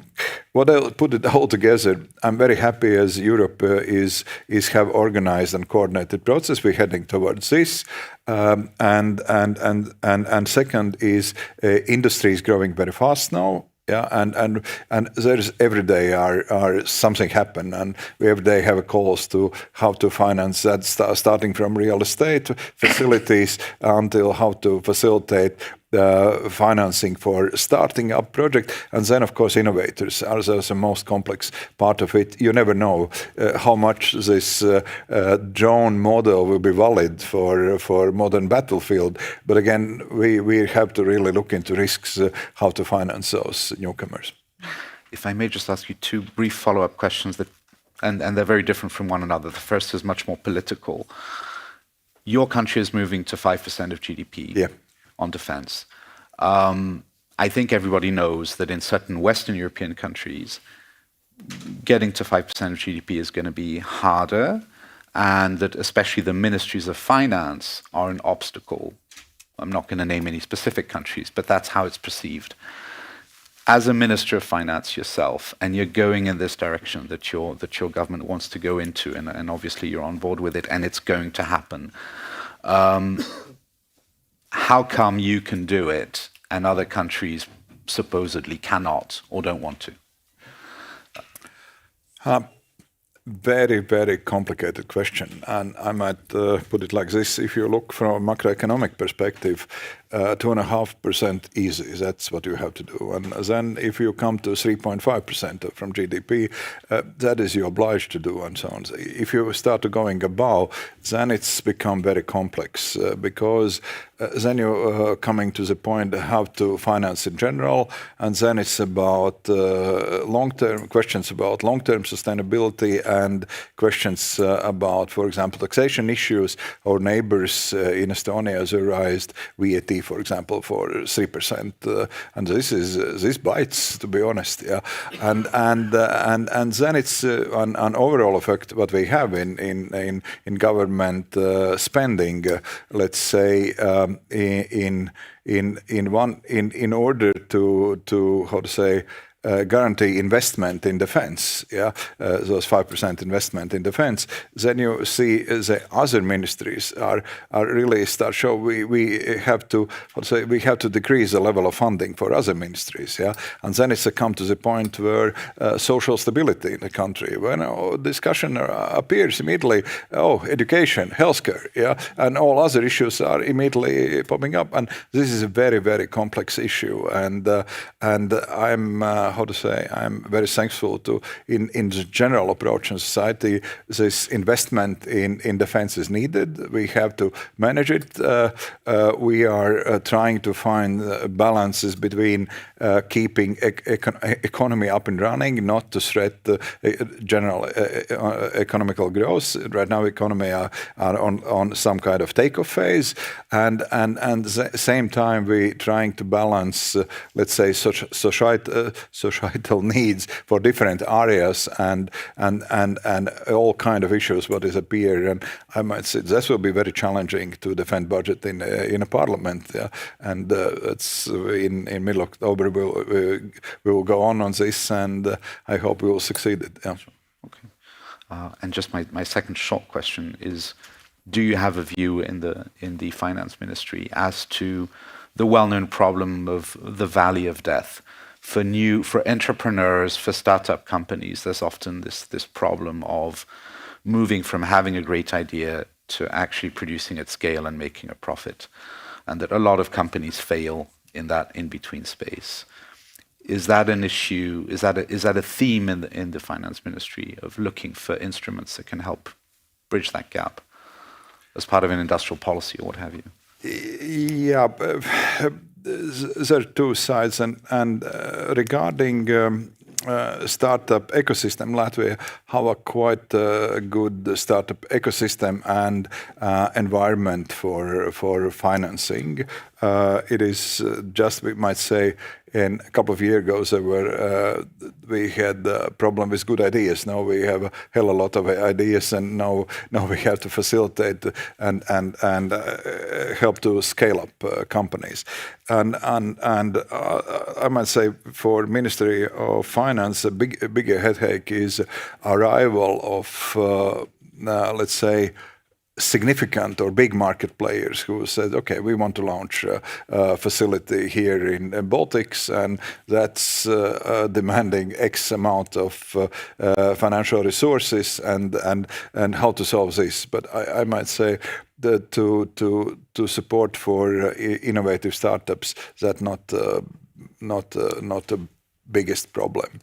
But again, we recently had discussion, I already mentioned, on Riga Technical University, and they have a lot of ideas, but then it's more complex. Who will, the scientists doing their ideas, yeah? But then has to become how to say, this has to become a real product on markets. Then it's how to materialize that. That might be an issue for how to finance universities with that. Okay, thanks very much. If you don't mind, I may jump to Ingmar's then and come to Nora at the end, because there was the minister just mentioned an issue of scale, and you're a major national company, and you're also in the Latvian context. So thought maybe it's maybe logical to come to you next for your remarks, and maybe if you could also explain what your company does as its overall portfolio, its background, and how it's moving into defense, and what are the issues that you're facing? Yeah, thank you. So first of all, yes, my name is Ingmars. I'm from a Latvian major, or the biggest ICT company, historically the largest telco company, and historically purely civilian company, and that changed kind of 8 years ago, where from a civilian angle we were approaching the coming of 5G technology, the 5th generation of mobile networks that were coming with huge promises, some people being scared from radiation and buying tinfoil hats and all that. And one of the problems for us as a company was that we were, the 5G was not needed. So everybody was screaming about it, but no one has seen it. So we actually, and this is the first wireless communication standard that is not meant for you as humans. It's more meant for industry, for robots, and so since no one has seen it, so we realized that for anybody to actually buy it and so we could get back our investment, we actually need to build strong innovation leg to actually showcase and experiment. So what is the use of 5G technology, which coincided with great happening back in NATO, which has for many decades has been intentionally abstained from usage of civilian technology in the military operations, which coincided with that in many theaters around the world that it was visible that adversaries are using very cheap technology to actually attack our forces. So the 5G is one of the earliest big motions also on the NATO side, is how to turn to usage of civilian communication technology in for the tactical and the military needs. So somehow we were lucky enough to jump on that train. So we have the oldest and biggest 5G military testbed in Europe. We are housing friendly both Nokia and Ericsson under one roof, and then they are kind of brothers in arms, if I may say. So that has given also, we are housing the largest digital backbone experimentation together with our friends in NATO ACT, happening actually this year again at this very moment. And it's the ambition of NATO is it actually possible to if all the allies come with their own communication equipment, can you join it and make it as a single network for any particular theater or geography, which we are actually doing. So we can, the 5G technology is beautiful in the sense that that's a single brain that can control both private networks, tactical field networks, satellite communication, and doing all the beautiful stuff. So we've been conducting training managed from network here in Riga, but that is happening in Idaho, in the United States of America. So that's actually possible. That's the competence that we've built from a historical perspective of a civilian company, but by having this technological ambition, and a very important ingredient was to embedding military officers within our company, hiring those officers and making them our colleagues actually gave us opened the portal to understanding actual vocabulary used by military as a customer. One additional aspect to that is also we realize that what is the benefit, also coming back to your question about small countries. Of course, we don't have that much money, but we are much faster. So why are we having this cooperation with NATO, ACT, or United States Department of Defense? Is because we are actually, I don't know, for instance, to conduct the jamming experiment, that would take a year in the United States to actually make all the agreements with Federal Aviation Authority and many others. So we can do this in weeks or even less. So that gives the speed. Plus, we also can export a lot of urgency. Sense of urgency is one of our capital, and of course, direct link to Ukrainian companies, which somehow feel that they kind of, and we do understand them, and they do understand us better. So there's also, we were seeing great flow of competence coming into our ecosystem from there. So that's very shortly about. Excellent. And well, ACT was mentioned. So Nora, the path is wide open for you to tell us about NATO innovation. What is ACT? What does ACT do? What do you do? Yeah. What is NATO innovation? What are the structures? There's a lot of questions. A lot of questions, yes. Okay. So my name is Nora. I'm with NATO ACT Allied Command Transformation. So we're one of the two strategic commands. The other one is Allied Command Operations in Europe, shape Mons. The difference between us is, I would say, that ACO is the one focusing on the current. Like, what do I have available? Like, what are our readiness? Like, how can I deploy? What are the regional plans? While us, as ACT, Allied Command Transformation, we look at the future, right? We're trying to understand what our potential capability needs, what would our allies or our nations need, what will our warfighters need, not only in terms of technology, but also in terms of training, lessons learned, policies, everything to actually enable our warfighters. Because NATO, we're talking about 1.2 billion people that we're trying to serve and protect. And that's quite a lot of it's a big task. That's why NATO has so many commands. If you ever wondered why we do have places everywhere, that's why. And I think among this panel, I'm probably the person with the least amount of money, I have to point out. Because it's always the conception, especially from industry, if I'm announcing myself as NATO ACT, industry wants to talk to me because they want to have money. I can't give you money, at least not a lot of money. I think ACT is in a specific position where our currency is more information, and as you mentioned, DIBACs, for example, exercises, where we provide industry but also nations access, the opportunity to test their developed solutions in a quite operational environment.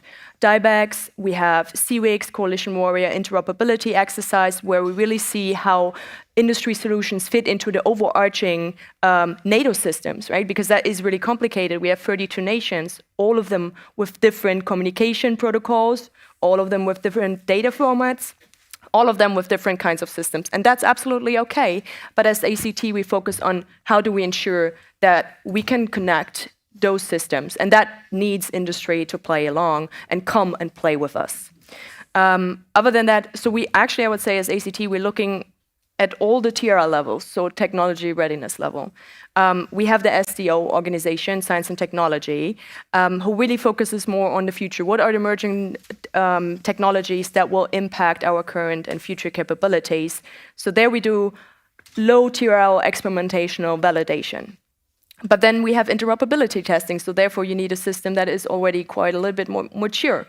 And that's also where Diana comes in, right? Diana helps those dual-use startups by providing small amounts of money, if I can compare it with you guys, to help them go a little bit farther in their TRL progression, but also guide them, because you mentioned the valley of death.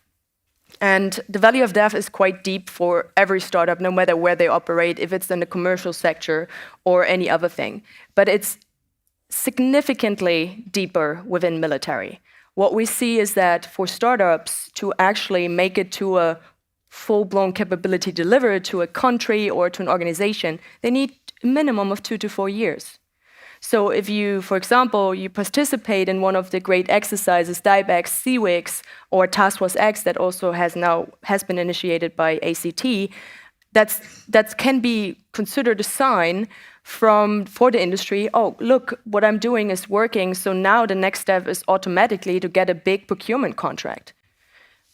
But that doesn't happen. It's not how it works. And that's why I'm putting back to the point that I'm saying as NATO, I'm not the big, or we are not the big spender. It's up to the nations again. And I think where we have to do better as governments and also the policymakers is to ensure that there is funding available to keep them afloat, but also ensure it becomes a capability and it does not stop at having a pilot or having a one unit fielded. Because that's not what industry wants, but it's also not what the military wants, because they want to have things to actually do their job. If I may just ask you furthermore, just to say to the audience what calls or what activities are currently open that people can just look up on your website. Yes. Actually, so because like you point out a good thing, as like industry or other nations or allies are wondering how can we actually work together with ACT? Well, first of all, you just, again, the same thing, just get in contact with us. If you go on our website right now, you find under contracting an opportunity for industry, which is a request for information on the topic that is in everybody's minds, which is counter UAS. So that's also why SACT at Moldovan has put out the beacon projects, and one of them is also Task Force X CUAS, which will be focusing on looking at the whole kill chain from detect, disrupt, destroy, potential drones, swarm of drones, Shaheds, or potential other things, and how we as nations can actually deter against those threats. So this is out right now. You can Google it, ACT, NATO ACT website, and you will find it right away. Okay, so I'm going to sort of try to spin that specific example into a hypothetical story, and we're going to go through the panel and see what is possible in terms of financing of defense, investing in defense, and where the gaps are. So let's assume I'm interested. Let's assume I'm a capable dynamic startup. I have things to offer in terms of counter UAS. I join the project. I do some very nice experimentation with ACT. I get a badge. I put out a press release. I say, look at all the stuff I've learned. It's fantastic. But there's not a lot of money, or maybe even no money at all. I'm not allowed to, All right. to talk about that one.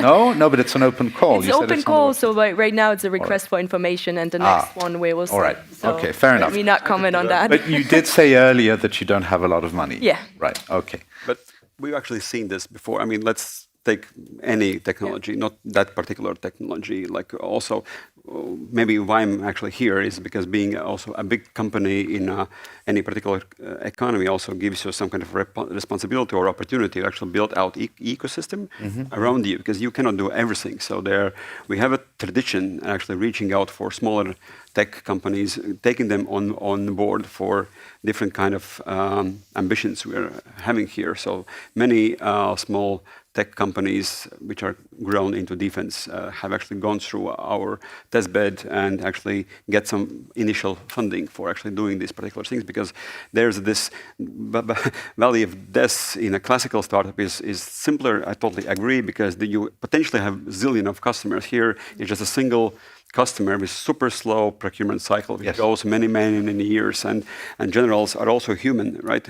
So they are not startup people, so they know what has worked before. So for them to embed these new technology in this 7 or 12 year procurement cycle is really hard. So therefore, this onboarding these small companies into actual testing and giving them possibility to show off is also showing to the generals and colonels and all the nice people that what is this actually doing, because generals do not tend to believe to PowerPoints very well, so they need some real gear. Can I maybe add to that as well? I think in terms of, we have talked about today that there is capital now. It's more the industrial capacity and other things.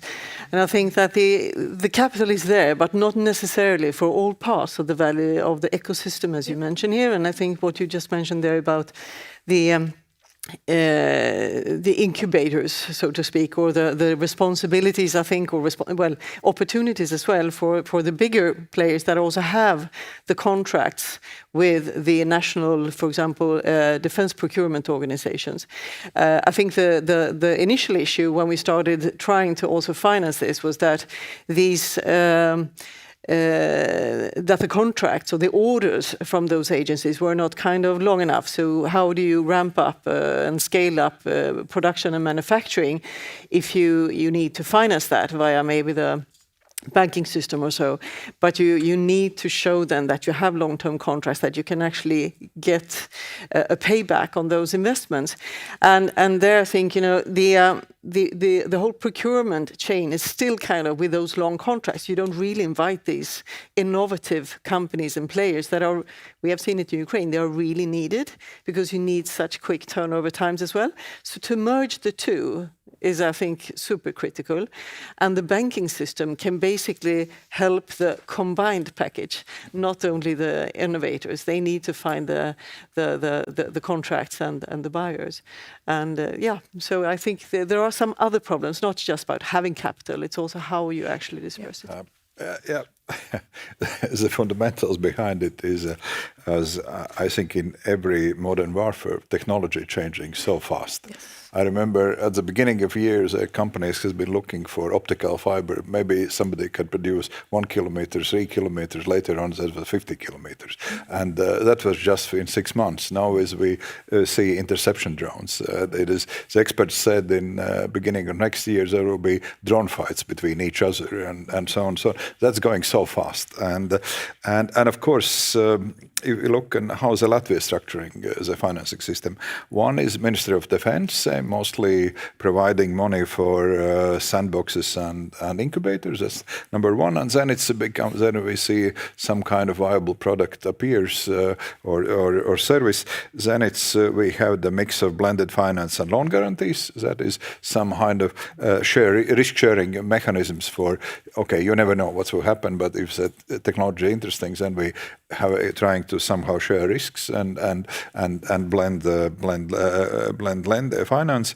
Then next block of instruments, that is bridging instruments between where we want to ensure continuity of funding between research and procurement, what's already mentioned, because again when it's come to procurement issues and taking account there is some conservatism around the procurement people, then they would like to have a strong evidence. This is serious or this is good.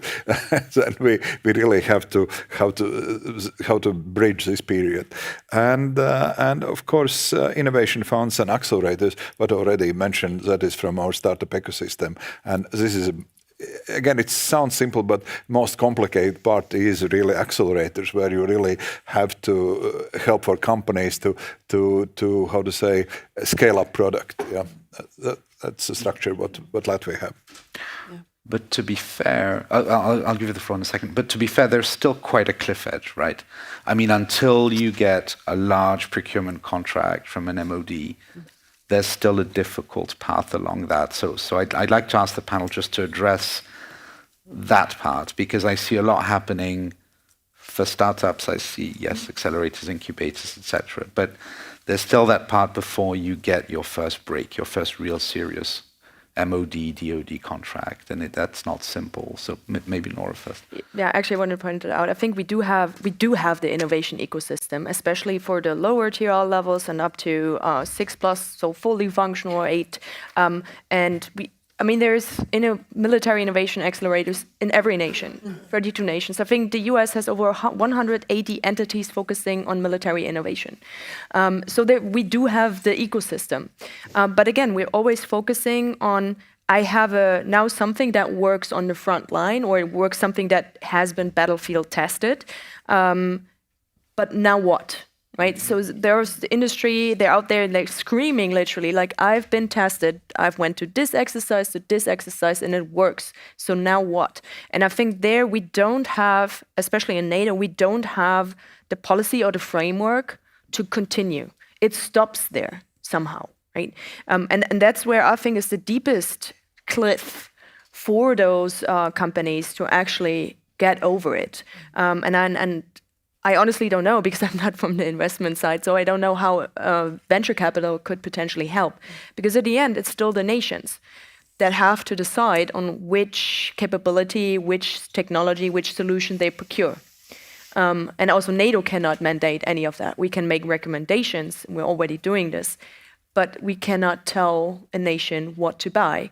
So I think that it's up for the nations to find ways, policies, frameworks to accelerate this particular part, which is from one unit fielded to an actual capability, meaning the supply chain is secured, I have the capacity coming out of those startups, I have the logistics support, I have O&M support, so it's actually a capability. So I think there is a lot of things that we still have to improve. The Ukrainians do it really well, but they're under a lot of pressure for obvious reasons. But again and again, I mean, therefore, this possibility for testing stuff, it's not it's not for marketing, or it is for marketing, but of course, and for knowledge. But you actually that's a ground where actually actual military people meet actual innovators, because they need to see that. And also all these instruments, also Europe is having, also us as a large enterprise, we are also very active participant for European Defense Fund as an instrument, because also my shareholders, they are also not that patient. So actually, for us to build up this military muscle, we are very actively participating in EDFs, because for us it took like 4 years before we got our first contract. It's not easy for a startup. We are an enterprise; we can survive many years, but for a startup, that's not possible. I fully agree, and I think this experimentation is crucial, right? It's essential. But what I'm saying, how often do we see contracting officers or procurement officers or legal at those exercises? Because they are not the decision makers. So I have the warfighters. We have the warfighters at DIBEX and CWIX, but we don't have the decision makers. So, and the problem is, everybody who's involved in making a procurement decision, that's contracting managers, that is program officers, that's budget responsibilities, then you have the people who own the requirements, and then you have actual operators. They all speak a different language. Sure. So if you can get those together quite early and then drag them through the process to experimentation, you can probably get there. Just one odd little thing on this. You know what helps Latvians? Yes. We have a two procurement system present in here. That's Ukrainian and a NATO system. Yeah, and sometimes Ukrainian evaluation of the product helps a hell lot to make a decision. We're going to have to wrap up very soon. I'm just going to take a couple of questions or comments from the audience. I think Artis Pabriks may have a comment or question. Yeah, thank you, Artis Pabriks, among others, representing Latvian Drone and Robotics Industry Association. Your microphone. If there's a microphone, yes, there we are. Yeah. Thank you, Artis Pabriks, among others, representing Latvian Drone and Robotics Association industry. There are a number of relevant questions. I will start with one easy one. Because you see, military industry from other industries is different because it cannot function in free market. We are dependent on government, and that makes this panel very important, because otherwise we simply would go to the shop and we would sell whatever we want. We can't do this. Now, some 10 years ago, European Union and member countries decided that because of energy crisis, we need energy reserves, 3 months, oil, gas, etc. Now we see that if the real war will start, or where we are in the intermediate war, we definitely need also strategic reserves for military industry. Obviously, Minister of Finance would scream if we would ask him also to sponsor all the reserves, what is needed for each and every country. So is European Union or somebody else ready to invest in this so that industry can keep strategic reserve for the necessary times? Because who will pay for that? That's a question. We cannot go to the free market for that. Okay, thank you very much. I'll maybe gather a couple and then we'll just go right through very quickly. No? Okay. No. Prohibited. Okay. Well, that was an extremely interesting discussion. Thank you very much. I think we should give a hand to the panelists. Thank you very much for your participation. And we go to the next session. Thank you so much. It was really a pleasure to hear this discussion. Yes, we're a little bit behind the schedule, but the good news are we have a coffee break. And as you know, it's the best time to have questions.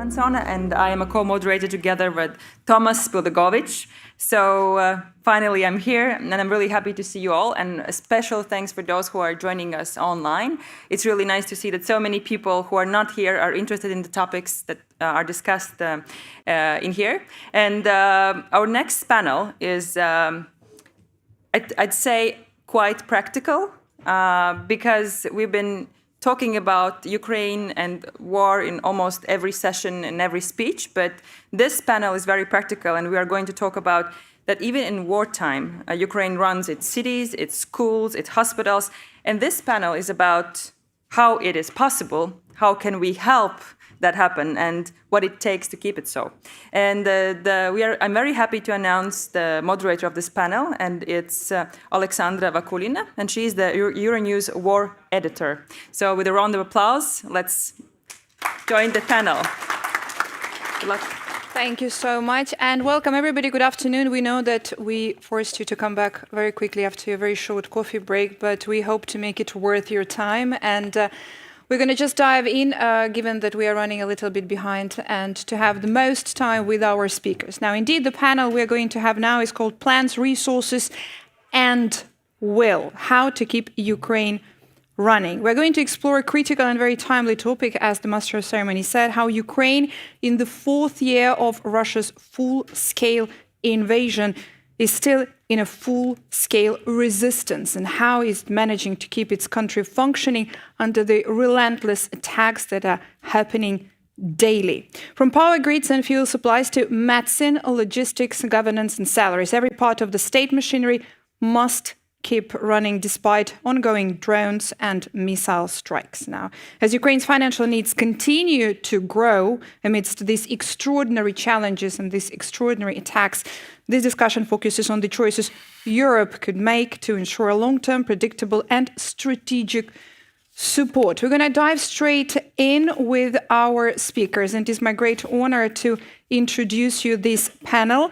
Here with us is Anatoly Kutsevol, Ambassador of Ukraine to Latvia, Mati Masikas, Managing Director for Europe and Central Asia at the European External Action Service. Thank you. John Swartz, Legal Advisor and General Counsel at NATO. Thank you. And Colin Smith, International and Defense Researcher at RAND. Great having you. Thank you very much for making it happen. We will try to have the opportunity for to open the floor to your questions, so please prepare them, and I'm going to make sure that we're going to get few questions from the audience. Let's go straight in, and Ambassador, let me start with you. The big question, and something that we announced at the topic of this meeting: how is Ukraine managing to keep running all the services and everything, all the daily life, maintaining the functionality and delivering all the essential services, given the daily relentless attacks? And we have seen that the attacks are only intensifying. There were over 800 drones and missiles recently launched just overnight. How is Ukraine managing to keep running? Well, good afternoon to everyone. It's my pleasure to be today one of the speakers of this really important and timely conference, given the fact of upcoming challenges both for Europe and ongoing war for Ukraine, and the global challenges for Western against another side of this war countries. First of all, it's a real interesting question which I ask myself as well. How can we actually keep going?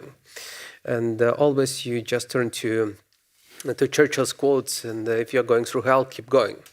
And probably this is the same meaning, but in different dimensions, which every Ukrainian understood what to do, and got it personally in his own or her own way. But anyway, for the government, it was a possibility since the beginning of war to continue performing all duties because of synergy of all institutions. First of all, it's unity. Unity between the military, who became the most important part of the society to protect. Second one is responsibility of society, is that each serviceman and servicewoman need to have at least 10 volunteers to help running the war.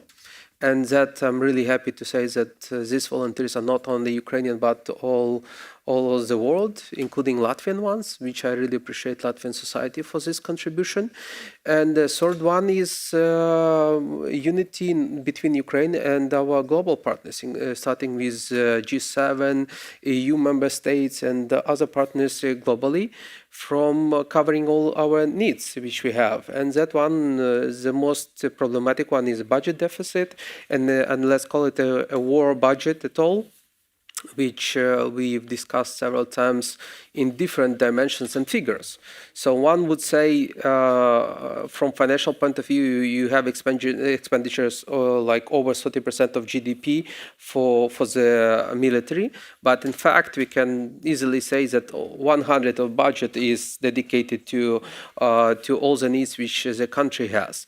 And you absolutely rightly mentioned that we have permanent shellings and as well as drones flying over territory of Ukraine. And the consequences of these strikes is something which the government has to also to deal with, and our partners have to deal with.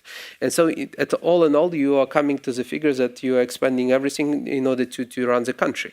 And luckily us, we are doing it more than 3.5 years. We are around 4th year anniversary, and happily to say that this kind of example is a good example for other countries to follow. So it's not possible that you will be relying only on your state doing everything instead of you. So my key point here is society is a key responsible for governing the state. Let me ask you, because Ambassador mentioned now Ukraine's partners and of course the importance of that, and the European Union is at the forefront of supporting. Mr. Masikas, let me ask you, how is the European External Action Service helped Ukraine to stabilize and adapt some of these essential services, as Ambassador has mentioned now? And what lessons from the EU support initiatives can be applied to further enhance this resilience?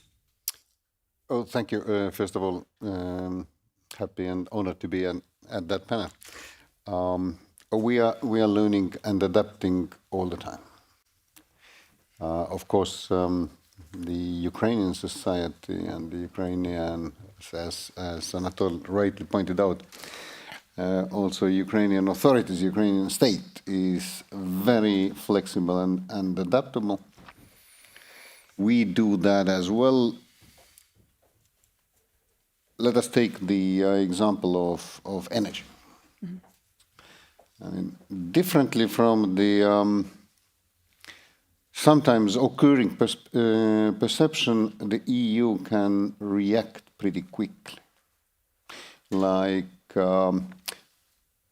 beginning of this year, Russia created a massive energy crisis in Moldova. In the run-up to the elections, thinking that the EU will not be able to come to help. We did, and it was managed well.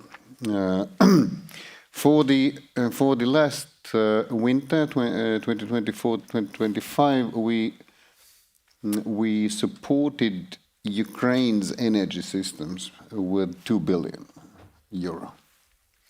For the upcoming winter, we have mobilized 800 million. We know it's not enough. We are working on more, and the High Representative for the Common Foreign and Security Policy, Kaja Kallas, is representing the EU at the G7 plus so-called Energy Rammstein. So intense work is ongoing there. At the moment, we estimate a 400 million gap, which we are determined to fulfill. There are other ways too. We are working with the international financial institutions also to provide financing to companies, Ukrainian energy companies.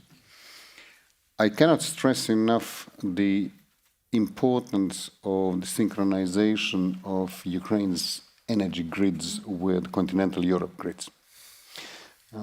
Just like every Ukrainian remembers where he or she was in the morning of 24th of February 2022, everybody from the field of energy in Ukraine remembers where he or she was 14th of March 2022, when Ukraine's energy grids were synchronized, and that has helped us to provide electricity, and at better times it has also helped us, Ukraine, to export electricity to the European Union. In that field, also the physical protection of the energy infrastructure, plain and simple air defense, is also something that is very, very important. And also, this horrible war has made clear the point of also the need to decentralize Ukraine's energy production, including in the field of renewables, and that is proceeding well too, again with our assistance. Thank you. John, what's your take on this from your perspective, from NATO perspective? So, firstly, thank you very much for the invitation. It's great to be here. I mean, I've been sort of asked to say a word really on how NATO looks at the sort of legal and escalatory risks associated with providing assistance to Ukraine. I think the first thing to say is that it's very clear from an international law perspective that there's nothing legally problematic with providing assistance to Ukraine. It's the victim of blatant aggression.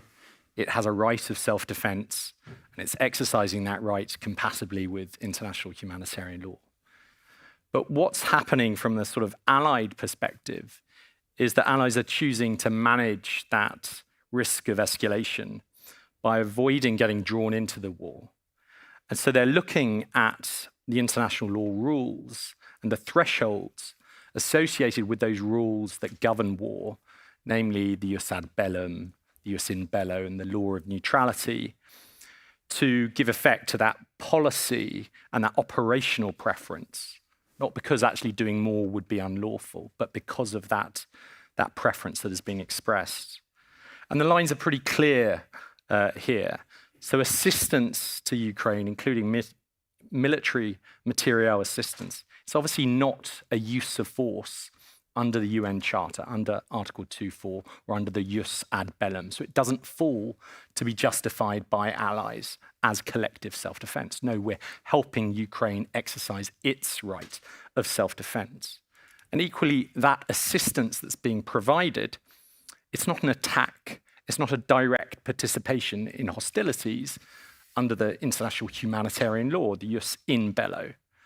And then finally, that old body of law, the law of neutrality, which formerly had it that third states must treat belligerents impartially. That's clearly not right in an era of the UN Charter and the prohibition of aggression. We can't be expected to treat unlawful aggressors impartially in the same way as we would treat their victims. So those are the broad lines that we're navigating. Thank you. Thank you. Colin, what's your take on it? If we are to kind of set the scene and to get your view on Ukraine managing the resources that are rather limited because of the relentless and daily attacks. Sure. First, I just want to say thank you to Yanis and to Lato for inviting me and including me on this distinguished conference. I think you got to look at logistically what they've been able to do is quite impressive. Starting out at the beginning of the war, I think Ukraine early on figured out that they had to integrate the civil-military logistics connection, that it just couldn't be separate. And so that was something that started almost immediately, and that did help facilitate as they were going through. The other is dual-use planning. So how are they using their transport assets, their rail networks to both move civil and military, and then prioritize those needs based on whether it was military or whether it was civilian. And I think, as the ambassador already alluded, the meshing of those two things helped, opposed to it being separate, where the military needed this and then civilian needed this. And instead of competing for those resources, they were able to figure out how to do that. And I think that's something just broadly as a way for resilience is something that has to be practiced more than just what's in Ukraine. I think the other thing that, as I watched and all the partner nations that were donating all this equipment, the fact that they were able to amazingly use their ingenuity to repair and maintain so many different sets of equipment. It's not like every country donated the same thing. There wasn't 2,000 BMWs going there, and so you just had a bunch of BMW mechanics or something to fix. No, you had howitzers from 5 or 6 different countries that were different types of howitzers, different types of tanks, all this different equipment that some, I'm not going to say seamlessly, they were able to integrate, but the fact that they were able to keep that going with the partner help, I think contributed to their ability to keep fighting. And then as time has gone on, obviously there's parts challenges with that, and so they've been able to now selectively go, no, these systems work for us, and then the partners and allies are responding to that. So not necessarily sending this piece of equipment, going with what Ukraine needs most. And I think the last thing, and this is more on the tactical level, is what the military has been able to do is they realized pretty quickly they had to decentralize their nodes of logistics. Because if you look at how the U.S. fought in Iraq, fought in Afghanistan, you build the Iron Mountain of stuff. Well, nowadays that's just a target. Precision munitions has made being able to do logistics that much more difficult on both sides of the war. And the longer range precisions, and now you have drones that are constantly flying, going after critical munitions places. Where are those logistics nodes? So Ukraine has, in some ways, masterfully been able to try and disperse those, hide them, because how else, given in an era where you have drones and satellites, you're still able to keep feeding and supplying hundreds of thousands of troops, and keeping those supply lines open, I think, has been pretty remarkable. So that's again, in the other aspect of it, but still the aspect of adaptability and decentralization that in this kind of, it looks like a different aspect, but not really, because of course of the interconnectedness. Ambassador, let me ask you, there's one more thing about some of the mechanisms of some of the adaptability is that when it comes to Ukraine running its services and also reconstructing the impact and the damage of Russia's attacks, the rather unusual thing for this is that Ukraine is not waiting for the end of it. The reconstruction efforts and the adaptability, they start immediately. Well, first of all, I would like to also give you comments on adaptability, and then what Matti also shared. It's clearly understandable that it's not only about military anymore. It's you have to run everything at the same time. And that's the biggest challenge ever for everyone who is working in the team. So sometimes the mining teams are working on energy infrastructure because it's not possible to move ahead, because before that you need to clear out the area.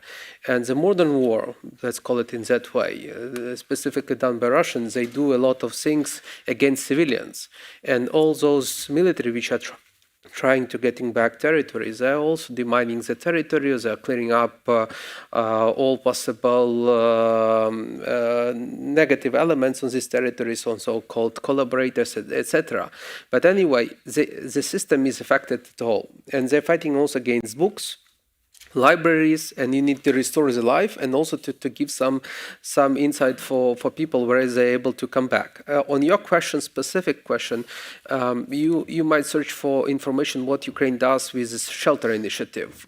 We all know about really good examples of shelters being built in Finland or shelters being built in Switzerland, but what does right now Ukraine is something in a new approach with limited resources. So you try to reset up educational system because you cannot do anything within 3.5 years of war without people living in this area and contributing to economy. Without contribution to economy, it's not possible to run the state and to help the military. And that is linked also not only to labor, but also to people, families and kids who might live on this territory. So in one of the cities like Zaporizhia, which is near to the front line, they started to construct underground schools.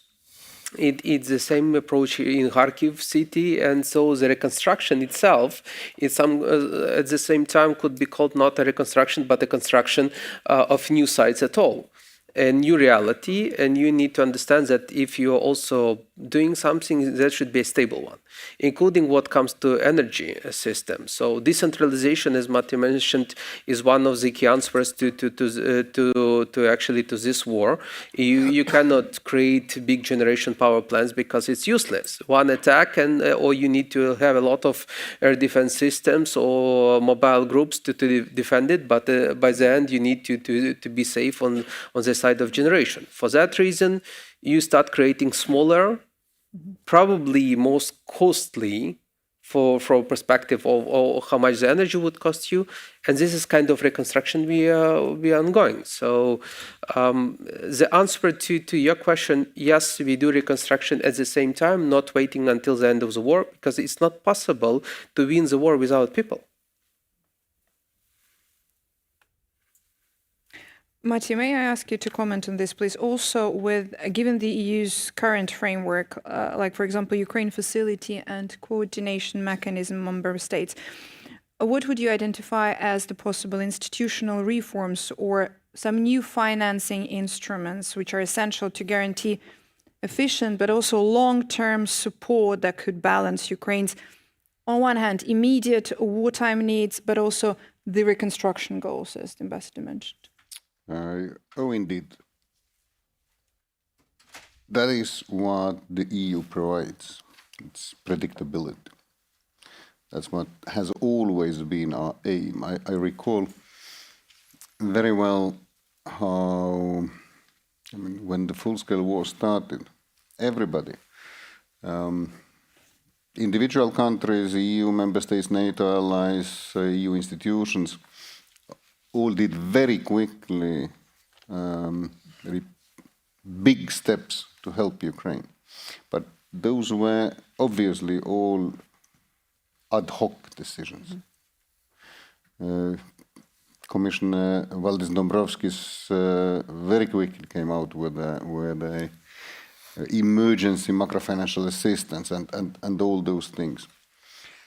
But when it was clear that this war will last, and it was clear at the latest, maybe in early summer 2022, the need for more predictable, more long-term solutions was clear.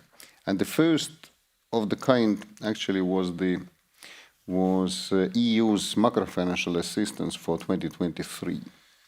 18 billion. I remember very well how it came into being. That was in September. President von der Leyen visited Kiev, and actually there were pretty heated discussions among the member states ongoing on the 2022 macro-financial assistance.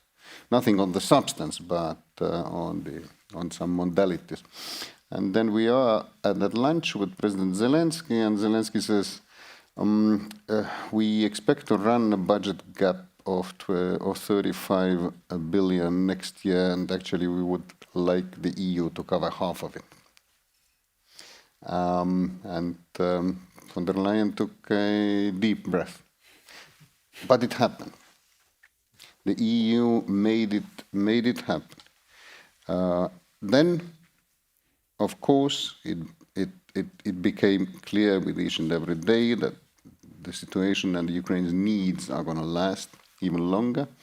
Then the next year, 2023, the Ukraine facility, meaning a special fund of 50 billion euro, was set up to cover Ukraine's needs for the years of 2024 to 2027 until the end of the current EU budgetary period, and that again further expanded this predictability that we want to give. It is, as most EU money, it is conditional. It is conditioned against specific reforms that Ukraine is doing. But those reforms are not only to make Ukraine a better country or a better place, but also to bring Ukraine into the EU shape. Mm-hmm. to make EU compatible with the EU legislation that every candidate country must do anyway. So all in all, until today, since the start of the full-scale war, the European Union and its member states have supported Ukraine with 177 billion euro, of which 65 billion is military assistance. With that, we have become the biggest military donor to Ukraine too.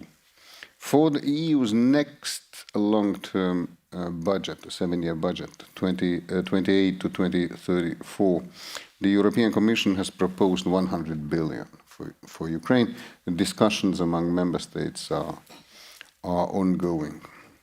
For the years, for the coming years, you know very well that discussions on the reparation loan are ongoing, or the preparations to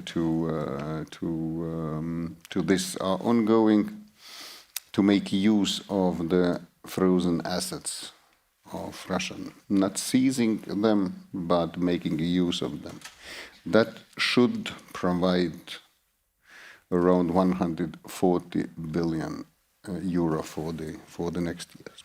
So what we really are aiming at here, and I would say with some success, is to give Ukraine the predictability.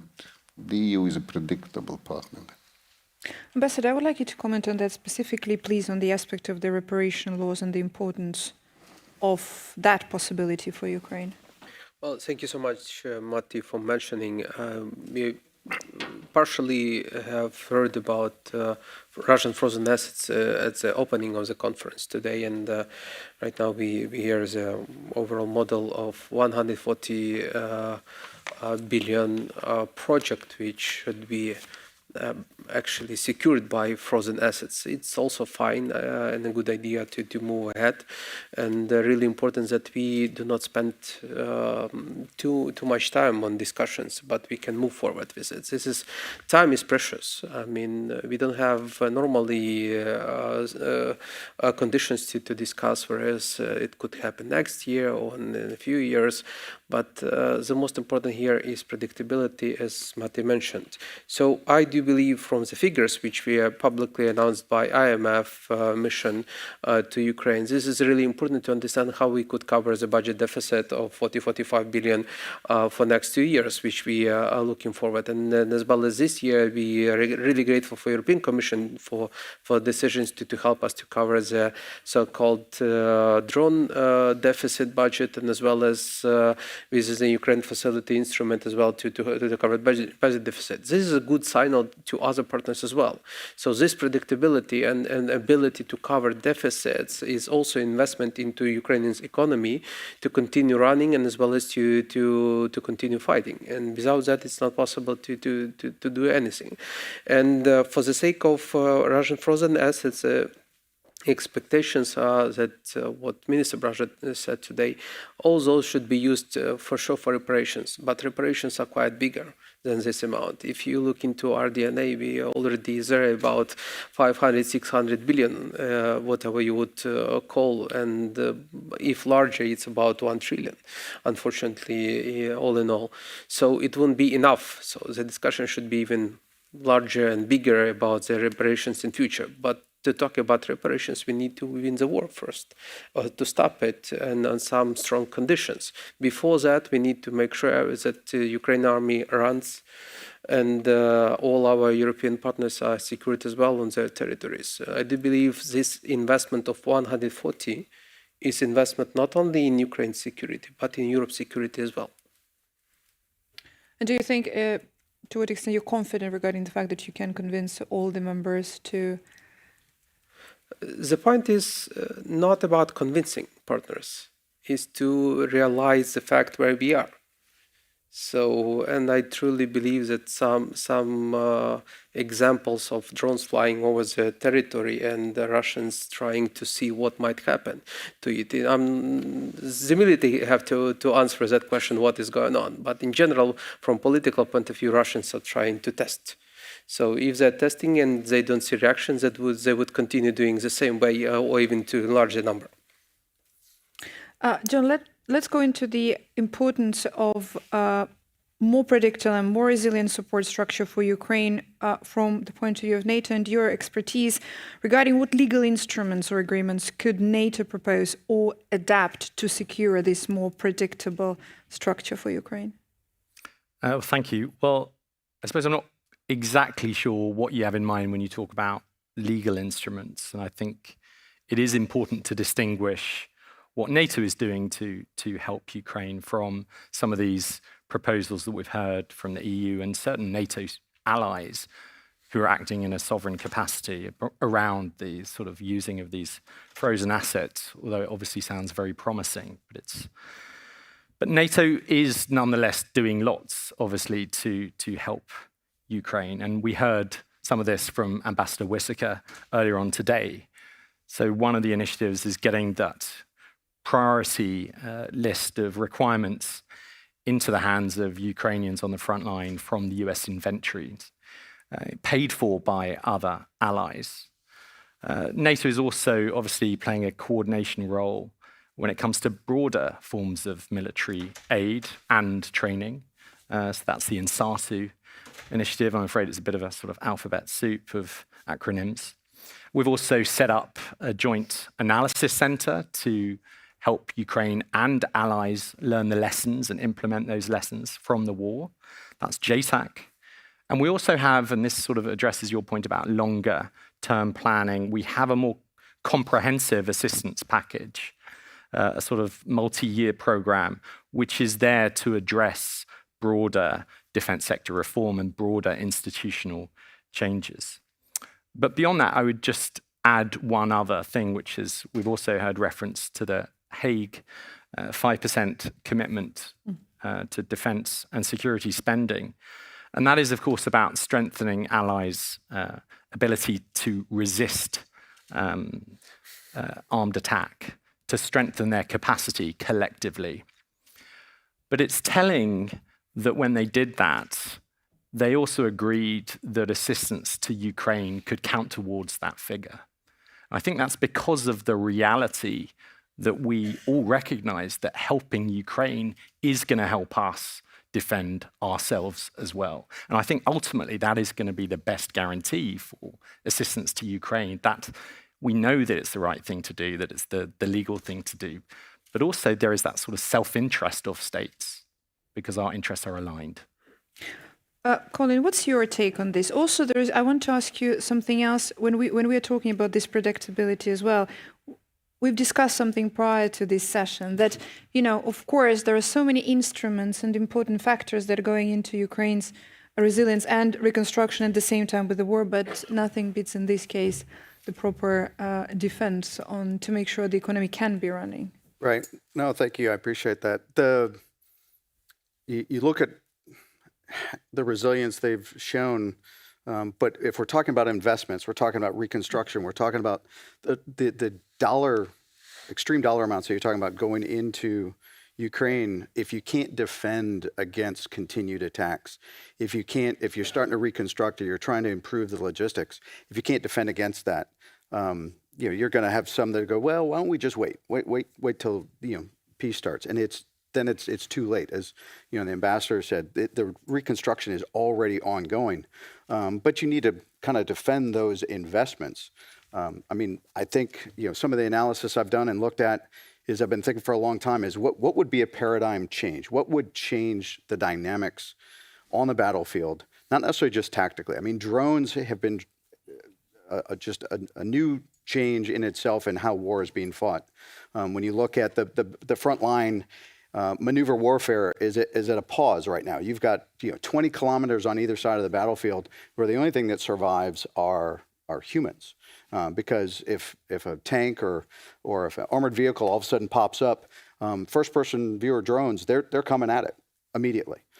So maneuver on the battlefield is kind of at stalemate.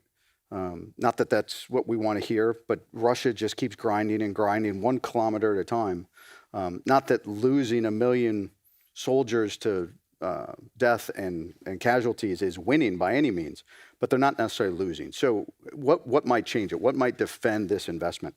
And I think it's been mentioned before, but the only thing that keeps coming back in my mind is like a no-fly zone. How do you create a bubble, a defense over Kyiv, not necessarily over the front lines, because then you run into all the problems with NATO. You don't want to start a war that is necessarily, all the arguments were made before. I don't need to relitigate those that started in 2022 when Ukraine was asking for a no-fly zone. So how do you create something that's different? How do you get South Koreans flying, Australians flying, Japanese flying? It's kind of a coalition, a new kind of no-fly zone to create that defensive bubble. And as was talked about in the first panel, all those allies that would be participating. This wouldn't be a NATO no-fly zone. It's a coalition no-fly zone. And what that then does is protects the civilian population. It protects the critical infrastructure. All the things that we're talking about need to be improved upon or rebuilt, but you can't do that without something. And so, maybe now with President Trump finally saying that, there is the chance for Ukraine to win. So what might be that paradigm change? So that would be kind of an idea I would just throw out there. I know even Admiral Stavridis, former SACEUR, referenced it just several days ago. He referenced it in the NATO context. I'm kind of removing the NATO aspect of it because I don't want to give a narrative to Russia that says, see, this is what we've been saying all along. NATO, this is just the first phase. Then they're going to start shooting down planes, and then it's just an invasion. No, I want to kind of take that narrative off the table and make it a coalition narrative. Ambassador, what do you think of this idea? Of no-fly zone. Of no-fly zone, closing the sky to protect investment, including the investment, yeah. Well, the best investment in creating the no-fly zone is to create enough air defense systems in Ukraine and to control the area by Ukrainians. This is the first one. All the rockets which you see and on daily basis you can see how they are flying, from which place they're actually flying. So the most important is that you use all possibilities to shut them immediately, not to wait until they get to the western part of Ukraine.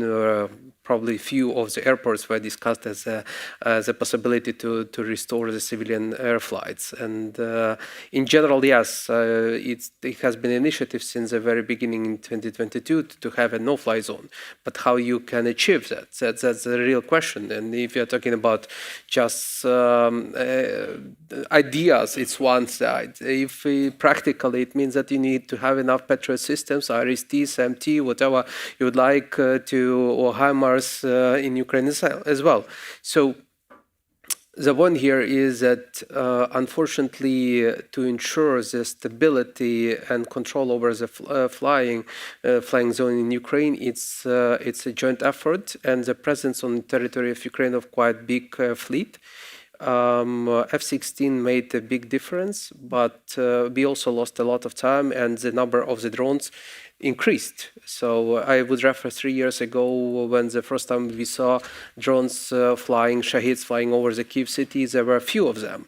And the tactics to shut them down was totally different to what some of the colleagues present here in this hall, they witnessed it this year in 2025. It's not that easy. They are modernized and you have to use different technology. So it's a quite important run to have technologies that are based in Ukraine, but also to have enough of them. It's not only about discussions. If there was a peace deal, yes, but unfortunately we are in states that we need still to fight against the elements. No one can secure the civilian flights in such conditions, and especially if 2.5 minutes are needed to get to the western side of Ukraine and airport. So what kind of flight can have guarantees for the passengers to be on board? Yeah, we heard earlier in the summer in Rome from President Zelensky that Russia is planning to launch 1,000 drones against Ukraine per day. So these are the levels that the way it's been increased and intensified. We're going to go towards some sort of conclusions before we'd like to open the floor for the audience. And one of the key questions for this session was whether the Europeans have fully grasped the strategic importance and consequences of their decision. And Matti, I would like to ask you on this question, because you've spent, of course, so much time and effort on Ukraine and on advocating and supporting Ukraine, if I may. From the perspective of the EU diplomacy and external action, how well do you think European policymakers understand the strategic stakes when it comes to their decisions on Ukraine? Oh, we do. We do. I mean, look at the. I could list at least a dozen decisions that would have been unimaginable before the start of the full-scale war. And I start with the most important one.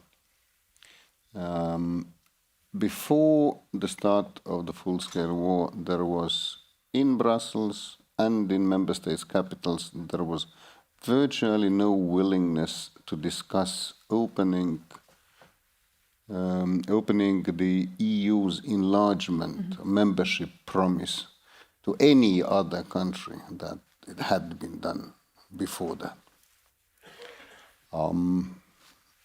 Then, in the fifth day of the full-scale war, President Zelensky, in very dramatic circumstances, signed the application to join, sent it over to Brussels, and the EU promised the membership. And also with that, Ukraine opened the door for Moldova and Georgia and actually re-energized the whole EU's enlargement policy. The decisions on military assistance, financial, trade preferences, humanitarian, all that are groundbreaking, have been groundbreaking. And with that, of course, you ask whether we really grasp the importance of the situation. With those decisions, with those policies, the EU already guarantees much of Ukraine's security, with helping Ukraine to withstand and offering the perspective too. If you ask about the money, the EU member states' average defense expenditure are 2.1% today. There is a clear understanding. Should Ukraine lose, which will not happen, should Ukraine lose, it will have to double, triple, quadruple. So the importance of the situation, to the need to rise to the occasion is very well internalized. Do you think there is even more of understanding and more of this grasping since we've seen the drone incursions into the European NATO member countries recently? I mean, things do, there is a bit of a different perspective once you have the drones spotted over Munich or Copenhagen or even in Belgium. True. Still, I come myself from Estonia, and I think I can say that for the Estonian public, it is pretty much our war. Yeah. We feel that too. We feel, in a way, to be at war too. Not in all EU countries, maybe, fully like that. But it's coming closer to home, indeed. So you think it is coming? Because, of course, I don't want to kind of, put a wedge between eastern part of it with a better understanding, given the closest to the borders with Russia and Belarus, given the situation and Russia's full-scale invasion and Belarus' involvement in Russia's war against Ukraine. And yet, indeed, we've seen some reaction, Colin, with the drones flying recently, as we discussed, Munich, Copenhagen, Belgium. That changes the perspective regarding what is at stake. Geography matters, of course. Yes. But it matters less and less in today's world. So it's the realization is sinking in. Thank you, Joan. What's what's your take on this when it comes to what kind of consequences might Europe face from their action, or sometimes lack of their actions in supporting Ukraine? And how does NATO advise European leaders to balance the risks when framing some of the policy decisions?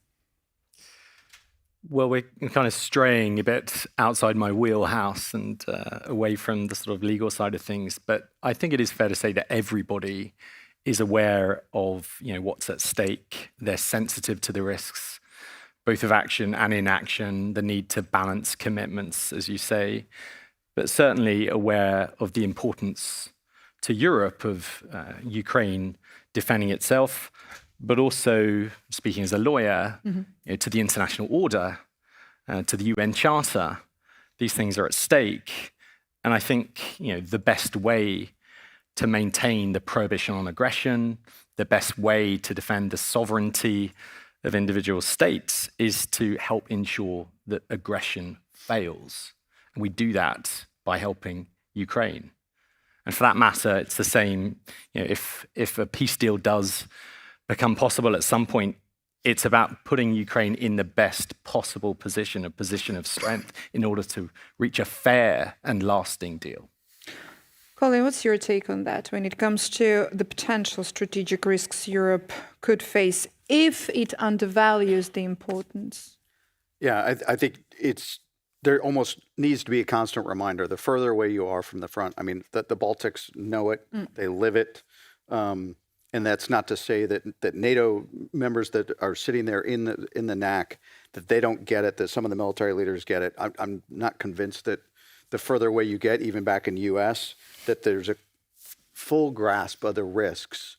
And so to remind what the risks are of, Russian territorial expansion, military forward basing, what would come next if we didn't win the war? What about erosion of NATO and EU credibility? I mean, that has to be front and first and foremost looking at that credibility, because that's what Russia wants. Russia wants to fragment Europe. Russia wants to fragment NATO. Anything Russia can do to drive a wedge in whatever it is, they're going to keep looking for wherever there could be a fissure. And so that credibility has to be front and center. And I think it is amongst military leaders. I think it is amongst most of the political military leaders. I'm not necessarily convinced, but I don't live in Europe. And so I can say, though, but back in the US, it's it's not on the news every day. And so you do kind of lose track of that. I think the other risk is the rise in future conflict costs, as Matti just said.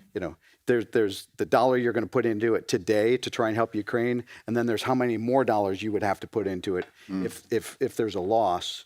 I think Matti framed it perfectly.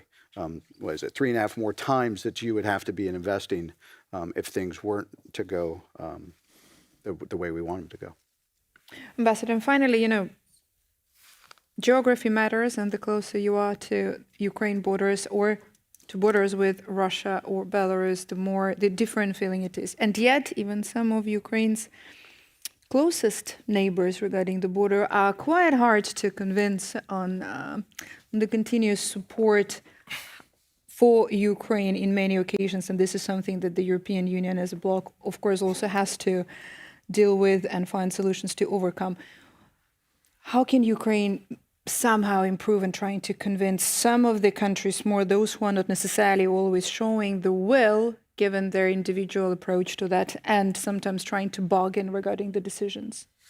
Well, first of all, that's a true understanding of the situation, that if you want to help Ukraine today, that would cost you a lot tomorrow. And it's not only about few times, sometimes it could be dozens. We started our discussion with the fact how much Ukraine actually spends on the military. So the figure says 31% of the budget, but in fact, as I mentioned, it's almost 100. So because you have interconnected things. things.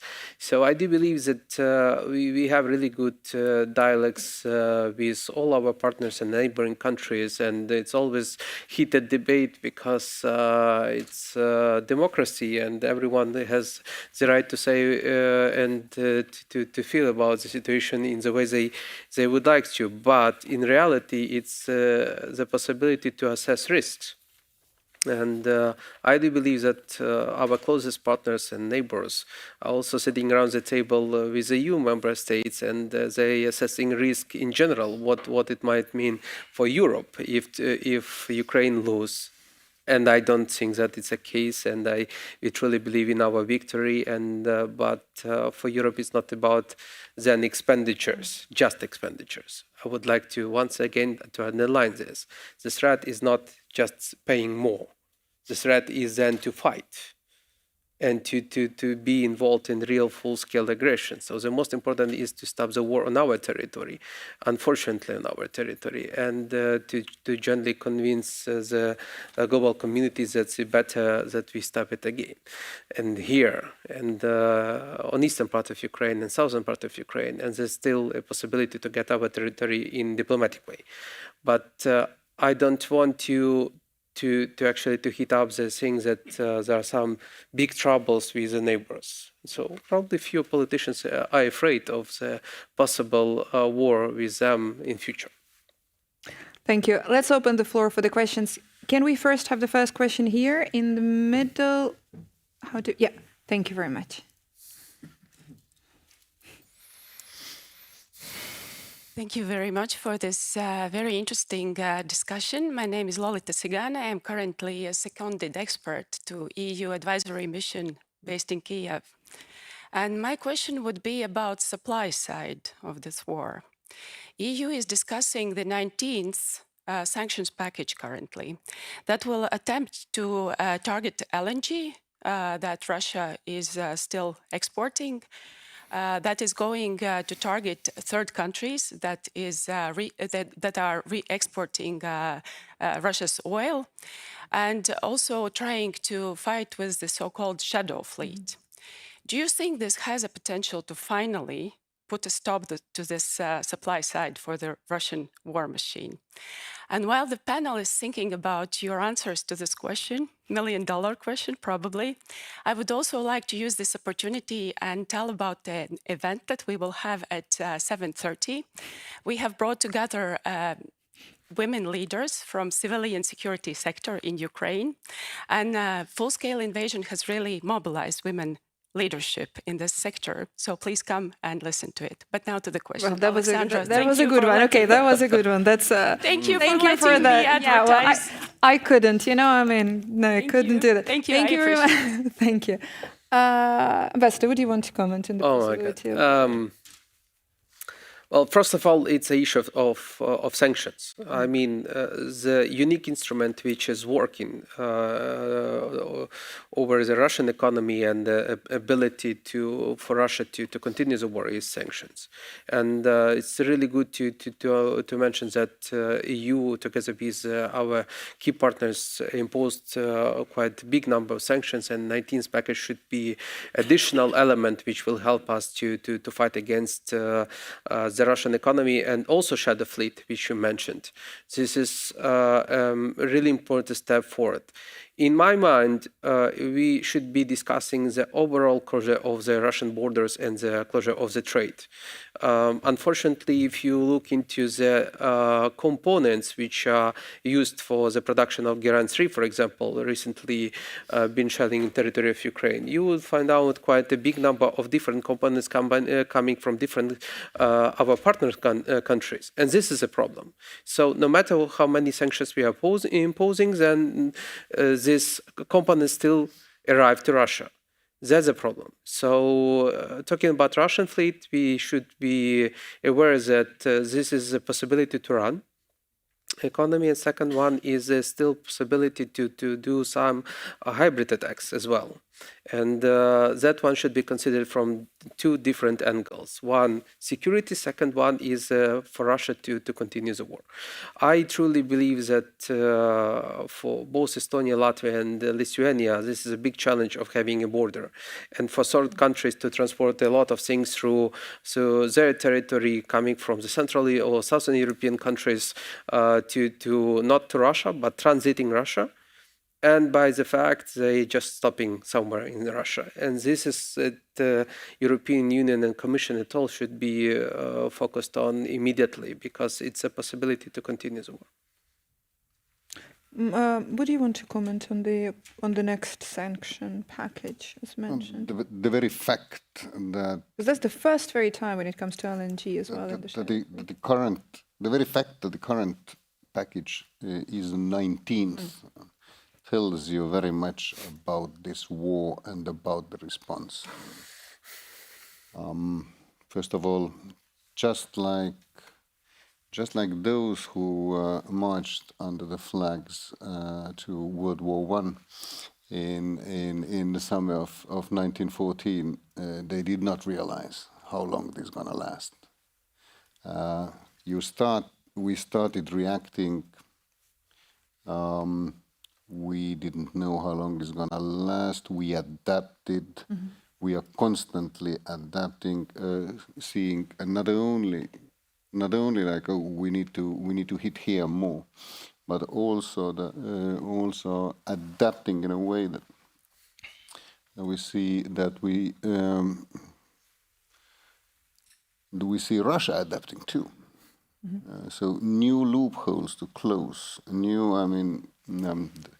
So very much as you may have seen, focusing on cryptocurrencies now. More and more working on the sanctions circumvention, and not entirely without success. You also see that the geographical scope of EU sanctions is widening. We want to close that holds there too. But it is, of course, very much, and the shadow fleet is one example of that. It's a very much a pretty classic game of criminal and the policeman. They are that all the time. The shadow fleet first went under certain flags, and then we started targeting them. Then the flags were changed. Then protection teams were brought onto those vessels, and etc. That also explains why there has been so many packages, and probably will be more. There you have it. Yes, can we have the question here, please? And then I'm going to go there.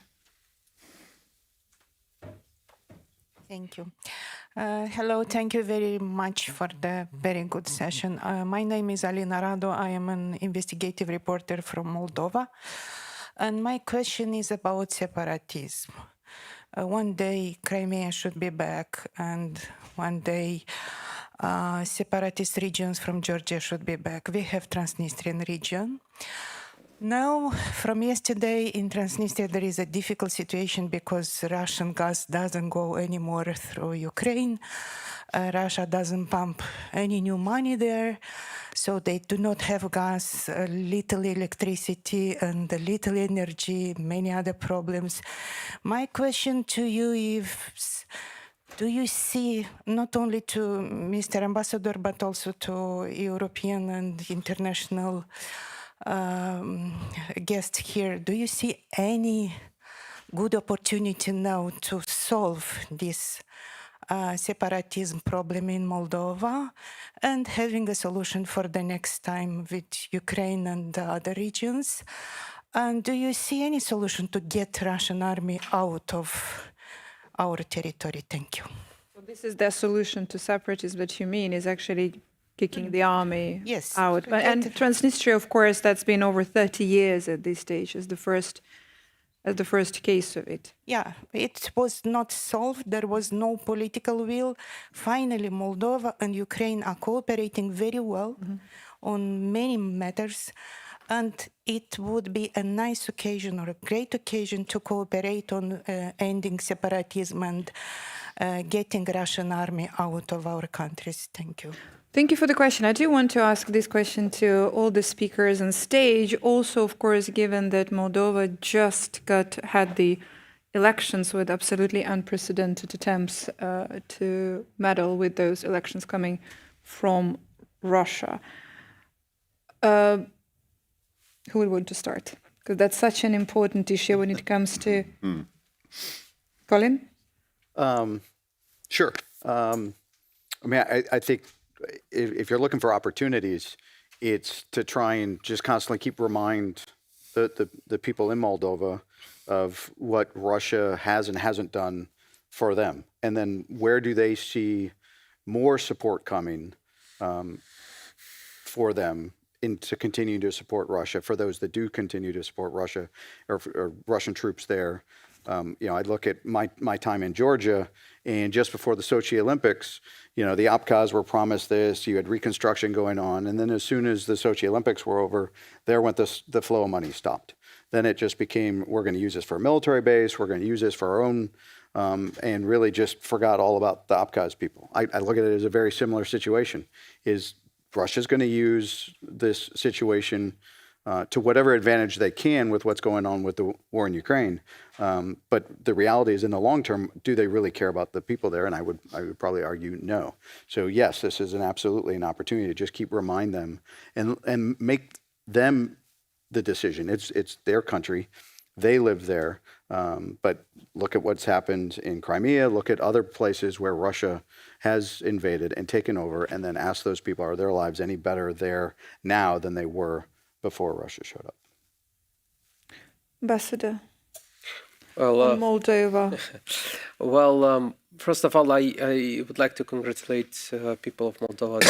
It was a really great elections which they had recently, and I do believe this is an important period of time when you have, together with Ukraine, candidacy to join the European Union, as well as you have once again re-elected president and a new parliament, and you have a quite good European-oriented majority, Western-oriented majority, and this gives you all political preconditions to start your internal discussions.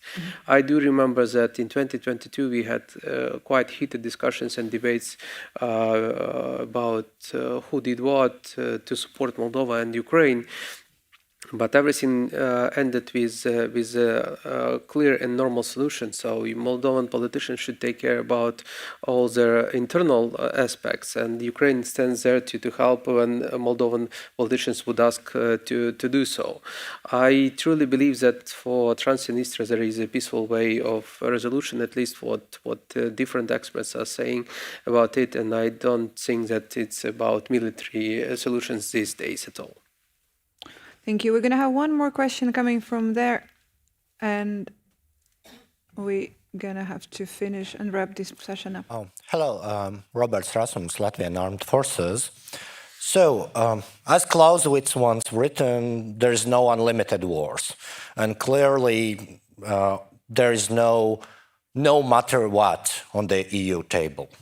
Ergo, there is logical question: if unconditional surrender of Russia is not on the table, what actually is? And I would like to direct this question to Mr. Massikas. You mentioned predictability. From EU perspective, what is EU's task, intent, and what's the most important if we are considering long-term support, expected end state of the war? God, that's a simple one. Ukraine's victory and restoration of its territorial integrity in 1991 borders. Thank you. Dear speakers, would you want to comment on the question? I mean, I know you just gave the line that I absolutely feel like I have to finish the session, but I will still give. Let's do a quick round. Thank you for the answer. Let's do a quick round of all the speakers with your brief concluding thoughts. Colin.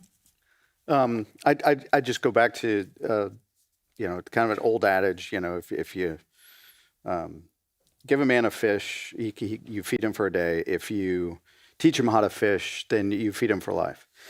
Ukraine doesn't need to learn how to fish. They know how to fish. But we got to help defend them while they're fishing, if you get the analogy. They can take care of themselves and have been for 3.5 years, but they still need support. And they're tired. But you can't mistake being tired for not having a will to fight. And I think that sometimes people look at exhaustion. You hear about the exhaustion, you hear about the populace being exhausted, but that doesn't mean that the will to fight has gone away at all. If anything, it's still, the resolve is there. And so, I use kind of a sports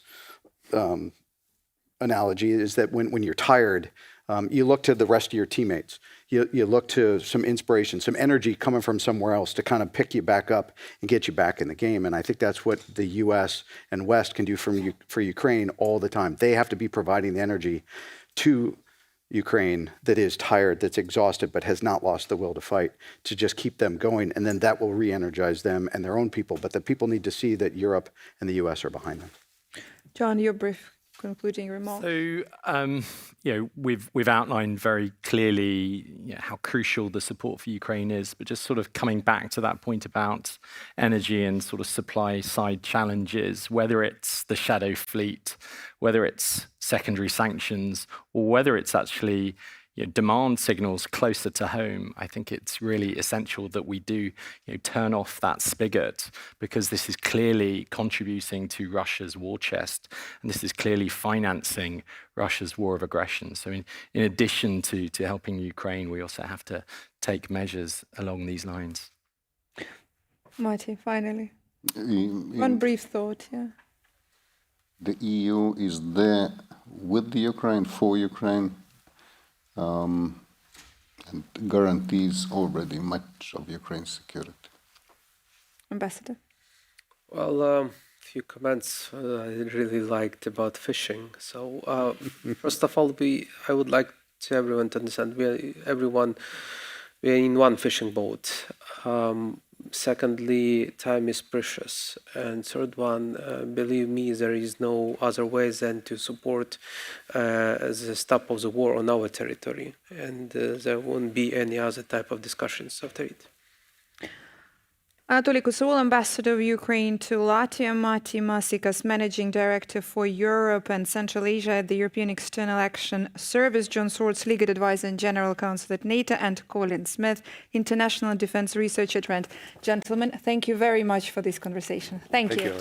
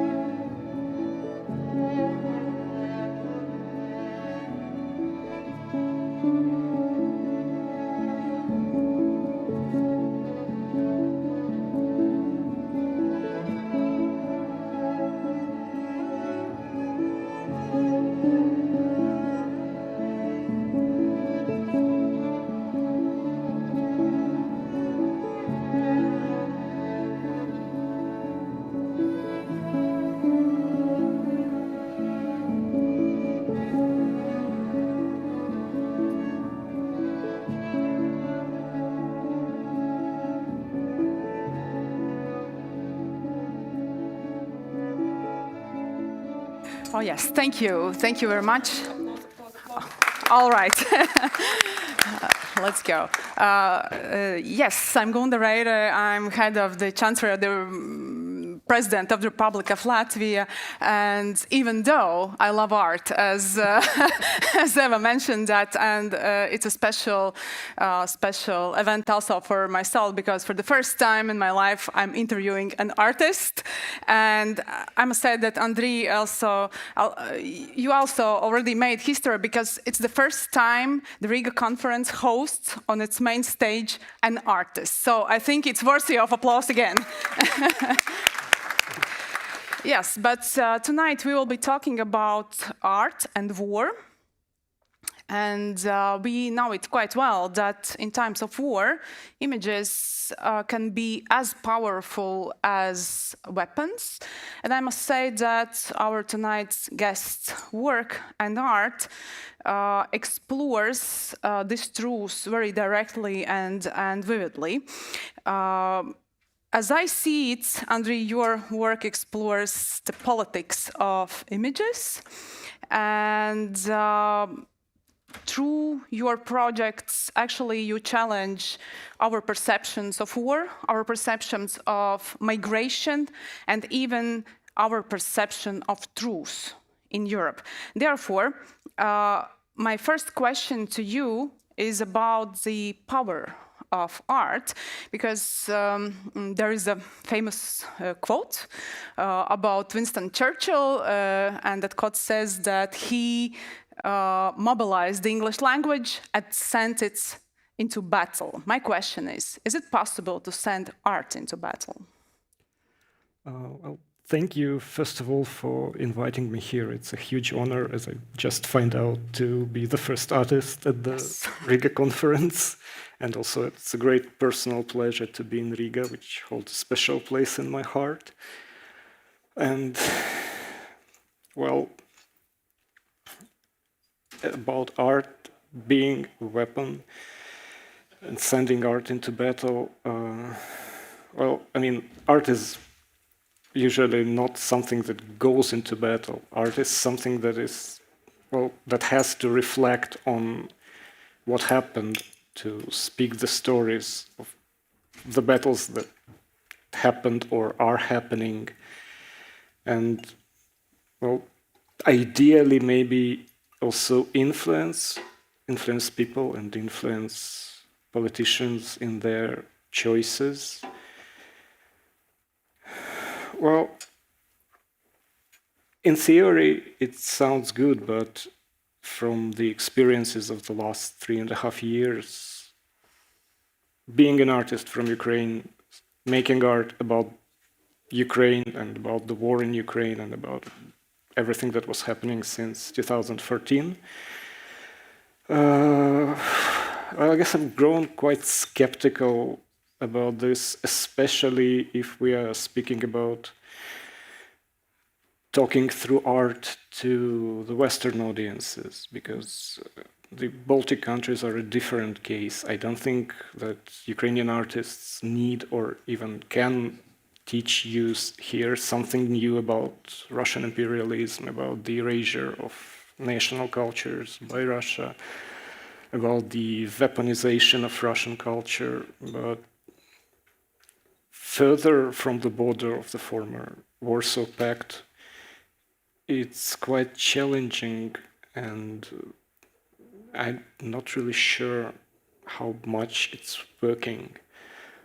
Just last year, when we were opening the Ukrainian pavilion at Venice Biennial, me and the rest of the participants, we had to talk to press a lot, and one of the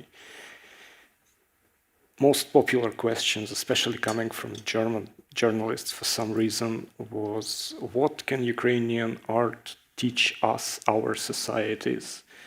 And I'm not sure they liked our responses back then, and now... What did you answer? I'm getting there. Now, more than 3.5 years after the full-scale invasion, I think the question is, what did you learn? We've been speaking all of this time, trying to convey our experiences, our history, our culture. In many universities, it's a time you can get a bachelor's degree. What did you learn? I'm very skeptical about the answer. Andrei, I have a somewhat provocative question in this regard about the European art institutions' readiness and maybe even willingness to, so to say, to confront this political reality and, so to say, the existential urgency of war that Ukraine is facing. And the question is, have you ever faced the situation where actually this reluctance, so to say, attitude is exhibited that let's not politicize the art? Well, first of all, I should mention that in the beginning of the invasion, the immediate response of many European art institutions was very crucial and very helpful with organizing pop-up exhibitions about Ukrainian experiences with Ukrainian artists, with providing artists from Ukraine with emergency residencies. But ever since then, I think they never moved on in the long or middle-term perspective, and this format of immediate response has already exhausted itself completely and kind of became a sort of a ghetto way to make a special program, a special exhibition about Ukrainian experiences, which nobody goes to now, I think. And well, the institutions in Western Europe particularly, I think they failed to kind of move on and see Ukrainian art, Ukrainian culture as something more than related to one particular topic, than to see something beyond the war and the documentation of the war. And I guess the willingness not to politicize unnecessarily was one of the reasons that brought us here. Thank you. And this leads to another question. If the situation is as you picture it, are there any images or stories that actually Europe is missing, therefore, of war? Well, it's a very good question. When we started this conversation a few days ago via emails, I was puzzled at this particular question. I was going through this sort of checklist in my mind, trying to find if anything is missing, if anything hasn't been told already in the past 11 years and past 3.5 years. And Ukrainian artists, writers, movie directors, theater directors, I think they've covered almost everything. They've covered personal experiences, collective experiences, perspectives of civilians, of soldiers, of refugees, of women, children, queers, national minorities, right down to non-human agents, like the perspectives of animals, plants, landscape, and even as Oksana Karpovich did in her movie Intercepted, the perspectives of the occupiers, actually. And then it struck me, and I remembered all those conversations we used to have with Lia Dostleva, the anthropologist from Ukraine, and with Mariana Sadovska, the famous composer living in Cologne. And one perspective that is clearly missing still from the European art scene is the perspective of angry Ukrainians. Anger is one of those emotions that Ukrainians are definitely not allowed to have and show. Oh, actually, we are moving into the field of psychology, what is allowed and what's not if you are regarded as a victim. Yes, as one art critic from New York said about the Ukrainian pavilion last year, I would rather prefer to see traumatized but resilient people.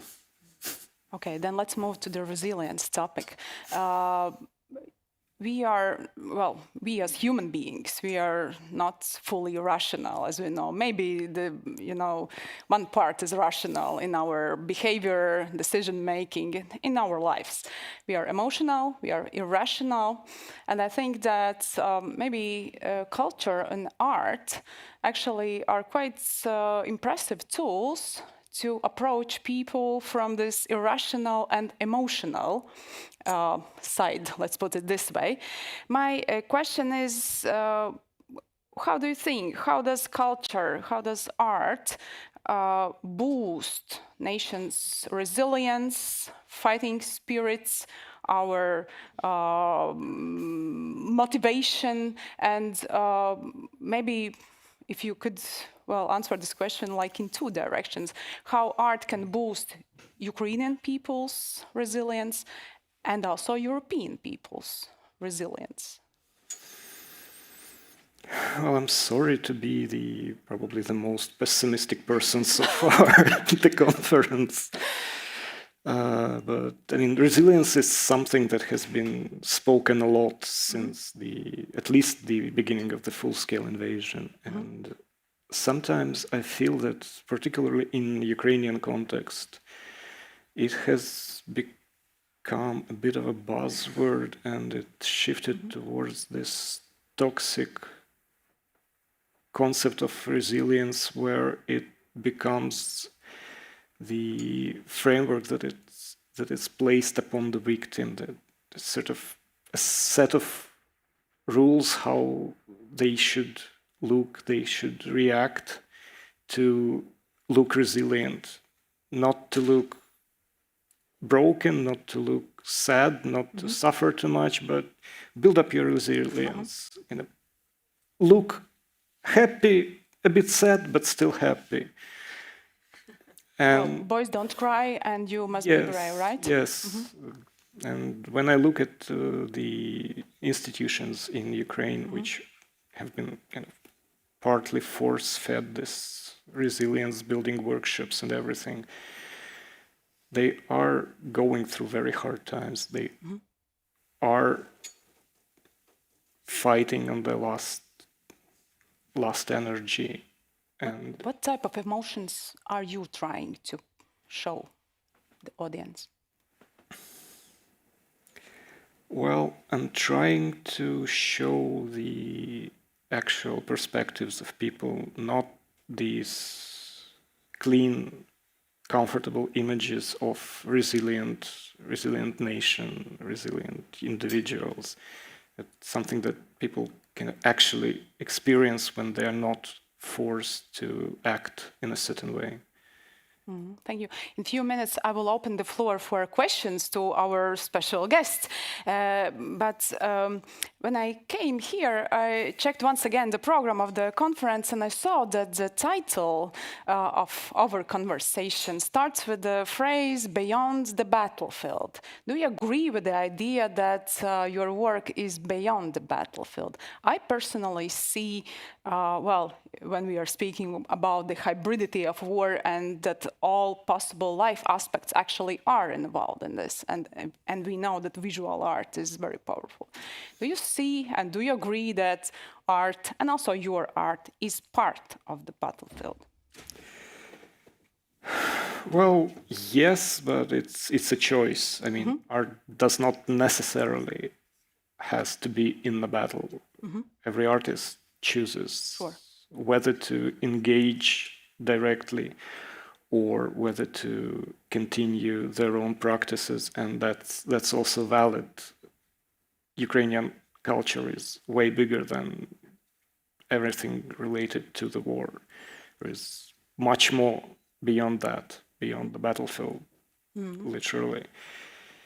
And, well, if you choose to engage as an artist, you can choose any battlefield in front of you. I'm not talking about the literal battlefield, though there are a lot of artists fighting on the front line, and some have died already. Just recently, David Chichkan, a very prominent contemporary artist, unfortunately perished in the battle.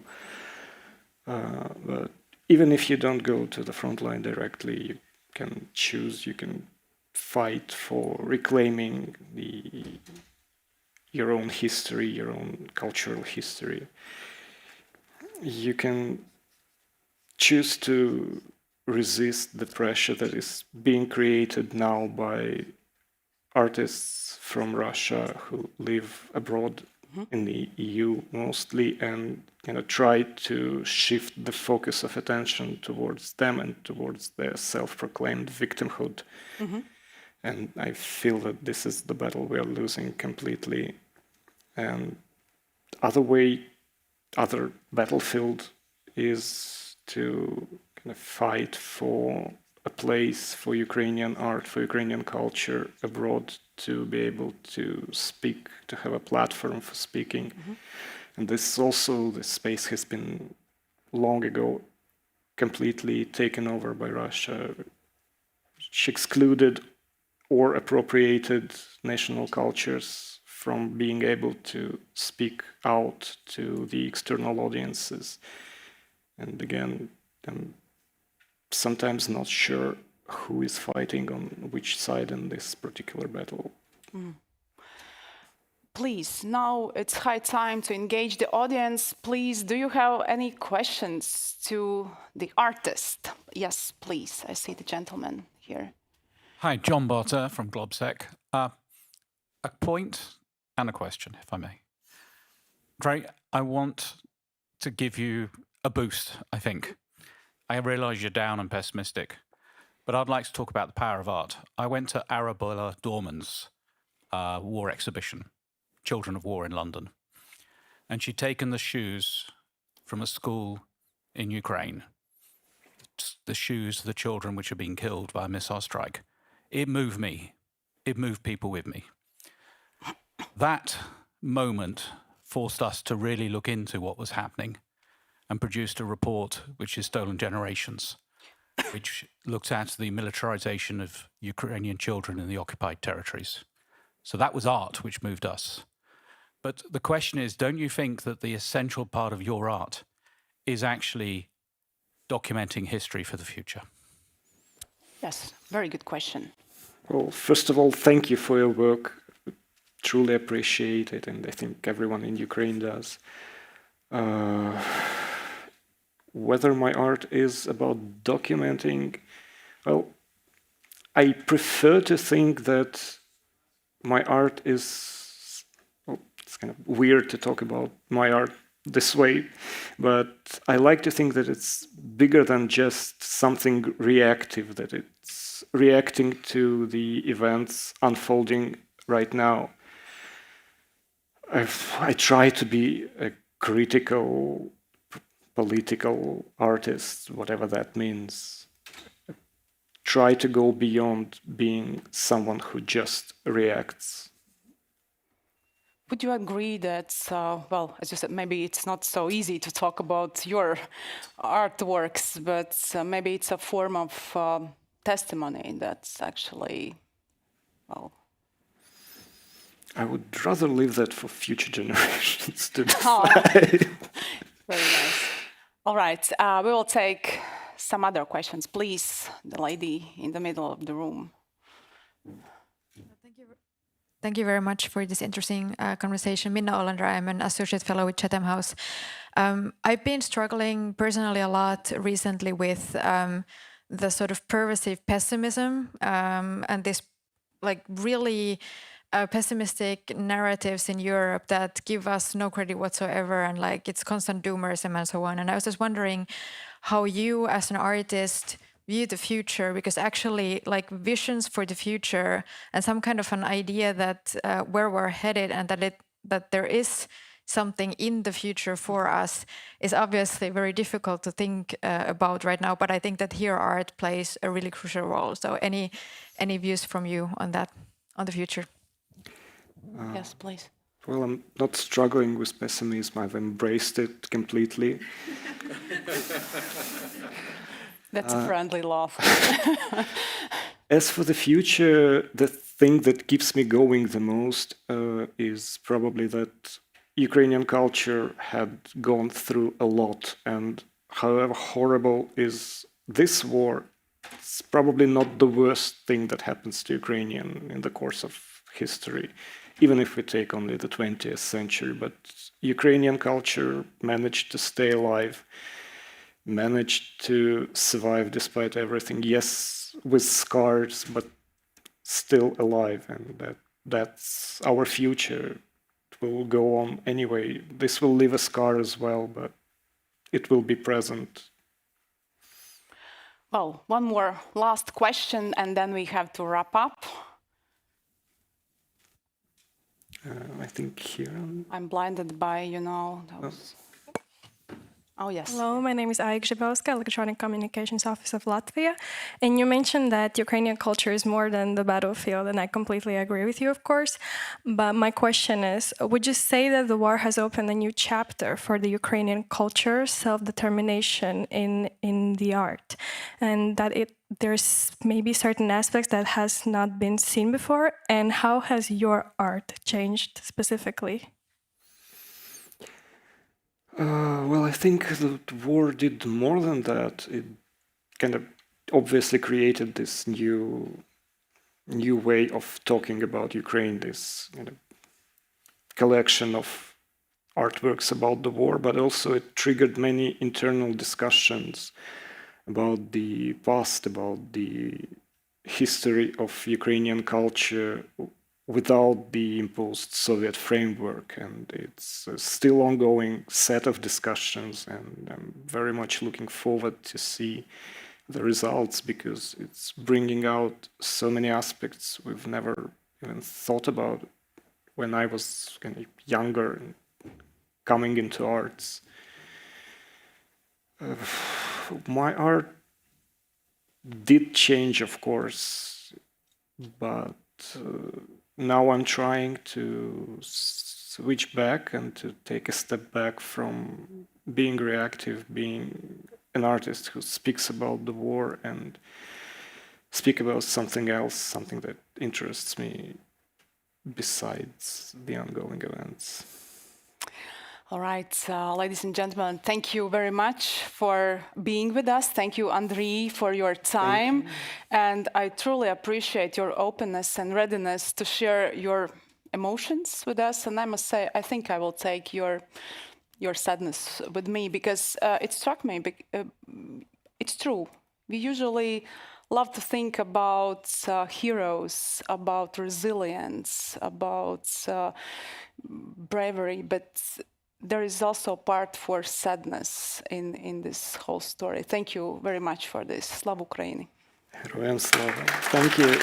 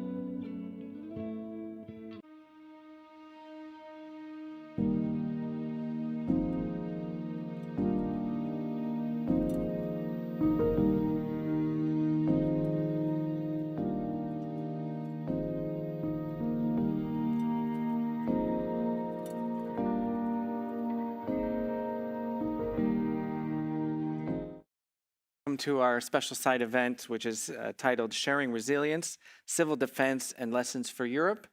We've been talking a lot about hard defense today, military topics, a lot of weapons and financial aspects of defense. But in this session, we're going to talk about something I think that is equally important, and that, of course, is the dimension of civil, the societal dimension, as well as the topic of resilience.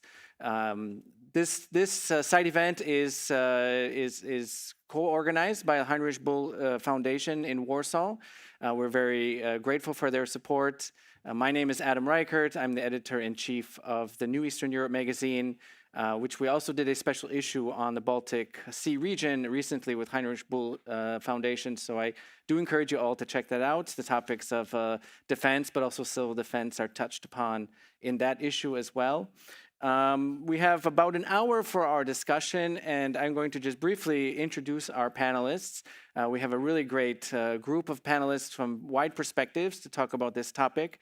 And there are many dimensions that we can focus on. So I think we're going to try to keep to a few important ones that each of our panelists see, but we'll also try to draw out some of the important lessons from each of the perspectives. And of course, I hope that we will have time for some discussion with you as well. So just briefly to my left is Linda Ozola. She's a member of the Riga City Council, also a former member of the Latvian Parliament. Welcome. Thank you. Next is Ambassador Šota Gviniera, who is an expert in national security strategy, NATO integration, hybrid threats, and democratic resilience. He is also a senior fellow at the Delphi Global and at the Economic Policy Research Center, has over 20 years of experience in diplomacy, defense, and international cooperation. Thank you for joining us. And Marta Kubica, who is the Chief Executive Director of the European Leadership Network in the Warsaw office.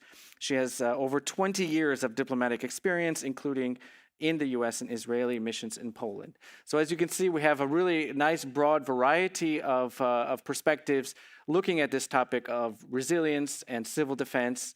And I would like to kind of break it into two parts for the beginning before we go into the Q&A. And the first section is going to be kind of a bit of a kind of setting the stage, an overview discussion of how each of our panelists sees the current aspects of civil defense and resilience. What are the challenges? What are the gaps from their perspectives? And then I will dig in the second round, dig a bit deeper based on their discussions and get into some of the specific topics. And then hopefully we'll have time to interact with you because I'm sure you have some important questions and will help us also draw the conversation.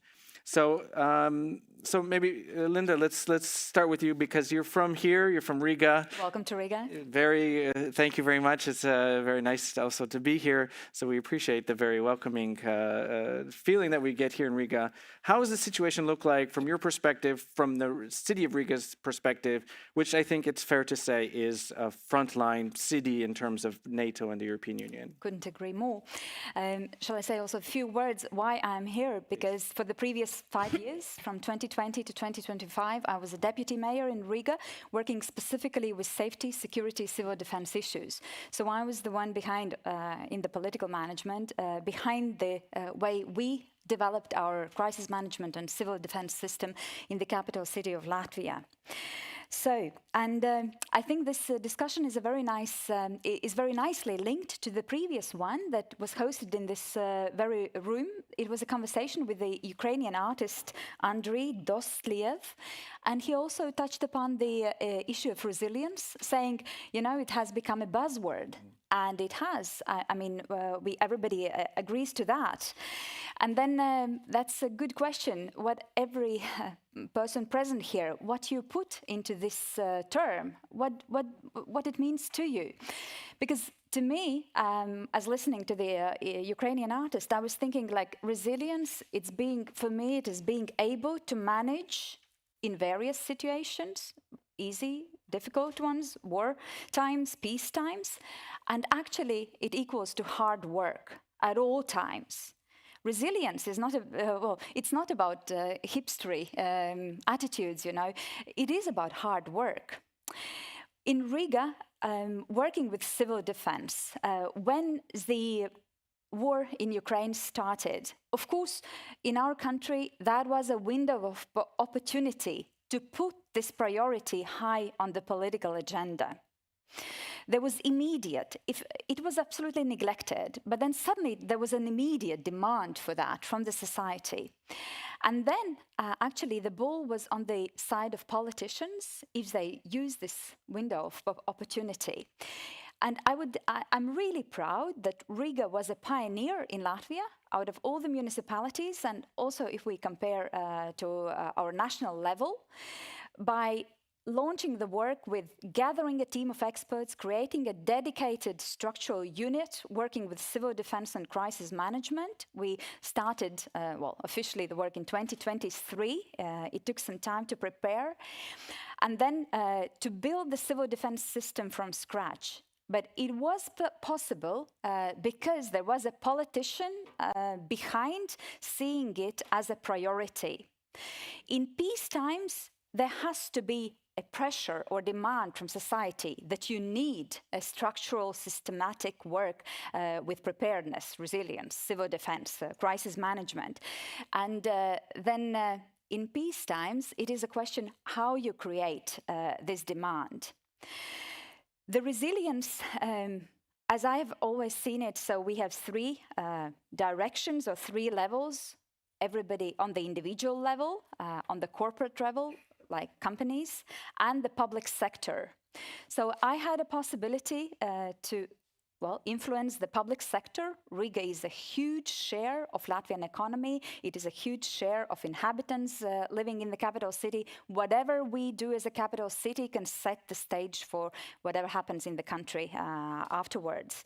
So we really dived into everything that had to be done within the civil defense system, cooperating with the national armed forces, making our municipal services ready for any crisis, ready to cooperate so that they know what to do in a crisis situation, and looking also towards our inhabitants and how to motivate, how to offer information for our inhabitants, but also how to motivate and get them willing to be informed.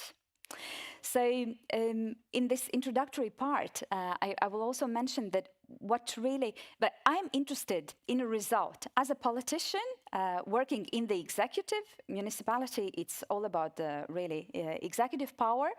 I want to see the result. I want my municipal services be ready for any crisis situation and to know what they have to do in an emergency without the involvement of a politician. And I really want that individuals in our city are also ready and prepare and do their homework. And then our dilemma is, on the one hand, people want to be ready, they want to be informed, they want to be resilient, but you have to use some energy. You have to dedicate some time to learn something, I don't know, to buy some reserves that you need at home. And then how to create this willingness and readiness for people to really invest into it. Because I cannot come from the municipality and just plug in something and say, now you know everything what to do in an emergency. And then the question is, and I hope that this discussion will really also be about it, how to create this demand within the society to prepare for emergencies.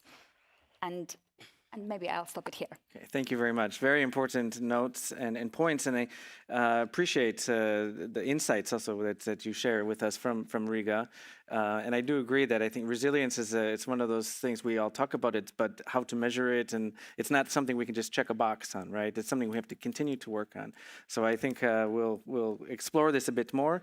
Maybe Marta, I will hand it over to you now for your input. You also had some experience studying the Israeli context, which I think can provide also some lessons for us. So please, Marta. Great, thank you. Hello, everyone. It's really great to be here.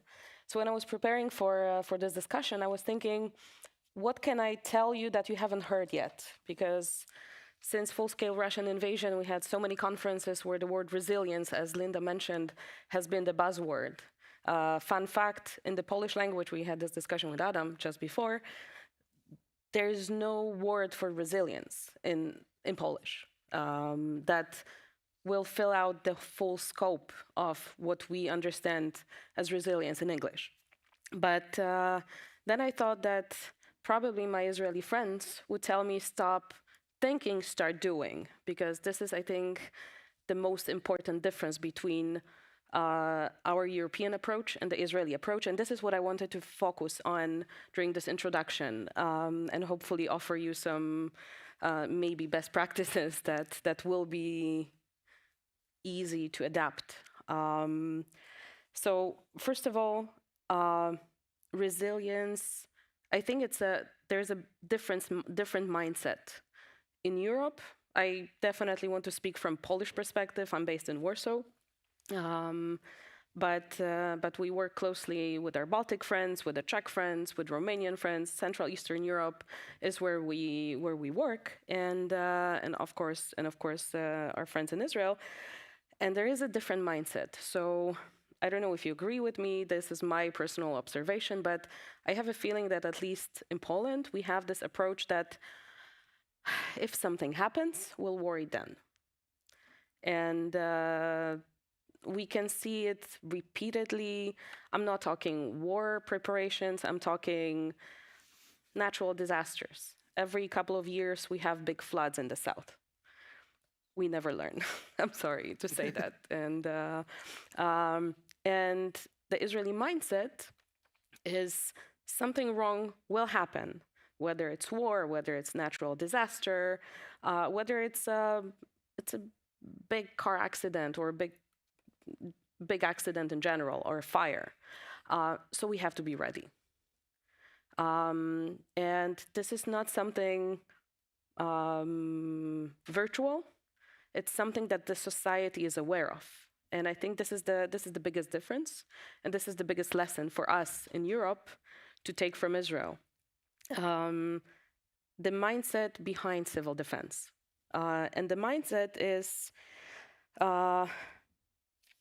and I think this can refer to what Linda said, the biggest challenge is that real security starts with people. It doesn't start with the government. It starts in the bottom with the people, with the society. And if people have the mindset of and a sense of shared responsibility, then it's easier to conduct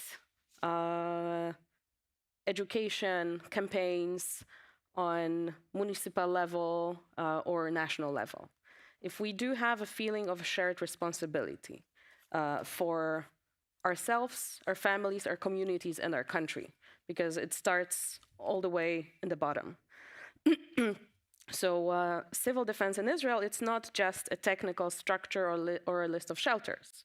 It is a social, it's a social construct. And I think this is where we should start. So it's as much as psychology and trust as it's about protocols and shelters that are equally important. And it is a part of life. It's not a construct coming from the government or from municipality. And I have a feeling that in Europe, when there is a crisis, we open a working group with many different experts. Commission, maybe? A commission, maybe. Not everyone can attend, so we'll move it to next week. And in Israel, when there is a crisis, they open a WhatsApp group and things are starting to happening immediately. So preparedness in Israel is a part of life. It starts from the very early age. Children learn it at school. Communities practice it. There are community leaders that are not necessarily officials that know what to do in case of a crisis before the first responders arrive. And I think that the heart of this approach is that we cannot control the threat, but what we can control is how we are prepared to face it. And definitely this is something that we can learn, even though we cannot copy-paste Israeli solutions. And I think we're going to discuss it later, from what I understand. But basically, the most important thing, in my opinion, is this shift from fear to agency. That if we're not afraid because we know what to do, and we know what to do because we practice it, even if it might not happen. So we're not asking exactly what if, but we're saying, we know what to do when something happens. I know that many of you probably at this point think of October 7. How country that is so resilient, with supposedly one of the best armies in the world, great intelligence, and prepared, could allow October 7 to happen. And when you look at the transcripts of 911 calls, for example, or we definitely can say that October 7 was a big failure on many levels. But when you look closer at the civil defense, people did exactly what they were trained to do. They knew who to call. They knew how to organize themselves. When you look at the small villages near the Gaza border that were attacked, every single house there has a safe room. This is also part of a broader legislation in Israel, starting in the 70s, that every new building, every public building has to have a reinforced part that can become a shelter in times of crisis. So every single of those houses, they had a safe room, small reinforced. Usually those safe rooms are rooms for children because they're the most safe. But they were supposed to protect all the communities there from the missile attacks, not from physical infiltration by terrorists. So they don't have lockers inside. Because if a missile falls and the whole building collapses, you don't want to get stuck. So you don't have a locker. But when you have hundreds or thousands of terrorists attacking your house, you cannot lock yourself inside. So that was one of the lessons learned, that post-October 7, the lockers in Israel, the safe rooms in Israel, they also have lockers now, just in case. Well, today, hopefully the deal will be signed and the ceasefire will enter on Sunday and all the hostages will be released. And the war will end. This horrible war will end. So we're really looking forward to that. I didn't expect that when I'll be sitting here on stage, those things will be happening as we speak. So it was great to get good news in the morning. But what I wanted to say that we do have a feeling that civil defense in Europe is something that's managed by governments, either national or local, while it's a shared national mission in Israel. It's not responsibility that's delegated upwards. So when something happens, people don't ask who's in charge. They ask who can help. And people know what they're supposed to do because, again, they do have their roles. They trained it. And I would like to just give very briefly 4 very practical lessons of this mindset. So first of all, education is key, and preparedness start early. I can elaborate a little bit more about that. Drills shouldn't be rare events, there should be routine, because then when something happens, it's less scary because you practiced it. Like you practice public speaking. It's less scary. The more you do it, it's less scary. Community leadership in every neighborhood is very important. And again, I'm talking people who have been trained to act in the first crucial minutes. I'm not talking officials. And last but not least, it's something that we cannot forget, and it's psychological resilience. Every emergency plan in Israel, whether it's on a national level or a smaller level, includes mental health support, because the ability to function under pressure is what actually saves lives. So as I said, we cannot copy-paste this model because of many reasons. And also, I don't think we should try. We have different reality here on the ground, but we can adopt a way of thinking and adapt it. So preparedness equals empowerment equals societal resilience. So the more we're prepared, the better we can face whatever is coming ahead. So I would like to finish here. and happy to elaborate more. Thank you so much, Marta, for that input as well. I think it's, in terms of mindset and individual also understanding, I think it's really key. I'm not going to ask how many people here have 72 hours of, food ready or supplies ready or their backpack ready for go bag, for example. But this is something that we all need to start individually doing. And I remember when the drones came into Poland. I live in Krakow in the south, in September last month. And then I realized to myself, I don't even know where shelters are, and I need to do my own research. We barely have any in Poland. That's another issue. Well, there is a story of Robert De Niro is building a very fancy hotel in Krakow, and they're going to have bunkers, I guess, already as part of it. But that's years away. So, okay, Shota, I want to hand it over to you to get your input also on the discussion, talking a bit about the dilemmas and the challenges of resilience from your perspective. Yes, absolutely, and. I'm delighted to be here. Thank you for the opportunity. I have been wrestling with this concept of resilience for, I think, 5-6 years now. And it is a buzzword with a lot of sub-buzzwords in it. What is national resilience? What is societal resilience? And then we have resilience word for everything. Hybrid resilience, economic resilience, information resilience. It all actually stops making sense if you go down that way. And first question I'll try to answer very quickly is, what is resilience? Why do we need resilience now? And then I will bring a couple of examples about how to implement it and operationalize it in real life. So first of all, this new security environment is very demanding. I'm sure a lot of you have heard that we're living in this most complicated security environment since the Second World War.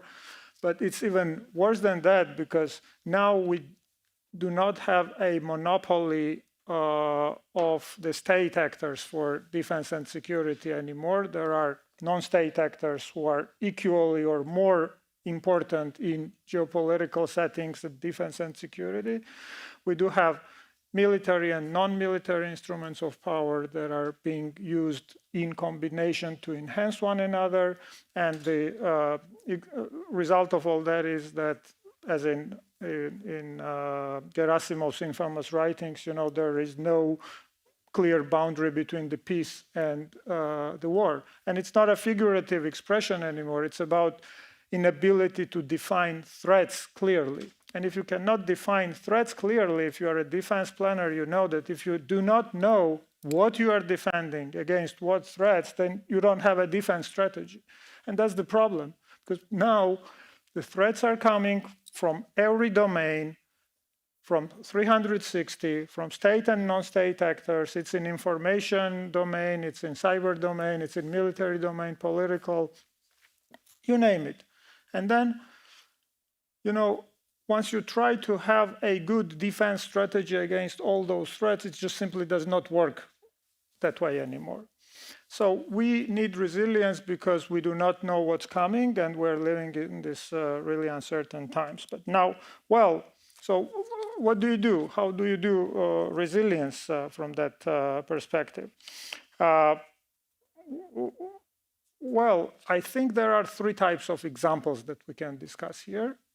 First is the Nordic example, which is a best case example, with a very shiny, glossy, and well-developed conceptual base. But I think in terms of the lessons, that's not very helpful, because it's not replicable anywhere else, because this is the result of a decades-long mindset and way of life, and people are basically part of that system forever. And they know, they understand how that works. I don't think that's actually measurable. We know that Finland is resilient. We know Sweden is resilient. They have this total defense strategies now modernized to fit 21st century in a better way. But do we know if Finland is more resilient than Sweden? Can we know if Finland, can we compare? We don't have the measurement metrics. That's why it's really, really difficult to learn examples from that. Then The second set of examples are examples like Israel and Ukraine, which are the wartime examples. And again, it's very difficult to replicate it elsewhere because when you are in war and when the main instinct that you have is survival, you can't push the limits of resilience because you just really have to. And that's, again, very difficult to measure and to understand what makes Ukraine or Israel resilient specifically, right? And there is this third types of lessons, which I think are the best way to learn about resilience, which is the failure examples. And here, unfortunately for me, tragically for me, I have to bring the example of my own country, Georgia. And, we have been under this hybrid warfare pressure from Russia for decades, and we thought we were resilient. We were resisting Russia's pressure when everybody was flirting and playing along with Russia. We were going against the tide and stubbornly kind of resisting all that pressure. And now all of a sudden we see that Russia has started this absolutely illegal, unheard of, crazy war in Ukraine, and everybody is now against Russia. And the only country that is really, again, going against the tide and is following Russia's pressure and has turned into a pro-Russian actor is Georgia. Why? Why that happened? I think we have quite a few specific measurements in there that can be basically learned as the factors that have affected Georgia's resilience in a negative way. First is the fear, second is the confusion. And in every pieces of literature that I have read on resilience, quite limited by the way, these are the two variables that are outlined as the most important, right? And if you live under this constant threat of Russian occupation and military pressure, and you know that your citizens are kidnapped from that occupation line on regular basis, and they have tanks there, 20 kilometers away from your capital, and they're crazy, actually, they can do anything they want. It's scary, right? And this pressure has been always there for Georgian society. And once this second element of confusion came in, and once the Georgian government started to play along with the Russian propaganda, questioning the credibility of our partners and the United States and Europe, and asking these crazy questions, do Europe and US want to drag Georgia into the war and open the second front against Russia in Georgia to make it easier for Ukraine, and this kind of crazy conspiracy theories, and once people are already scared because they remember the war in 2008, this is a PTSD society. They have this trauma still, very open wound of this war from 2008, and they're constantly being told and pointing finger, look what's going on in Ukraine. Remember what happened in Georgia. And this can happen again if you don't sit quiet. That's why basically Georgians are tolerating this government that we have in Tbilisi, not because all of a sudden 3 million Georgians became pro-Russians and then they started love Russia, all of a sudden. No, of course not. But this is the example of how by weaponizing fear and by weaponizing uncertainty, people have been driven into the point where they cannot take rational decisions anymore.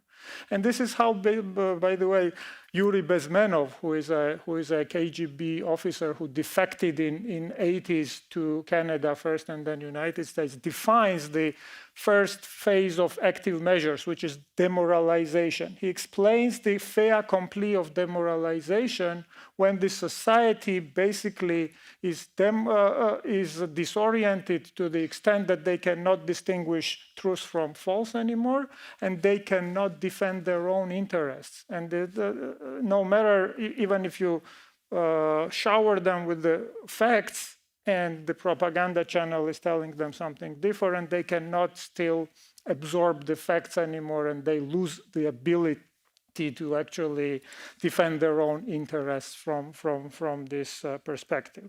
So to make it even more specific, trust in government institutions is something that is absolutely crucial for the national and societal resilience. If you are not sure that your police, your military and your political leadership will defend you, your community, and your society during the crisis, you cannot be resilient as an individual in this case. So it's also very symptomatic and very interconnected across the layers. So it's individual, community, organizational, national, and then multinational levels. So we try to measure resilience across these five layers. And now, finally, if that's about, the lessons that we can basically point out, there is another buzzword, which is whole of society approach. And now it's such a, fashionable term. Everybody likes to use it. So we're doing now all of a society approach. Really, seriously, how? I mean, what makes your approach all of a society approach? And then the easy answer is we want our government institutions, private sector and industry and civil society and think tank and academia work together. Oh, good, very good. But how are you actually achieving that is another problem. So this whole of society approach, if you really distill it, it boils down to readiness. And that's my most important takeaway and the positive lesson. So if people know who is doing what, how and why during the crisis, then there you have this all of a society approach, and they're ready, they're not confused, and everybody has their own role, and they know where to go, where to call, what to do. Your example, you don't know where is your shelter in your city, that's confusion, right? And there are a lot of people who want to do something during the crisis, but they just simply don't know how to participate in this. So preparedness, readiness, clarity, and coordination is the basis of the whole of society approach, which is the core of resilience in my understanding. And that's what Georgia's example is basically showing. Yeah, absolutely. Absolutely. Thank you, Shota, for these points. I think also, talking about the disinformation and confusion, creating confusion, we saw that, we see that all the time, in Europe as well, and on different levels and in different ways. And I'm based in Poland, so I'm going to bring a Polish example again. But when we had the drone incursion, we saw already, on social media channels, a lot of people confused, saying, even believing that these are Ukrainian drones, or not sure that these are actually Russian drones. And how these, these messages and these narratives started, I'm sure we can figure out where they're coming from.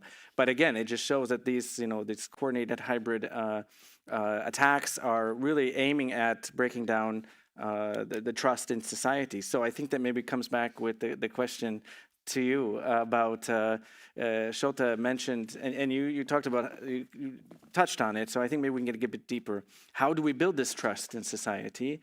How can we work, how can the different sectors work together in order to strengthen the resilience of the society so that we can reach this whole of society approach? What are some thoughts that you have from your experience? Yes, indeed, I think Shot finished where I began. So we have made a really nice round. Just to reflect also a little bit on what I heard about this individual level and how to make people work. I mean, you said that you haven't done your homework, Adam. When you go home, do that one. But in recent months, University of Latvia, they had a survey on how ready people are in the Baltic capitals, in Helsinki, the Finnish capital, and some German cities. And when the question was are they getting ready, and what are the obstacles why they are not doing their homework? So in the case of Latvia, 41% of our people said that they don't feel the need, or they feel lack of threat in the current geopolitical situation in Latvia. 41% said that, and 35% said that psychologically it's difficult to think about it. Which, I can understand it very well. But against this background, Latvia is definitely a society where we delegate. you spoke about the shared responsibility in the Israeli example. We're definitely a society, we delegate it upwards. Let somebody do it for me. The municipal or national governance level, that's the best thing. And then we blame them, so not ourselves. And in Latvia, we have, I'm really glad, on the national level, we have a great institution now, right under the Prime Minister, couldn't be higher, the National Crisis Management Center, and they have a really great team of experts. Just if anybody of Latvian colleagues are listening, I really wish all the best and endurance for them. But what I would like us to learn from all the examples and the failures in some cases, that we don't delegate everything to this one institution and don't expect that they will take care of everything. That's one thing, because everybody has to do its part. But I'm a politician, so I can address politicians as well. I have also a great wish for my government to stand behind this new institution. And when the crisis comes, and it comes one day, bigger, minor, major, we don't know, I can very well imagine that also the government, who will be pressured by the society, will say, now, has this institution done everything? And are they the scapegoats if something goes wrong? So my heartfelt wish for my society is that from the bottom and from the above, from the decision makers, we share the responsibility. Otherwise, we will fail, and that's what we want to learn from Georgia. When you mentioned about this confusion created by the government, so there is also the role of the decision makers and the politicians, and they were elected by the same people. And what they did, they just poured some more oil to burn to burn the situation. To boil the situation. So it is our responsibility, each of us, whom we elect, who are the decision makers, whom we allow to make the decisions. And of course, we are close. We have one elections behind us, one elections coming up in a year's time. A very heated atmosphere in my country, and we are worried, and we are willing to learn from Georgia, to take care of what politicians will be deciding, because the trust in governmental institutions also in my country, it's very low, not to speak about the political community, it's even worse. So how to avoid a tragedy? We don't want that.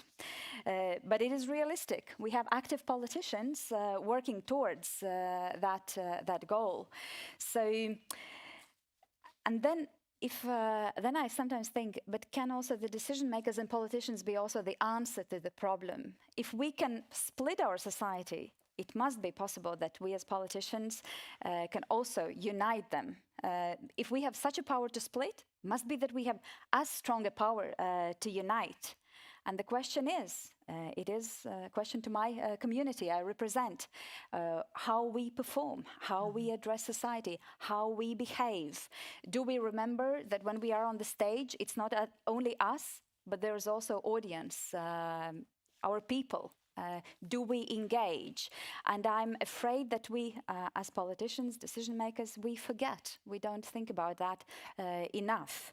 So very willing to do my contribution and what my responsibility is there to motivate people, to demonstrate that I'm with. When I mentioned it's like how to involve the people and how to create this demand in society. I mentioned our National Crisis Management Center. Now I speak as a citizen. If I see that experts and the government, the politicians behind, that they are working hand in hand, and they are not throwing like, you're responsible, no, you're responsible, experts didn't do, no, politicians didn't tell us what to do. So when you like try to throw this responsibility as a ball to each other. So if they work together, stand side by side, so yeah, then I will trust them. And if they will say that I have to do my 72-hour bag, I will most probably go and buy that battery-powered radio so that I have it at home. Yeah, it's so important. I agree. I think polarization is one of the things that can be exploited among societies. And I really appreciate your words about the importance of uniting the politicians in these difficult times. Marta, I want to come back to you briefly about areas that you see, because you do a lot of work in the region of Central and Eastern Europe. You talked about what lessons from your experience also working with Israel, but where are the areas challenges that you see right now and that can be focused on from your opinion? Well, I definitely agree with Linda that a lot of politicians and officials don't understand the real threat. And this can be also shown in the society. I'm not saying that we should be scaring the society that Russia will attack Latvia tomorrow. But if there will be some kind of a shift in our thinking that, okay, what's the worst that can happen? And let's prepare for the worst that can happen. Hopefully we'll never use this knowledge. But let's be prepared, because when the worst happens, we know what to do. So I think the biggest challenge is still within the mindset. And but I can tell you that I see it changing. When Russia attacked Ukraine with a full-scale invasion in 2022, we as an organization, ELNET is a nonprofit NGO. We have offices across Europe, and our goal is to bring together like-minded people in Europe and Israel to get to know each other and to start exchanging their experience, because Europe is one of the most important Israel's partners. As we can see, Israel is also, when we put aside politics, when we look at economy, defense, security, intelligence, this cooperation between Israel and European countries is very strong and very important. Half of our European Sky Shield initiative countries are going to be protected by Israeli technologies.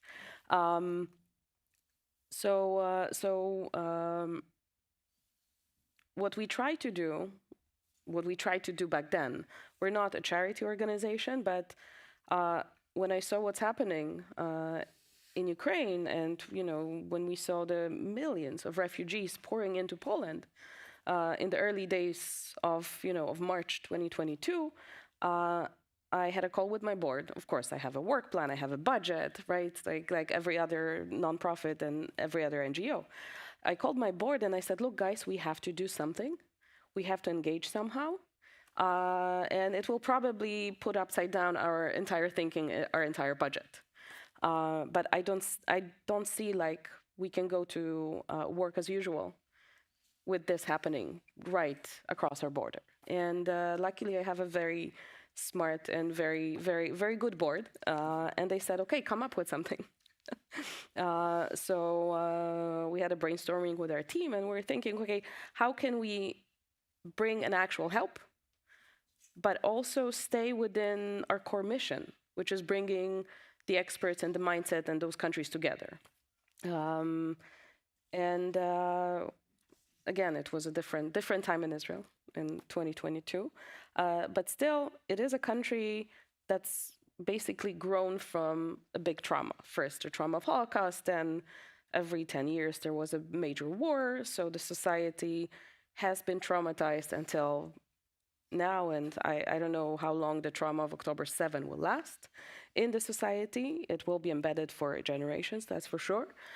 So Israel has probably one of the best experts in war trauma, PTSD prevention and treatment. How about we bring them to Poland to work with the Ukrainian and Polish mental health professionals and community leaders? And that was mid-March 2022. Because it was a new program, I also had to raise some money.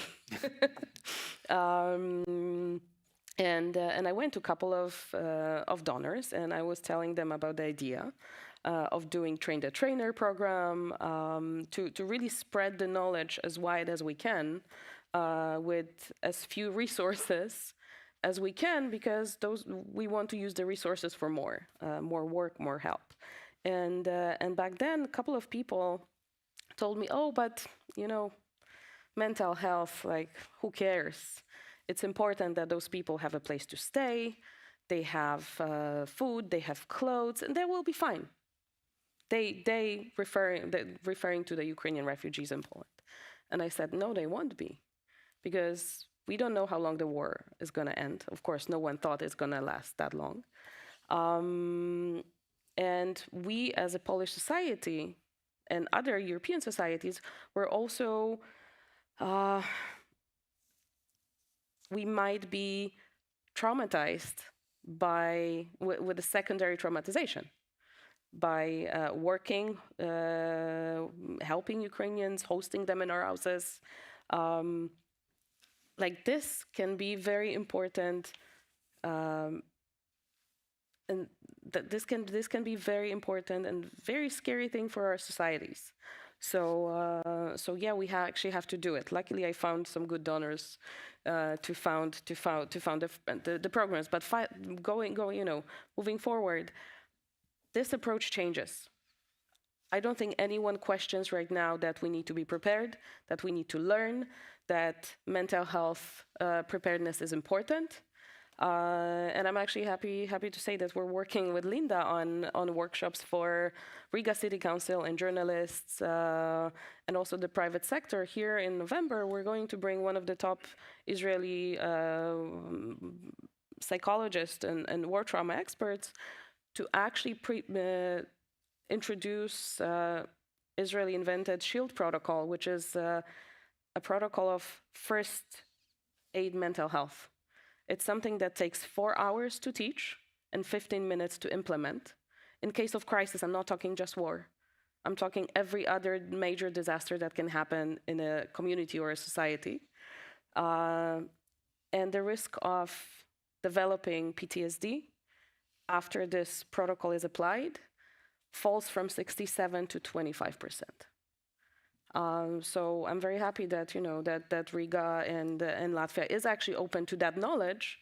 We're going to work with other partners in the region as well on that, because it's something very simple that can be. This is one thing that actually can be copied, paste from Israel, because it's a protocol that works worldwide. Many armies in the world are using it, and actually right now the Swedish army was passing this knowledge to the Ukrainian army, coming from Israel. So there is a lot of things that we can do, but I think, again, it starts with the mindset and understanding the necessity, and understanding that we don't know what to do, but we're willing to learn.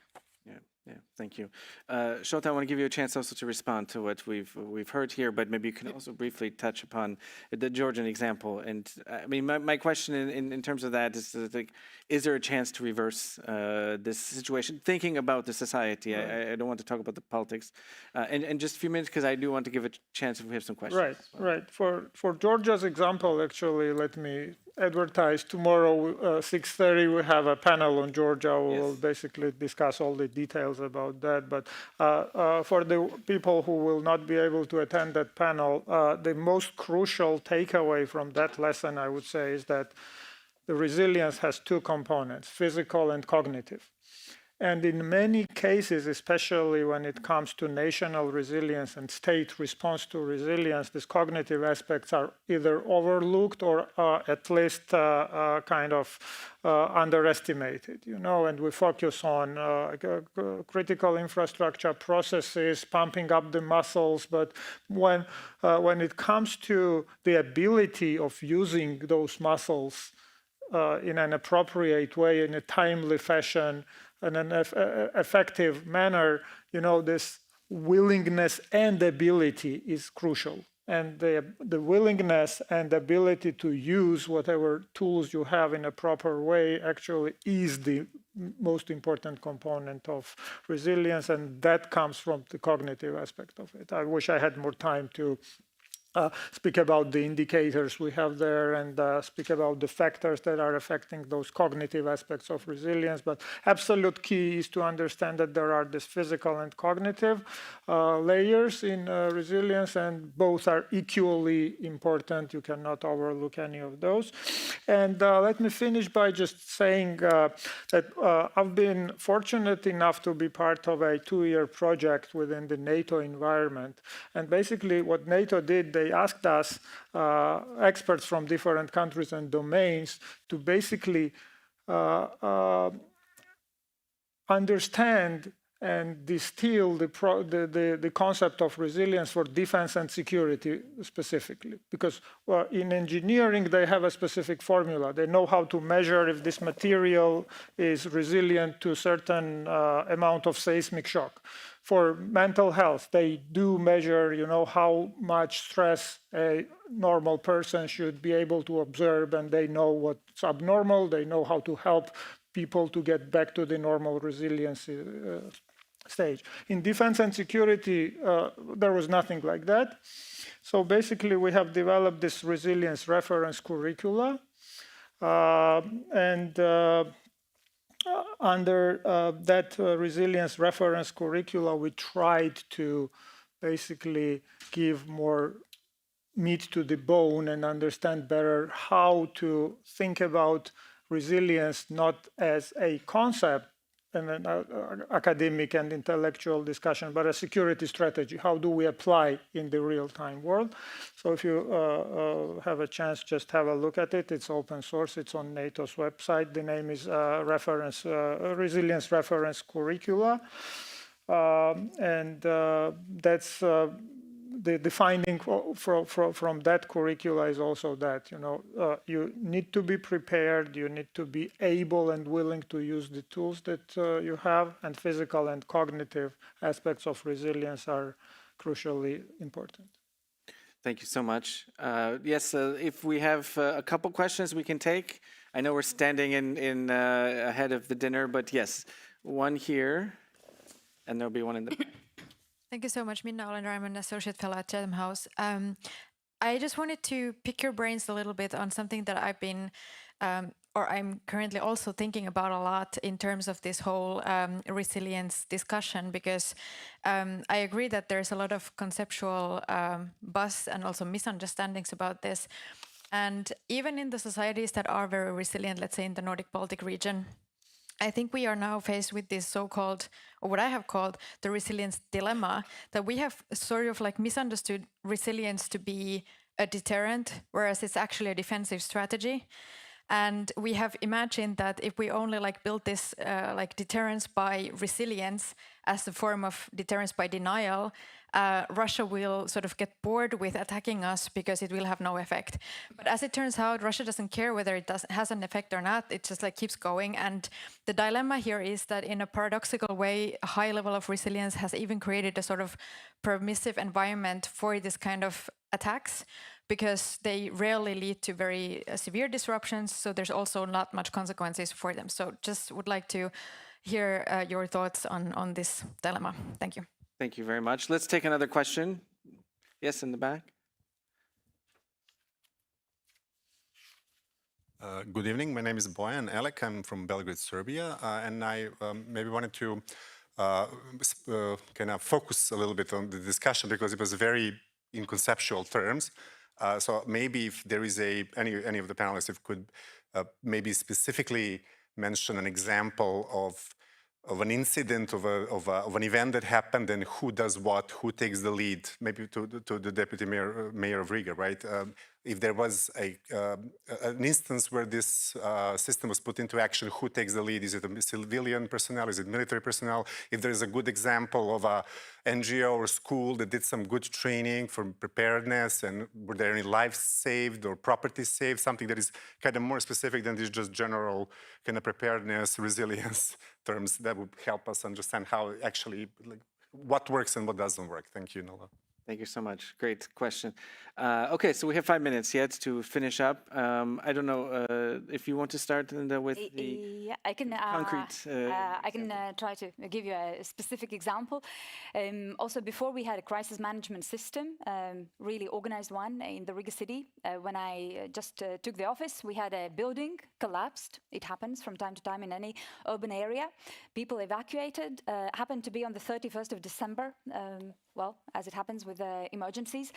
And to my great shock, I saw that everything depends in the capital city of Latvia on the way the responsible politician acts, or is willing to act, or understands what to do. So if the mayor or deputy mayor says, you go there, you talk to people, you organize, I don't know, bus to evacuate the inhabitants. So there were no people responsible. It was so fragmented in the capital city.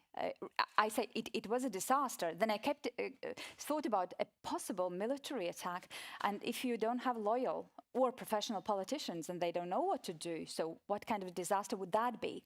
But to compare, so when we had a real civil defense experts hired. We have a team of experts, a structural unit working with that. It was, I think it was last year, we had a very specific fire in the city where the National Fire Brigade couldn't manage because you couldn't take out the fire with water. You needed sand, enormous amounts of sand to take out that fire. And then how Riga organized all the resources with tractors and sand. We have huge resources and did it professionally.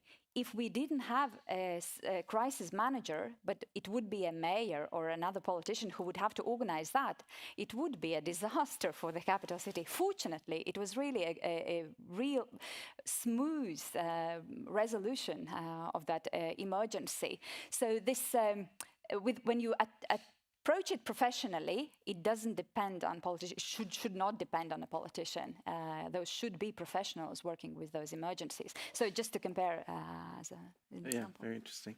Martha, Shota, your final thoughts on Mina's question about deterrence as resilience as a deterrent or defense strategy. So I will tell you a short story. I was attending one of the conferences about the security of the Baltic Sea a couple of months ago, and one of the very high-level admirals from the Polish army was standing there and telling us about all the accidents with the Shadow Fleet and what actions were taken. And then his conclusion was, we have to make sure that our cables in the Baltic Sea are harder to cut for the Shadow Fleet,